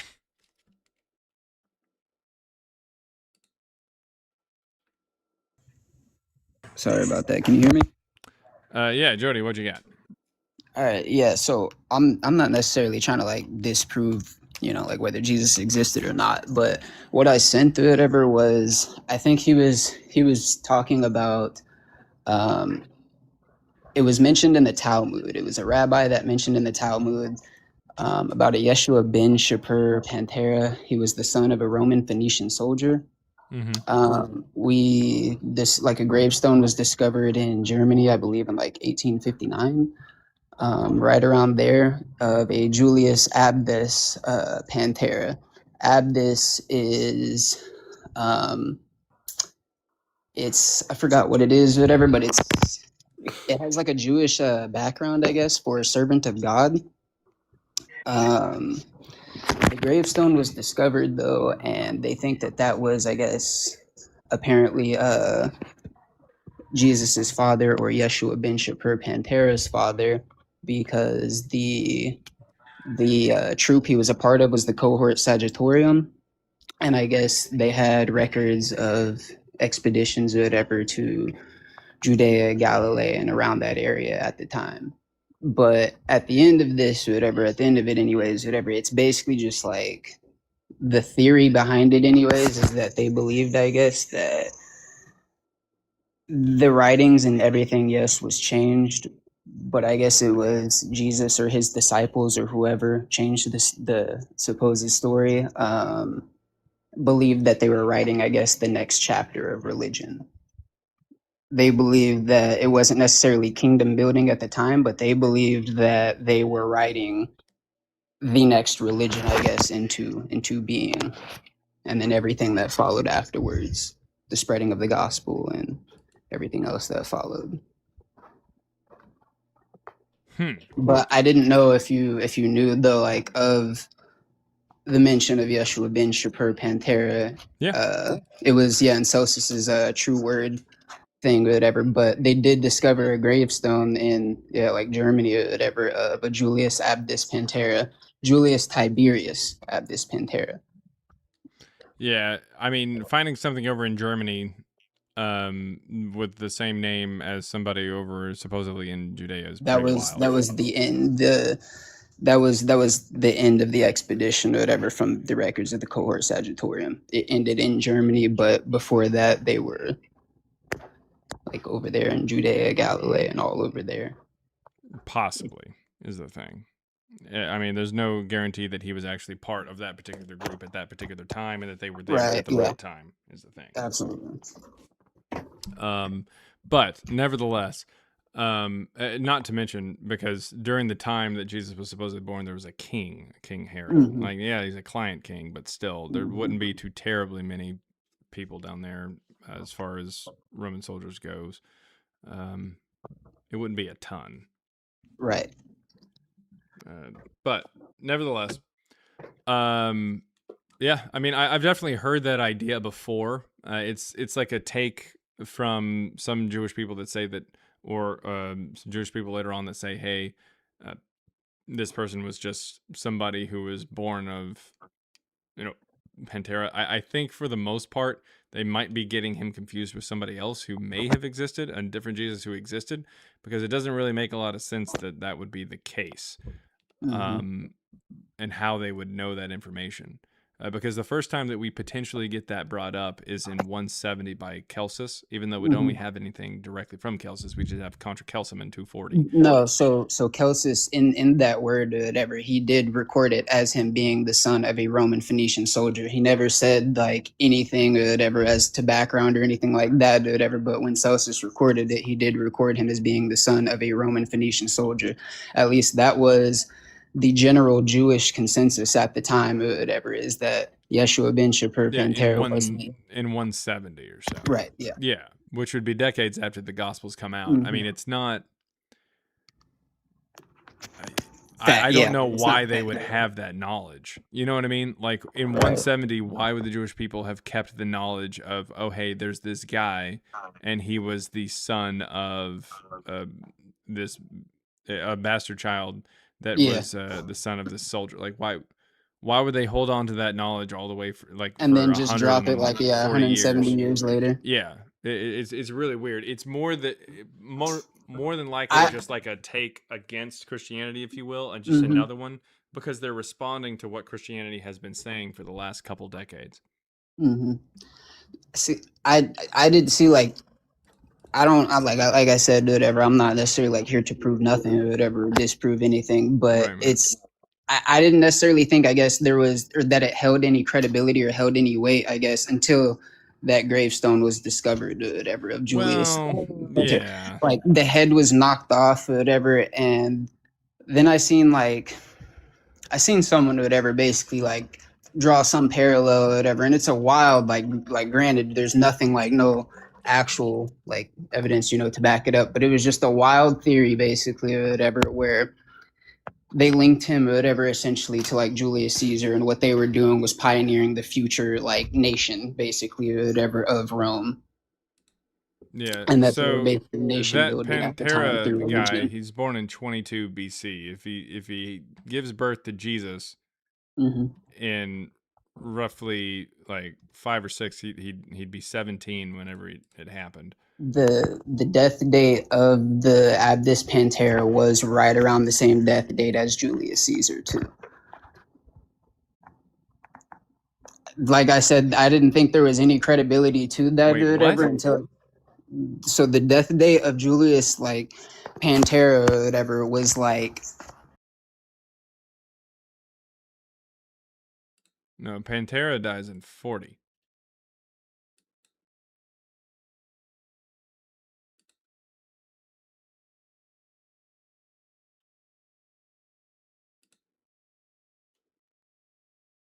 Is he still here?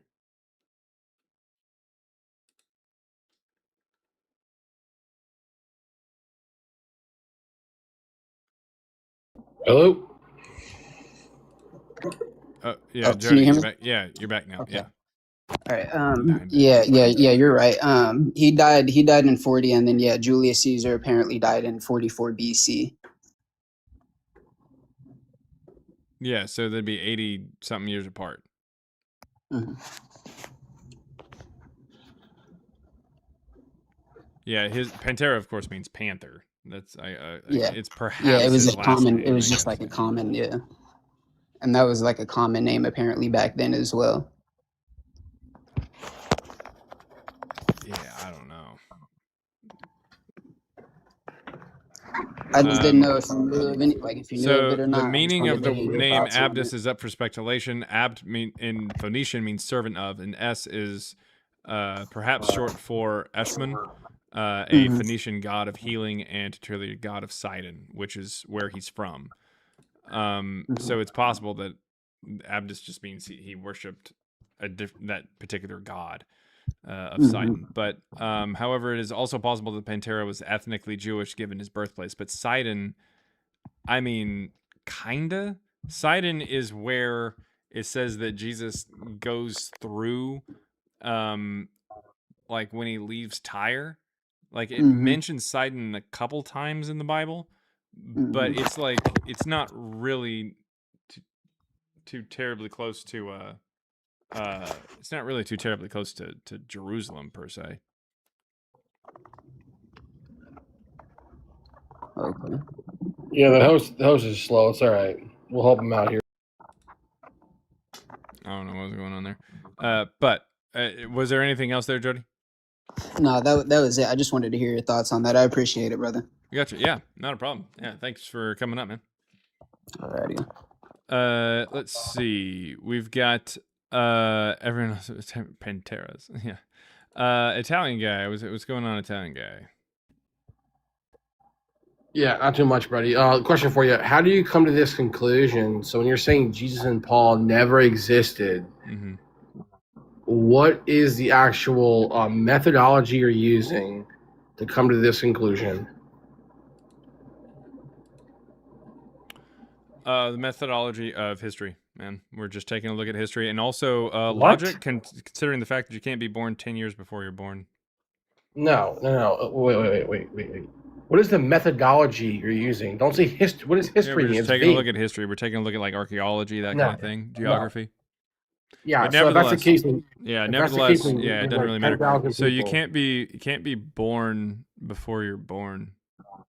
Yeah, cool. You can't be born before you're born. And guess what? So unfortunately, Matthew says that he is born 10 years before Luke says he's born. Okay, listen. So that means it's impossible. Okay, great. Cool. All right. Well, then I guess Jesus didn't exist as presented by the New Testament. Was there anything else that you wanted to mention? Yes. Yeah, for sure. Okay, so what do you got? Yeah, so an actual mentioning or discrepancy in the date of a birth isn't invalidating somebody's existence. No, I didn't say discrepancy. It's not a discrepancy to say that someone's born 10 years after they're born. It's not a discrepancy. That's a contradiction. Okay, what's wrong with contradictions? Yeah, considering the fact that you already admitted that you can't be born 10 years before you're born, that means that it's impossible for Jesus to be the Jesus that's depicted by the New Testament. Okay, I'm asking you a question. What is wrong with contradictions in writings? They mean that the way that the way that the text is presented is impossible, which means that person cannot exist as presented by that text. That's how that works. If there is a book that says I was born in, say, 1980 and 1990, I understand. That would mean that the version of Jaren that is presented in that book did not exist. I'm not saying that. Wait. If you're saying this, that being said, if we dismiss the book, what else are we looking at? Like, where else are we finding Jesus? Okay, great. Are you a historian? Well, Yeah. It's conceptually relevant. You're a historian. Great. Okay, great. So if you're a historian, you understand that historians allow and they actually expect there to be contradictions in ancient sources, correct? No. Yes, they do. Contradictions Not in the same can kill source. Yes, they do. Not in the same source. Can I ask you a question? Great, Yeah. great. So does Alexander the Great? Let me think. Oh no, let me. How about this? Julius Caesar. Mhm. Okay. Is there differences in range between the actual perspectives and purpose? I don't know what you're asking. That wasn't a complete sentence. Okay. We have accounts for Julius Caesar, correct? Sure. Okay. They differ, okay, because the writers had different perspectives and purpose. Are they the same that- source? Wait, no. Yes. Does that mean that Caesar So never the existed? writers are the same source? Yes. Okay. That doesn't make any sense. I don't think you understand what a source is then. Yeah, the Alright, writer so is the anything same else? source.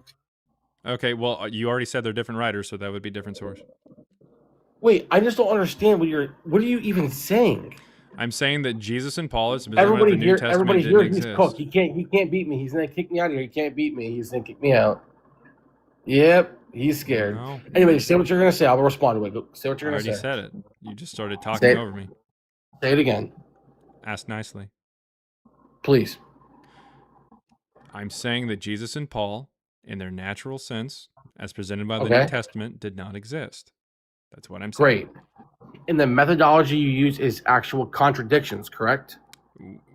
You can't exist in the way that the book tells you, or it says that you exist, if that book is contradictory when talking about you. You know what? I think in order for me to move forward and just leave the conversation, I'll ask you this last question.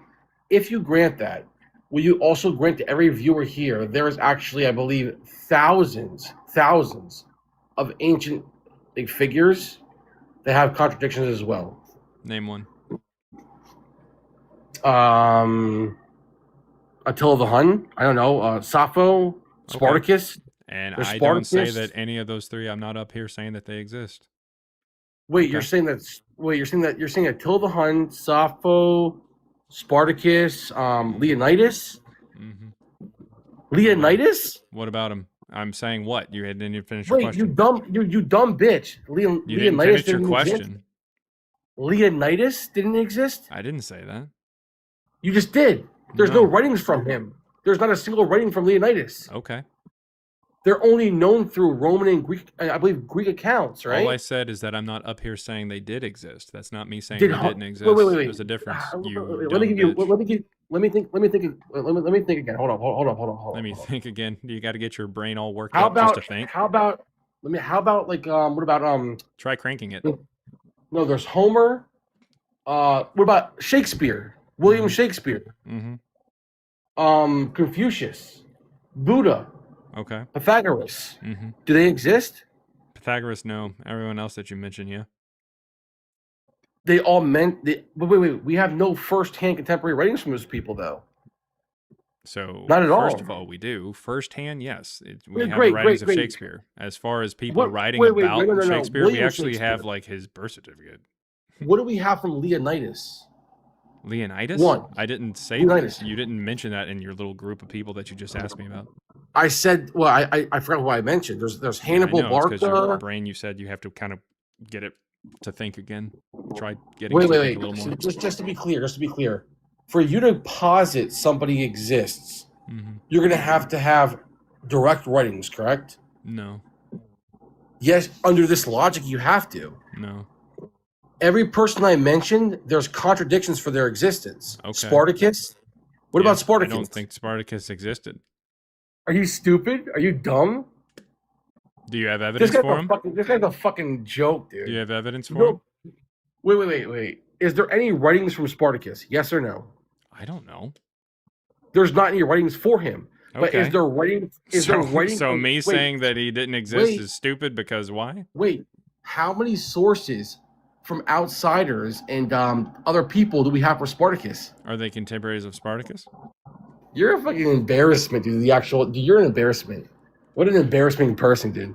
You're the only person I've ever talked to who said that Spartacus, Attila the Hun, like Hannibal Barca, Leonidas, they don't exist. I didn't say that. You're a stupid ass bitch, dude. Get fucking help for yourself, bro. Retard. And then he left.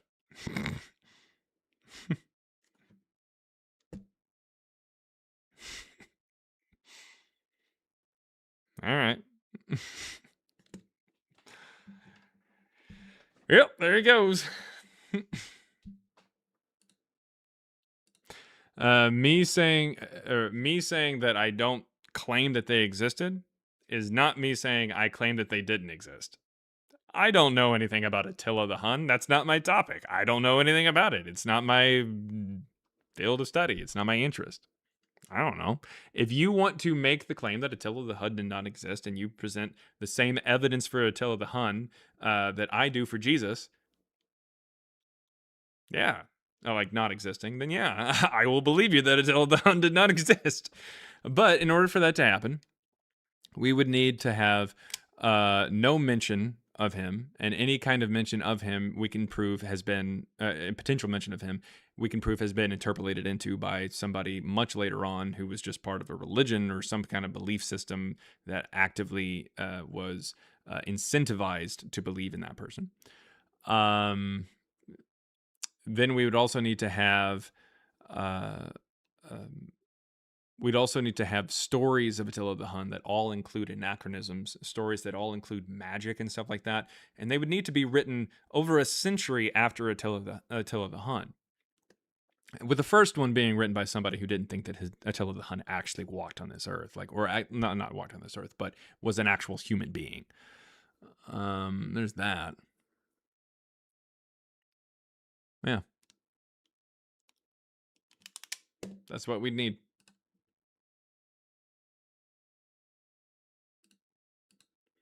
$1.99 there from Eloping Up on YouTube says, crashing for magic. Yes, there we go. Yeah, that's how it goes. If you're on YouTube and you want to join up, that's perfectly fine. Click the link that's in the chat. I take guests on TikTok, and if you don't have a TikTok or anything like that, send a super chat like Elope Note did, and I will respond to it. I will read it out loud and respond. But we've got my friend Elizabeth Heretics up here, who's straight up from the land of beans and toast and eating raccoon buttholes, UK. We don't have raccoons. Remember, they get done as soon as they escape. Unfortunately. Oh yeah, that's right. So well, yeah, that's the people who are harvesting them for the buttholes. A bit chewy, but I was gonna, after that breath of fresh air just now. Mhm. Wow, a man truly under his own emotionless control. But he brought up Confucius, and I think Confucius is, thanks guys for the emojis, how creative. Confucius is interesting because now they think that perhaps he didn't exist. So the Chinese scholars looked at his writings and they now believe that he is a compilation character made from different Chinese philosophers, that they thought it was better to make their message be delivered by like one person. So they actually changed their consensus. Interesting. So, yeah, you would say that Confucius didn't actually exist then? No, he didn't. Well, see, I don't know enough about it to actually have any kind of opinion either way. So that's why I don't make any claims about him or anything. Yeah, well, it doesn't mean anything. It's halfway across the world, like, it doesn't mean anything really. And they didn't believe that he was literally the son of God or whoever. But it is a good example. I was going to write it for the Discord, and everybody joined the Discord, of how scholarship can change. Consensus is not something that is solid. They did think that Confucius was a real person, and then they did textual analysis. I'm not sure if they used phyllometry, but they did look deeper into the text, and they saw that it was different people. And I recently went to a house party and I was speaking about these famous figures throughout history not actually being real. Shut up. Who did that? Jake. I want to adopt it. And I mean, I said a few people and I was like, oh, this one isn't real. And they're like, yeah. And I was like, the last one is Jesus. And literally everyone went, you know what? Actually, yeah. And someone brought up a book by Nietzsche about like there being an idea that it's better for people to understand a message coming from one voice rather than multiple people. Sorry for my background noise. But yeah, I was going to read that and see what it's about. But yeah, Confucius was thought as being a real person. Now they've studied it and they've changed their mind. Consensus is not concrete. Yep, hence the Bible, exactly, Pixie. See, I honestly, I don't know. Like I said, I don't know really much about him to be able to say either way. That's why the guest was saying, "Oh, hey, you don't, or you think they didn't exist?" I'm like, no, I'm just not up here saying they do exist. I'm completely agnostic to these things. So, I mean, thanks for the update. Thanks for the information, because I never really looked into it. I was gonna pop it in the chat. I was gonna pop it in a Discord, but you know what? I thought, perhaps it's a bit irrelevant to bring up in a topic about Jesus. I don't know. Maybe the Italian didn't realize that. Oh well, yeah, nah. He's got a couple screws loose, so it's he's gonna assume that just about anything is on topic. Right. Yeah. So, but the other thing is, queefs. What about them?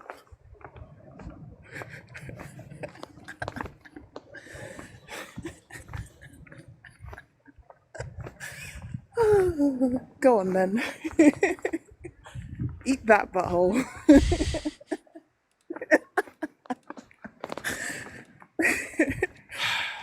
All right. Aren't you gonna let me go? I am, but I'm gonna let you sit in it for a while, and I'm gonna let you stare at this thing. Jesus. It's so cute. All right. Ridiculous.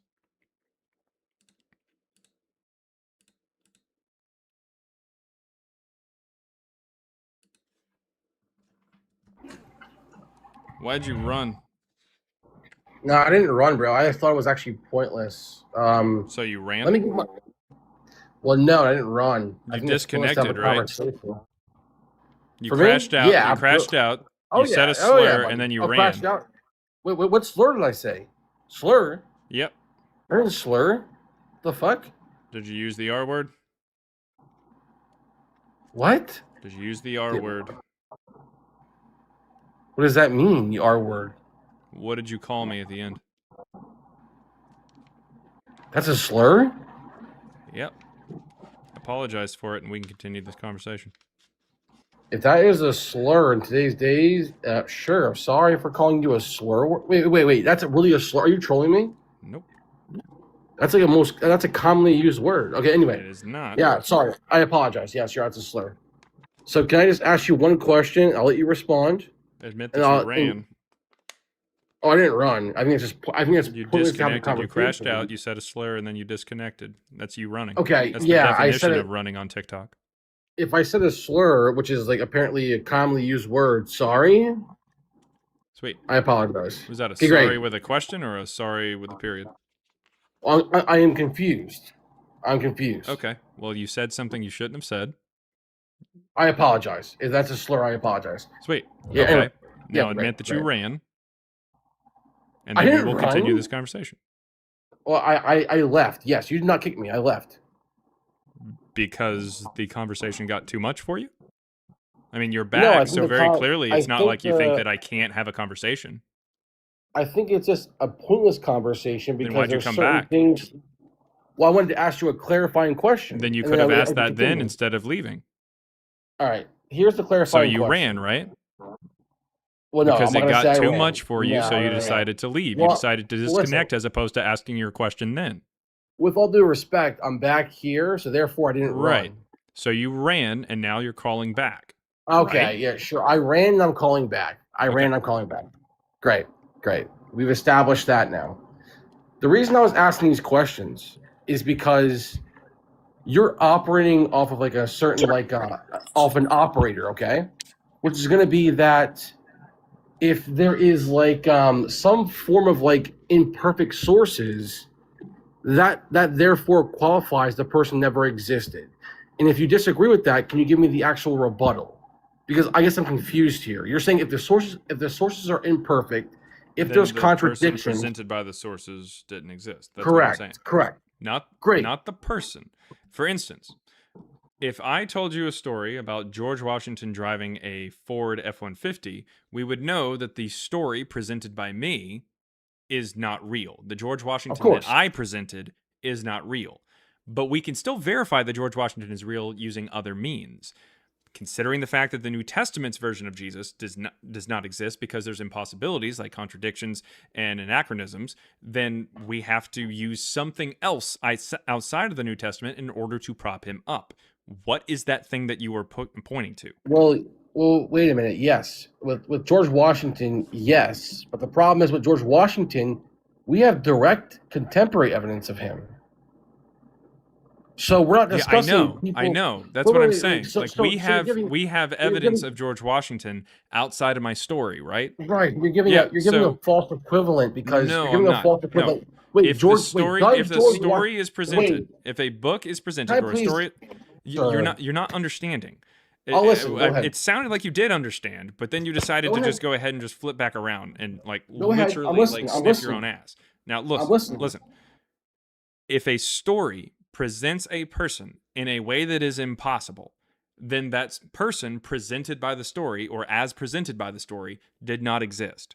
The only way to know that that person did exist in some other form is if you can see outside of that story. Take a look outside that story to corroborate it with something, to corroborate something from that story with reality. All right. But in this particular case, we have the New Testament presenting Jesus. And one chapter, Matthew 2, is saying Jesus is born during the reign of King Herod, who died in 4 BC. But then we have Luke 2 that says that Jesus is born during the census of Quirinius, which happens in AD 6, which means it's a minimum of 10 years apart from each other, which means the New Testament is presenting this character in his natural form that could not possibly exist. So, in order for us to say that this Jesus does at least exist in some form, we have to look outside of the New Testament to see what can we find that will corroborate at least a little bit with this Jesus character. So I'm asking you, what are you finding outside of the New Testament to do this? Okay, great. Can I respond now? Yes. Is that okay? Yes. Thank you. I understand completely what you're saying. There's going to be two problems. The problem number one is this, okay? A discrepancy in a time frame of 10 years is not an equivalent of what you just gave. Now, let me respond to this, and I'll let you respond again. It is what I gave, though. It's not that it's equivalent. It is what I gave. Please let me respond, okay? But you're trying to say that I gave an equivalent. No. I didn't give an equivalent. No. I literally gave it. You did give an analogy, okay? That was not an analogy. Where was the analogy of 10 years? Sorry, I apologize. Let me give you the equivalent. Actually, no, you're right. It wasn't 10 years. You made a massive blunder. I'll explain right now. George Washington. If somebody wrote a piece about George Washington saying he was driving an F-150, it is blatantly obvious and very clear there is no way he was driving an F-150, because when did an F-150 get released? In 1905? 1910? All right. Sweet. Okay, great. Now stop. Let's say that George Washington met Abraham Lincoln. No. Abraham Lincoln was born in 1809. George Washington is all within the 18th century. He dies in the late 18th century. That's 10 years apart. That's still impossible. Okay, stop for a minute. It doesn't matter. I understand what you're trying to say is you're trying to say that my argument is invalid because the difference between George Washington and a truck is greater than 10 years. No. I get that it's an absurd idea, but I can use a 10-year example too. You can't, if I told you a story about a guy named Smith, and Smith lives in 1998. He lives in 1998, and in 1998, he went to the store and bought an iPhone. That is just 10 years apart from the iPhone. But it's still incorrect. It's impossible. You can't go to the store in 1998 and buy an iPhone. Can we stop? Listen. So, listen. you're trying to say, oh, Hey, hey, wait, your stop. George Washington truck story is so far different from 10 years. Okay, I'll give you a 10-year one, and it's still going to be impossible. Stop. Wasn't George Listen, I don't remember exactly, but George Washington, I believe, he was born in like 1720. He died in 1798, right? He died in 1799, which is 10 years before Abraham Lincoln. So if I told you a story, that George Washington, before he died, he met the infant Abraham Lincoln, that would be impossible, right? Right? Yes. Okay. Can I explain and to you that's why? just Can I 10 explain years, to you right? why? Wait, can I explain And that's to you just why? 10 years, right? Yes. Because Okay. you know why? So it sounds like if we have a No, problem of stop, 10 dude, years, stop. then we can Oh my say God. that the story that I give you of George Washington, who Hey, met infant Abraham Lincoln, that version No. of George Washington did not exist. Okay, all Right? Christ. Right? Christ. No. Okay. So the version that I'm telling you, the version of George Washington that meets the infant Abraham Lincoln I'm sorry. could exist. I'm sorry. I ask it one more time again. Let me make sure I clarify. If I tell you that if I have a book and my book says George Washington before he died met the infant Abraham Lincoln, Yes. you are safe in saying that the George Washington presented in my book did not exist. No.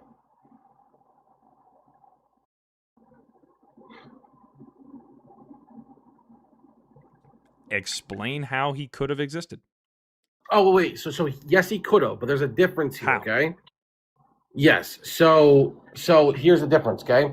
Before George Washington was born, I believe around 1800 years before his birth was Jesus. Correct? 1700, 1800 years, I believe. Or maybe like 17 to 1800 years before. There is a major discrepancies in timelines 1,800 years. All right, official Jari, how's it going? Oh, sorry. What's up, family? I just wanted to say, man, I've been seeing you rocking and destroying people on TikTok and Facebook, man. I just wanted to give you a big salute and say thank you so much, man, for letting me in the room. And I ain't got nothing to say. Just want to give you your props, pal. All right. Well, thank you.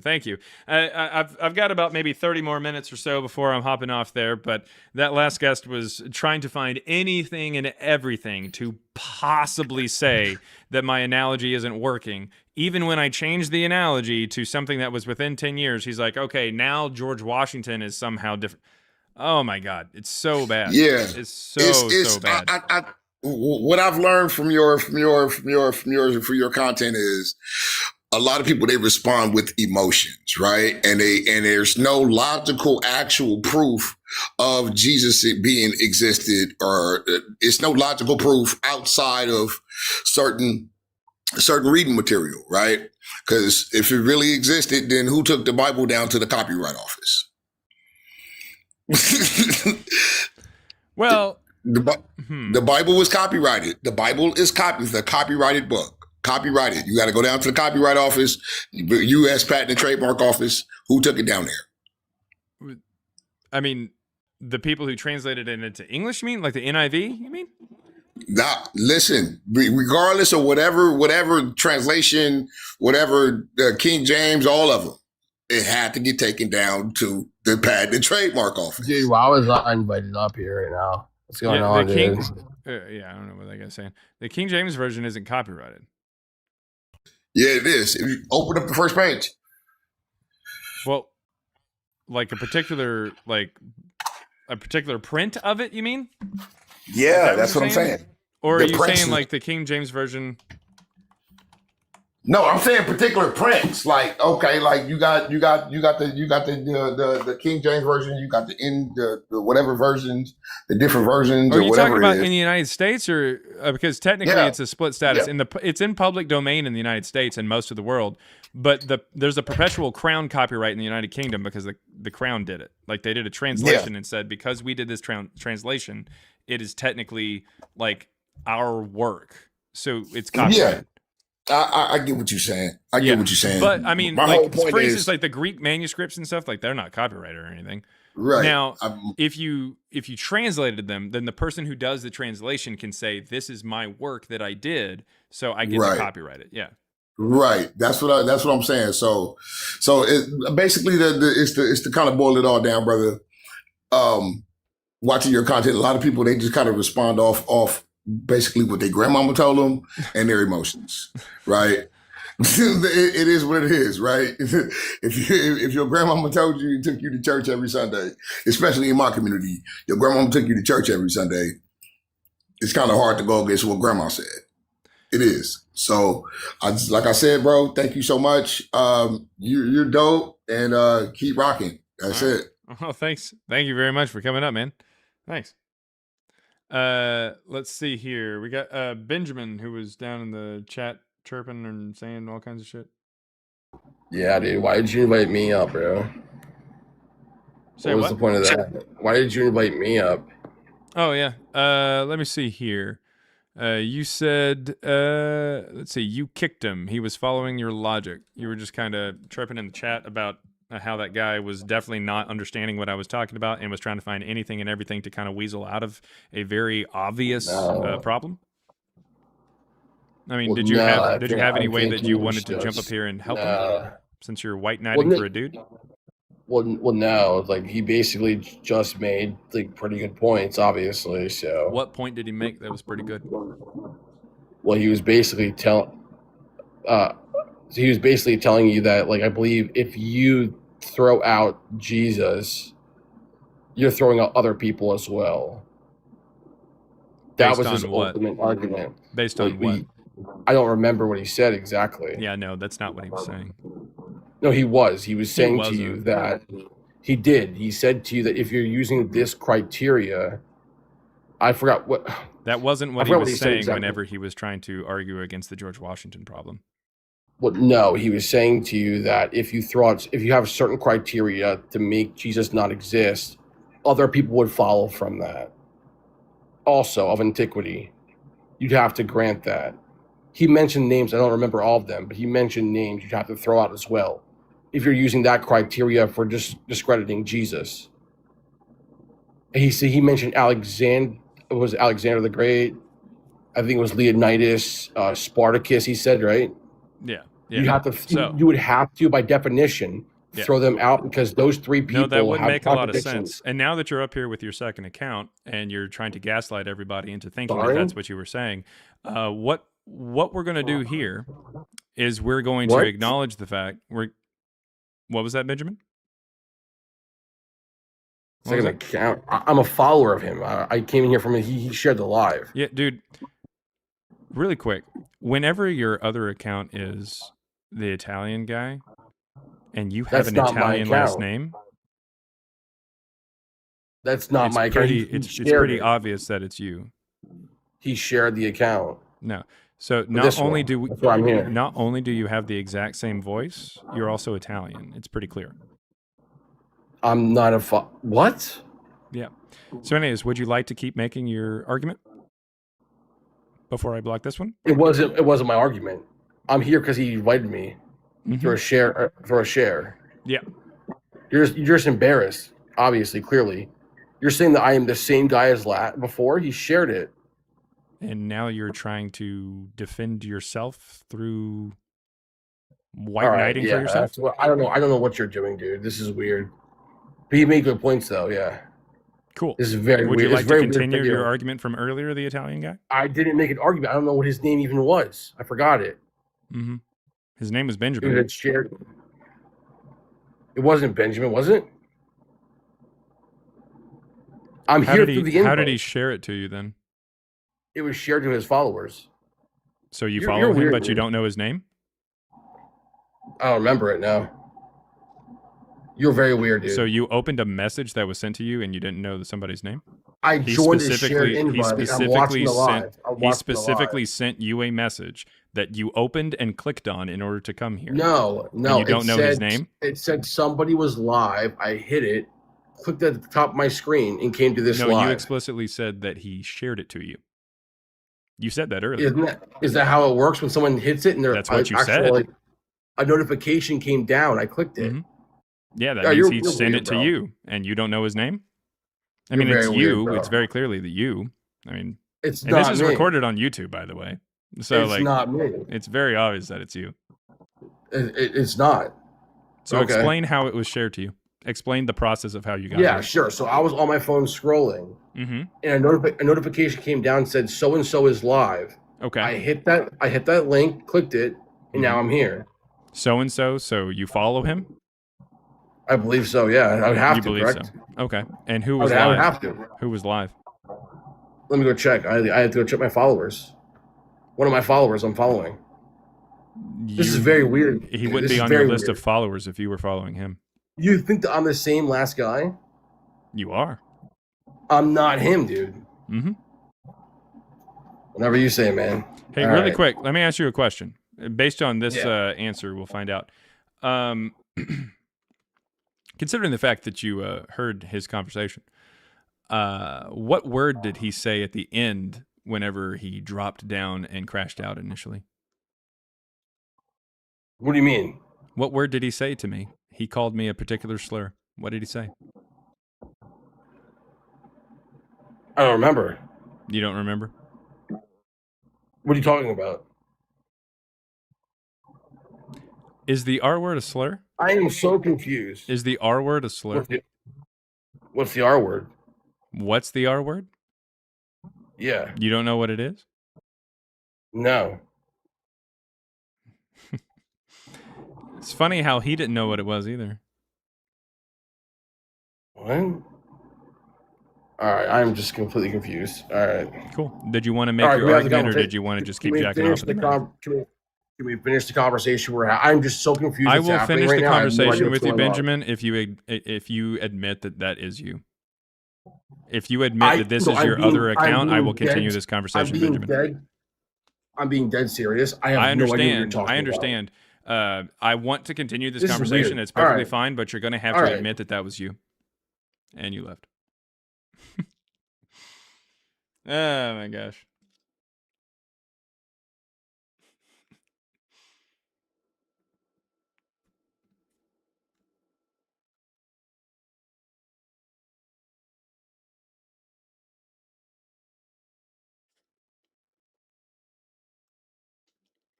Actually, check this out, guys. Benjamin, just in case you're wondering as well, I've got your account pulled up. I can go to who you're following, and I can search for Italian guy.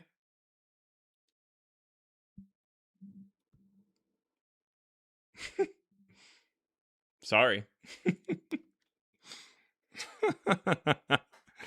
You have a public profile. We can check to see when you're lying. Dumbass.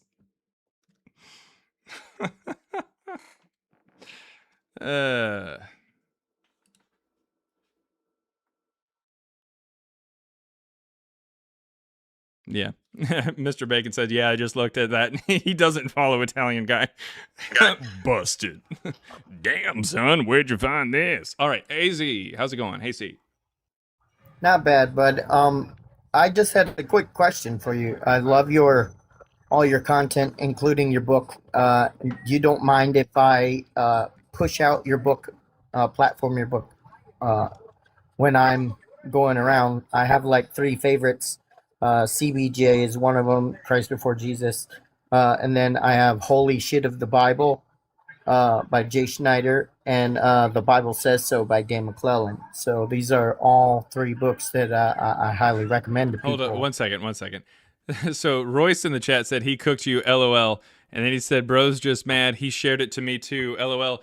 You don't follow anyone.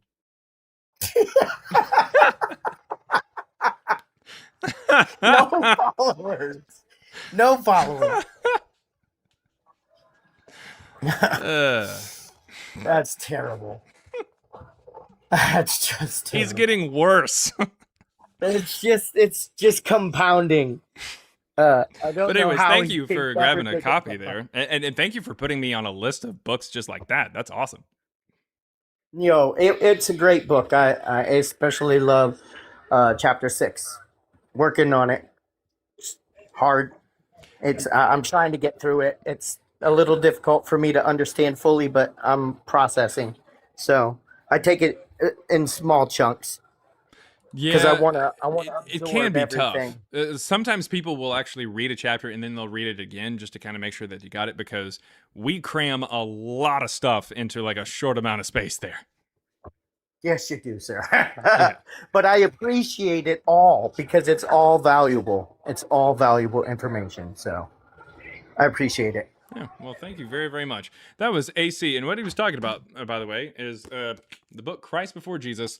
If you're looking for it, the ebook is just $3. The link is in my bio. It's on the YouTube profile as well. Check it out, Christ Before Jesus. There's a hardback. There's a print version as well as an audiobook version. But thank you very much, AC, for coming up, for your kind words. Thank you. Thank you. Let's see here. You do what? Where? Yeah. All right. I heard it as soon as I said it. So Skeptic Frog 2588 $2 says, Jesus Christ, do queefs make the same sound in every language? I assume so. I remember as a kid, somebody asked me, how do you laugh in Spanish? And I'm like, what? So yeah, I suppose they do. What did you say about my back? Anyways. Yeah, technically, I guess with the J's, I guess you could. Let's see. Oh, what's up, Chris? What's going on, man, Royce? Let's do this. All right. All right, let's do this. All right, man. All right, admit that you are Royce and admit that you're the Italian guy, and you won't be blocked. No, I was Royce. I'm not the Italian guy. Okay. Admit that you were the Italian guy because Benjamin's account does not follow the Italian guy. Also, you said that you didn't know his name. Oh, Italian guy? You just said it, bro. You just said Italian guy. How'd you know who I was talking about if you didn't know his name? Because you just said admit you're Royce and Italian guy, and we have the conversation. I don't know who I'm Royce, yeah. Okay. Well, how did he share it to you if you don't follow him? I knew his name, so I was able to check. What does it matter who I am? What does that matter? Just admit it. Just be intellectually honest. I don't want to talk to somebody who's intellectually dishonest. All right, fine. I am not Royce, but I am Italian guy. You said earlier that you were Royce, but not the Italian guy. I might be all three. Depends who I am. Well, go ahead and say that you're all three, and we will continue this conversation. I'm not all three. I'm two. I'm two of them. Sweet. You got about 5 seconds to admit that you're all of them, or all three of them get blocked. You're gonna do it to your actual number one subscriber? Come on, dude. Come on. Go ahead. 5. To your number one subscriber, dude? Come on, dude. I bought 7 of your books. I don't give a shit. All right. Well, there goes both of them. All right. All right. Can you hear me? I swear to God, if you came up with that Italian voice, I would shit a brick. Can you hear me? Yeah. All right. So really, I'm a type of person with this religion shit. I don't like to argue. Okay. So I'm very open to knowledge. Okay. So right now, I want to be educated. So my personal belief system is I don't believe in Jesus. I don't believe in none of that version. I believe in Yahweh, and Yeshua. So I want you to tell me if I'm wrong for believing that. Break down how I could possibly be wrong. Believing what? For believing what? In Yahweh and Yahweh. I don't talk about Yahweh. I'm not talking about Yahweh here. Okay. Because that's what I believe in. I just feel like that you also basically said something about Yeshua. What are you, when you say Yeshua, what are you talking about? like basically I don't believe in God and Jesus Christ. I believe in Yeshua and Yahweh. Sweet. That's what I'm saying. Yeshua. Where are you getting the story for Yeshua? Where are you getting this idea? Where are you getting that name from? Hebrew. Okay, but like what Hebrew text? Basically, like I'm saying, I'm open to knowledge. So yeah, that's cool. But you said you believe in something. I just want to know where you're getting that. Where are you getting that story? Where are you getting? So basically, through connections, I was able to meet one of my mentors. And one of my mentors, he studies the Hebrew Bible. Is his name? And that's Sergeant how he broke Roy it down by to any me. chance? Hmm? Is his name Sergeant Roy by any chance? No, hell no. No. Hell no. What? Okay. All right. Well, still, again, Yeshua, where did you get? So you said you went to a mentor. Did the mentor tell you about the name Yeshua or something? Like, where'd you get that? Yeah, he basically broke it down, and he basically broke it down to me, and he basically like broke down the lies of Christianity and all that type of stuff. Okay, but where did you get the concept of Yeshua from? Where did he? From I'm telling you, I got it from him. Yeah, like what did he tell you about him? So basically, like, all right, let me remember. So basically, he was telling me that like that's who Jesus is, and basically Jesus means Hail Zeus, and like it comes from the Freemasonic, all that. And he was basically trying to say that like the real version. Jesus means Hail Zeus. Is that what you said? Yeah. No. I'm just telling you what I've been told, bro. Trust me, I'm open for correction. Like I want correction. Well, how did he link it to Hail Zeus? I mean, I know the link to it, but it's like I want you to spell it out just so you might be able to hear how ridiculous it sounds. I know, and that's why I'm trying to figure it out. That's why I'm trying to remember this information, but a lot of it is blurry. That's why I'm here. Like I want correction. I want you to correct me. Also, Jesus is just the Anglicized version of Isu, which would be the Greek. And that's just the Greek version of a name that was already around, which is Yeshua. So, I mean, if you believe in Yeshua, then you would have to also believe in Isu, which would be Jesus. So I'm not. That's a good point. I mean, I'm wrong. I'm a hypocrite. I'm being a hypocrite. I feel you. I feel you, bro. Well, it's I know not how really I sound. you. I know I sound guess crazy it's and you, but confusing. it sounds more Yeah. like this mentor guy. It's kind of saying some weird stuff. Dumb shit. Yes. I'm bro. Trust me. I am open to correction. So everything that needs to be said, I want to hear it. You're right. I'll probably be misled to wrong information. Well, I don't. So, what exactly is your question then? I want the right information. Like On what? I want On Jesus? How did these people never exist? Well, it's just a mythology. It's all that it is. It's a story that shows up in the 2nd century. Prior to that, we don't really have anything on this guy. Like So basically, like a folktale, almost like a folktale. Kinda, I guess. Yeah, like more I like feel just stories of Zeus or something like that, or stories of Hercules, or stories. It's just a mythology. It's just Jesus is that. Now, it's not saying Jesus is Zeus. It's not saying Jesus is Hercules. It's just it's a new character. But okay, think about this. If I was to ask you to come up with a superhero, right, you would give him superpowers, right? Yes, sir. But you're not like, let's say, give me a superhero right now and name 3 superpowers that you'd like to give him. They can transport. Okay. They can fly. Okay. And read minds. Okay, cool. Awesome.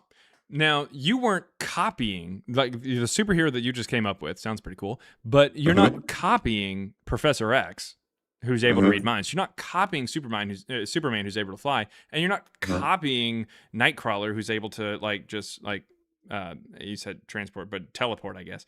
But you're not copying them per se. You came up with something that's fairly original, but it's still going to have certain elements to it that we could also say, oh, this is also something that comes from this. We think of flying as a superhuman ability because of things that came out before us, like Superman and stuff like that. We think of these things. They're not really copying, but they're still influenced by it. The same thing goes there for the same thing goes there for Jesus. He's not a copy of Zeus. He's not a copy of Hercules. He's not a copy of Orion or Dionysus or other things, or Osiris or Horus. No, he's just influenced by these things because the people at the time had heard all kinds of stories up to this point. So when they come up with a superhero, they're going to give him superhuman abilities, things that you think of when you think of superheroes. Thank you. I appreciate the knowledge and the way you're breaking it down. It makes sense. And basically, I went to a private school. I grew up in I grew up in a Baptist church. So obviously, I'm confused and I have a lot of questions. But listening to you talk, my question for you is, how do you see life? How do you see this game? How do you see it? Because for starters, as we know, people are so indoctrined to religion, all these different religions. I don't think you're like that. So, like, how do you see it? something you wake up in the morning and you get through it because there's people who count on you and you have an impact to the world, and you just keep doing it because you know that you have an impact and you're trying to make it better. I feel you, brother. I'm overcomplicating things. I feel you. Well, anyways, I appreciate the knowledge, and I promise you, I wasn't trying to troll or nothing. I'm just trying to educate myself. So I appreciate the knowledge, and I'm gonna go back to being a viewer. Have a good day today. All right, thank you very much. That was SETI 13, everybody. SETI 13. Enjoy every sandwich. Enjoy every sandwich. And sometimes some chips. Get a little bag of Doritos. Been open for a long time, so they might be stale. Oh, hold up. Oh, wow. What the? Yeah. All right.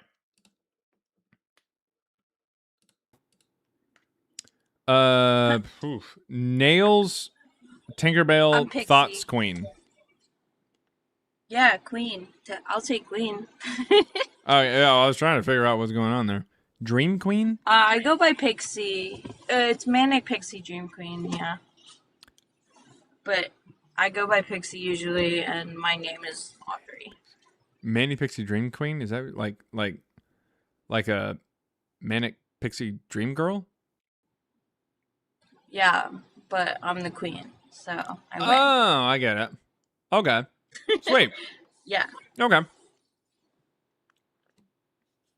Manicure in place of manic is wild. Yeah, it does work. It does work. Manic. Yeah, Oh, or Manny. y'all fight me already in the comments. No. All right, I'm sure. I'm sure fight. Ash is giving you like a compliment. I think that's a compliment there from Ash. It's not like an insult. Anyways, what you got?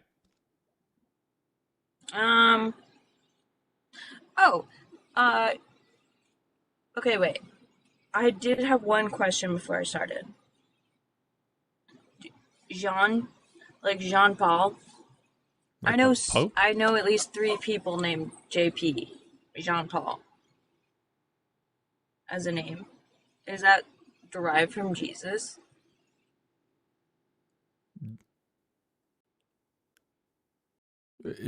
John Paul? Is that what you're saying? Yeah. John Paul? No, never mind. I don't need the answer to that question, to be quite frank with you. Paul was a piece of shit and should have never existed. But I do think he did. Okay. Paul, you said? Yeah. Why would you say Well, that? also, Jesus, why would you say Jesus didn't exist? Like, I don't understand. Like, there was clearly a person named Jesus that existed. So, like, sure? why is there even a question? Yeah, I guess not. I wasn't there. Okay. Well, how did you get to the idea that there was someone named Jesus or Paul that existed? Because there's historical evidence. No. What do you mean?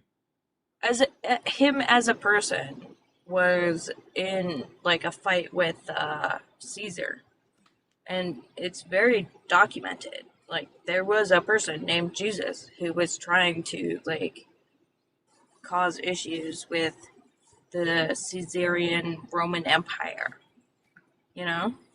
So like, why would you say that he doesn't exist at all? I don't know for sure if he was magic or whatever, but like, we do have proof he existed. So, where is this proof that you're talking about? Nobody. Oh, he was fighting Caesar? Yes, he was. Okay, wait, sorry, that was a comment. Who was fighting Caesar? Jesus was fighting Caesar? Is that what you said? Yeah, there was the whole thing about Jesus said him to pay riding your in on a taxes. donkey. He rode in on a donkey and Into like Jerusalem. tried to. Yeah. In Oh. in one gospel, he rides 2 donkeys at the same time. Hey, yo, as you should. No, I'm not joking. That wasn't a joke. In Matthew, it has him riding 2 donkeys. So, I mean, it's pretty clearly not a real story. There's historical evidence because Caesar was literally the empire and everything is documented. there was someone named Jesus that showed up and was causing problems. No. There's no evidence of him showing up and causing any problems. I'm not really sure what you're referring to. To be quite frank with you, I'm not really referring to anything specific, so. Quick question, and this is sincere question here. I'm not trying to make fun of you, and I do want honesty, though. Are you inebriated right now? I just smoked a joint to my face. Okay. It's, I don't know, nothing against it. It's just, I'm finding it a little hard to follow there. Alright. But did you have any questions or anything? Shit, wait, sorry, I'm dyslexic and I'm trying to read the comments because they're roasting me. Well, you know, don't read the comments. They're just going to keep doing that. No, not actually any specific questions. I would just like to say that I think Jesus was a real person and I just don't think he was magical. All right. Gotcha. Well, I mean, I understand your take. A lot of people do have your take. I would just say that he didn't exist because the evidence actually goes the other direction, but I see where you're coming from. And I also think Paul is a piece of shit and he corrupted the entire religion of Christianity. So. Okay. Yeah. I wish he didn't exist. Well, I've got good news for you. I'll take it. All right. All right, I'll leave you alone. I'm sorry for bothering you. No worries. I'm so sorry. No, you're all good. You're all good. That was Manny Pixie Dream Queen, everybody. Not the girl, the queen. Queen. Yes. Thanks Emphasis. for coming up. All right. All right. All right.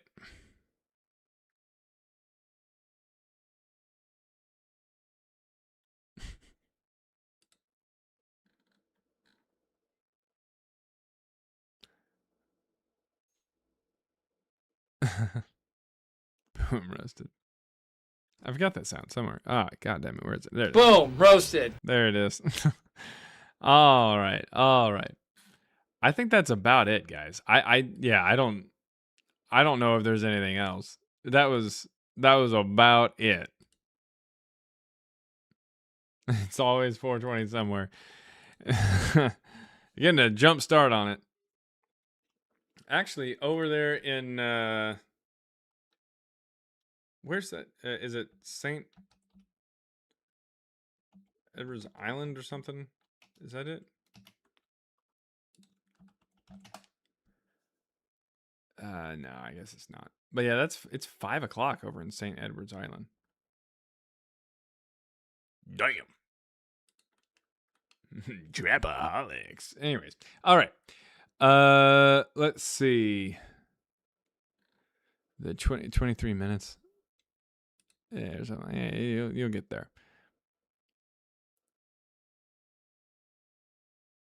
$22 minutes until blast off in Eastern time. Yeah, apparently. 4 p.m. in the Beast Coast. Oh, Michaela. Michaela's getting a nice little 5-second mute for that. Ugh. Gross. Oh, that was nasty. All right.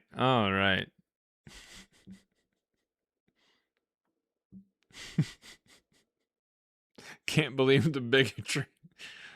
All right. If you've got any evidence, producer Paul, come on up. If you got it within the next minute or so, I'll bring you up. Otherwise, I'm going to go ahead and hop down here.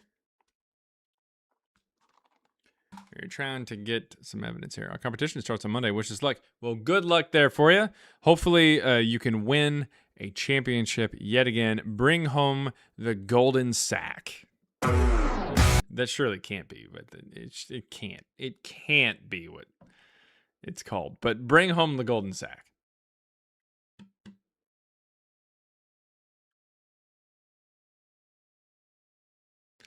Zeus says, "Where's my $10 super chat?" You sent a $10 super chat?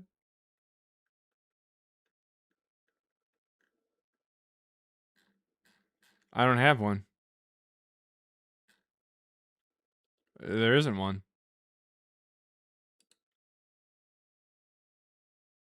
You get regular medals and cash. No sacks. Sacks on sacks on sacks. Let's count. Don't mess me up. What?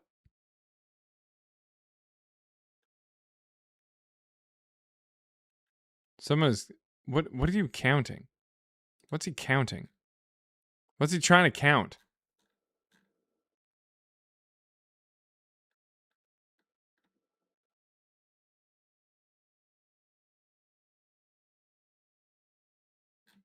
Oh, he's counting. Oh, he's counting down for the time of everybody. Nice. To you ripping that shirt off. LOL, JK. Hey, no. Okay, no. All right. But Jared, it was on YouTube. I must have made a mistake of some kind. Yeah, if you send a super chat, I will read it. But we only got a little bit of minute. What, the 34 all the way down to 0? You only have a little bit of time here. $20 on CBJ being shredded. Nah.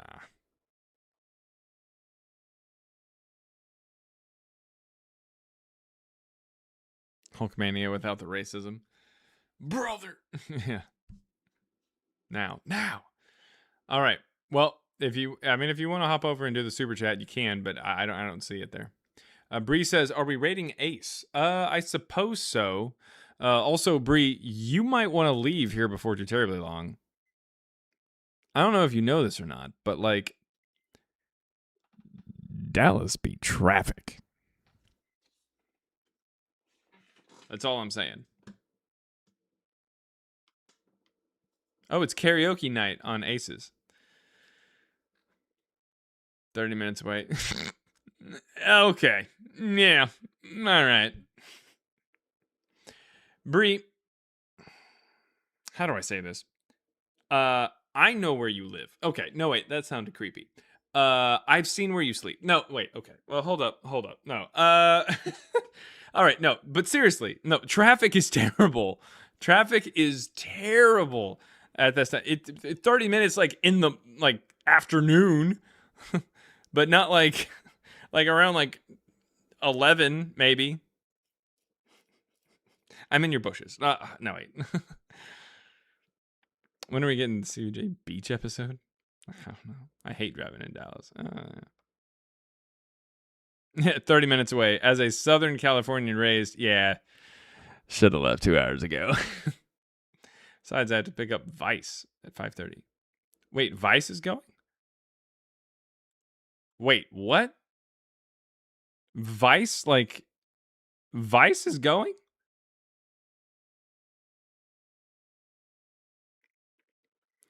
Everyone on TikTok apparently is going to this fucking Kesha concert, except for me.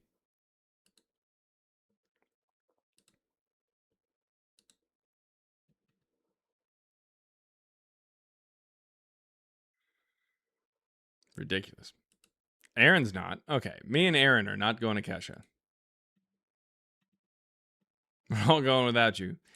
They're all out without you, having fun. All right.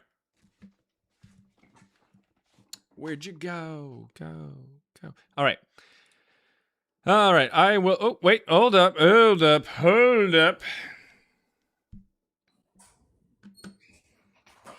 Christina.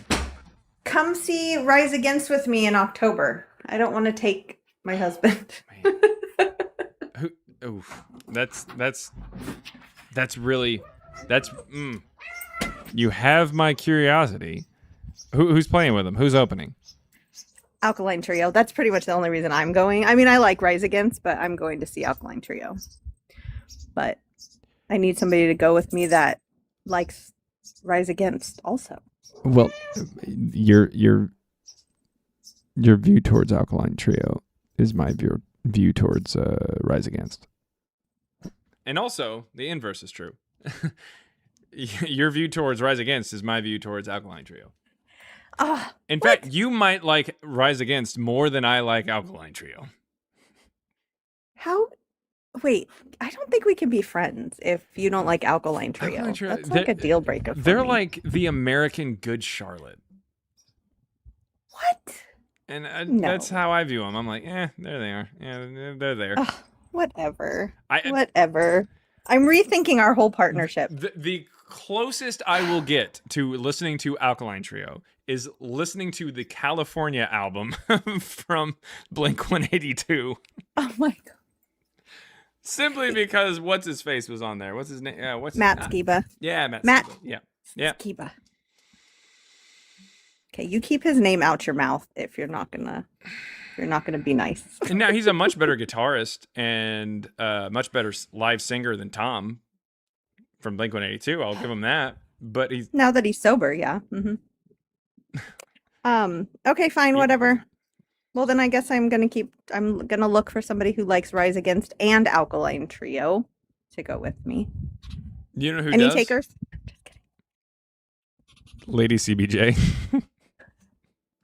Oh, okay. I'd rather Apparently, go with her everybody's just anyway. taking my wife to concerts. Yep, Except let's for do me. All right, fly to California. Yeah, well, yeah. See, that's the part. That's what it is. All right. Bible Libel Sundays, 9 p.m. Central. Sunday, yes, 9 p.m. Central. Yes, Central. That's the best time zone because it's central to everything. Short wig, long wig. These are the important questions that I need people to. We're gonna need a video sent over to us so that we can decide, and it's gonna have to be a new video. We're not gonna go off of the old video. What do you think we are? Animals? Yeah, I don't think I have an appropriate one to send. Sorry.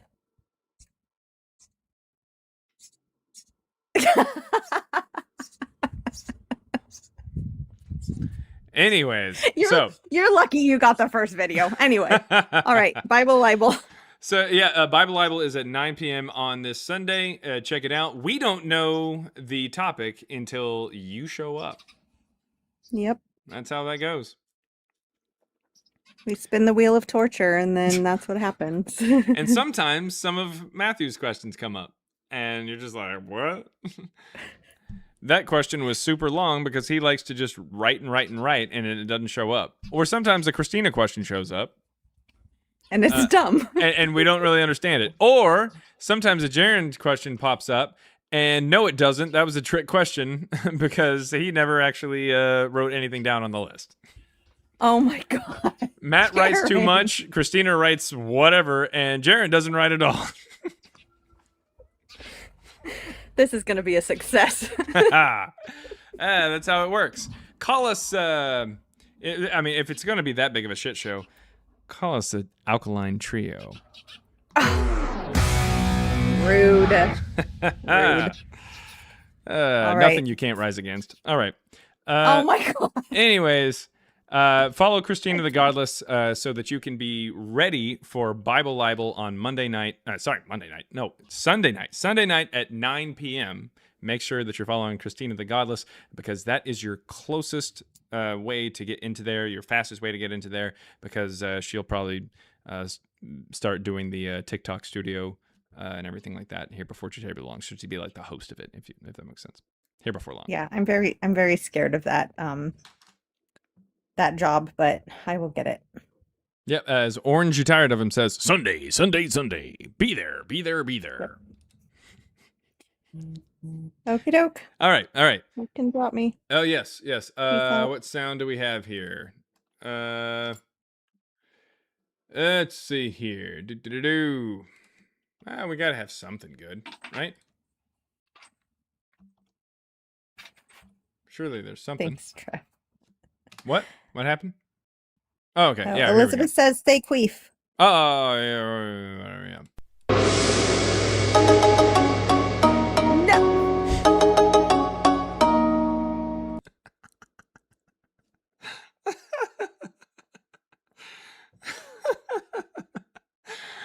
She hates that sound. She hates it.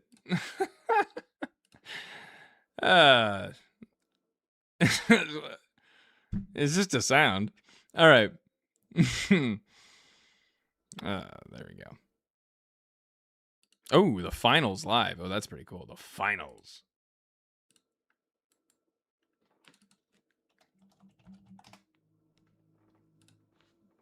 Emotional damage. All right.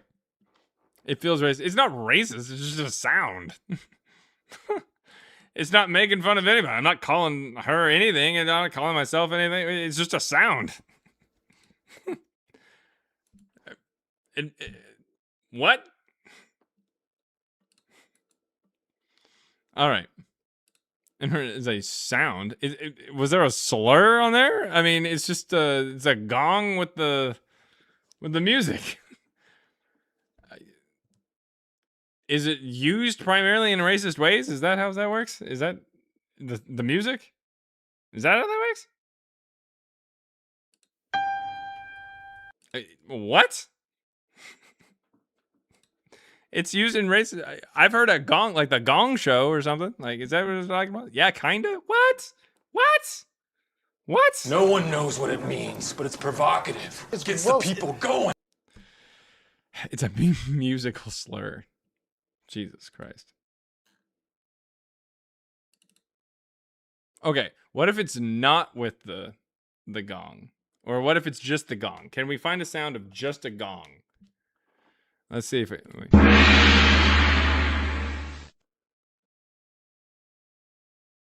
Because it's the Gong Show, right? Like, that's when they hit the gong and then they take them off the show. There we go. Just, okay, fine. Fucking liberals. Always ruining my Chinese music. All that Chinese music that I listen to. Anyways. All right. Thank you to anybody and everybody stuck around longer than 30 seconds. 35-second gang, rise up. Yeah. The intro to the Mortal Kombat theme song. Well, I also have, technically I've got this one. But I play this whenever Apostate Ape shows up. Oh, banana.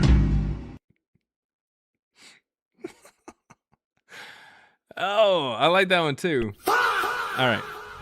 I am not pleased. Called us libs. Well, you know, nah, anyways.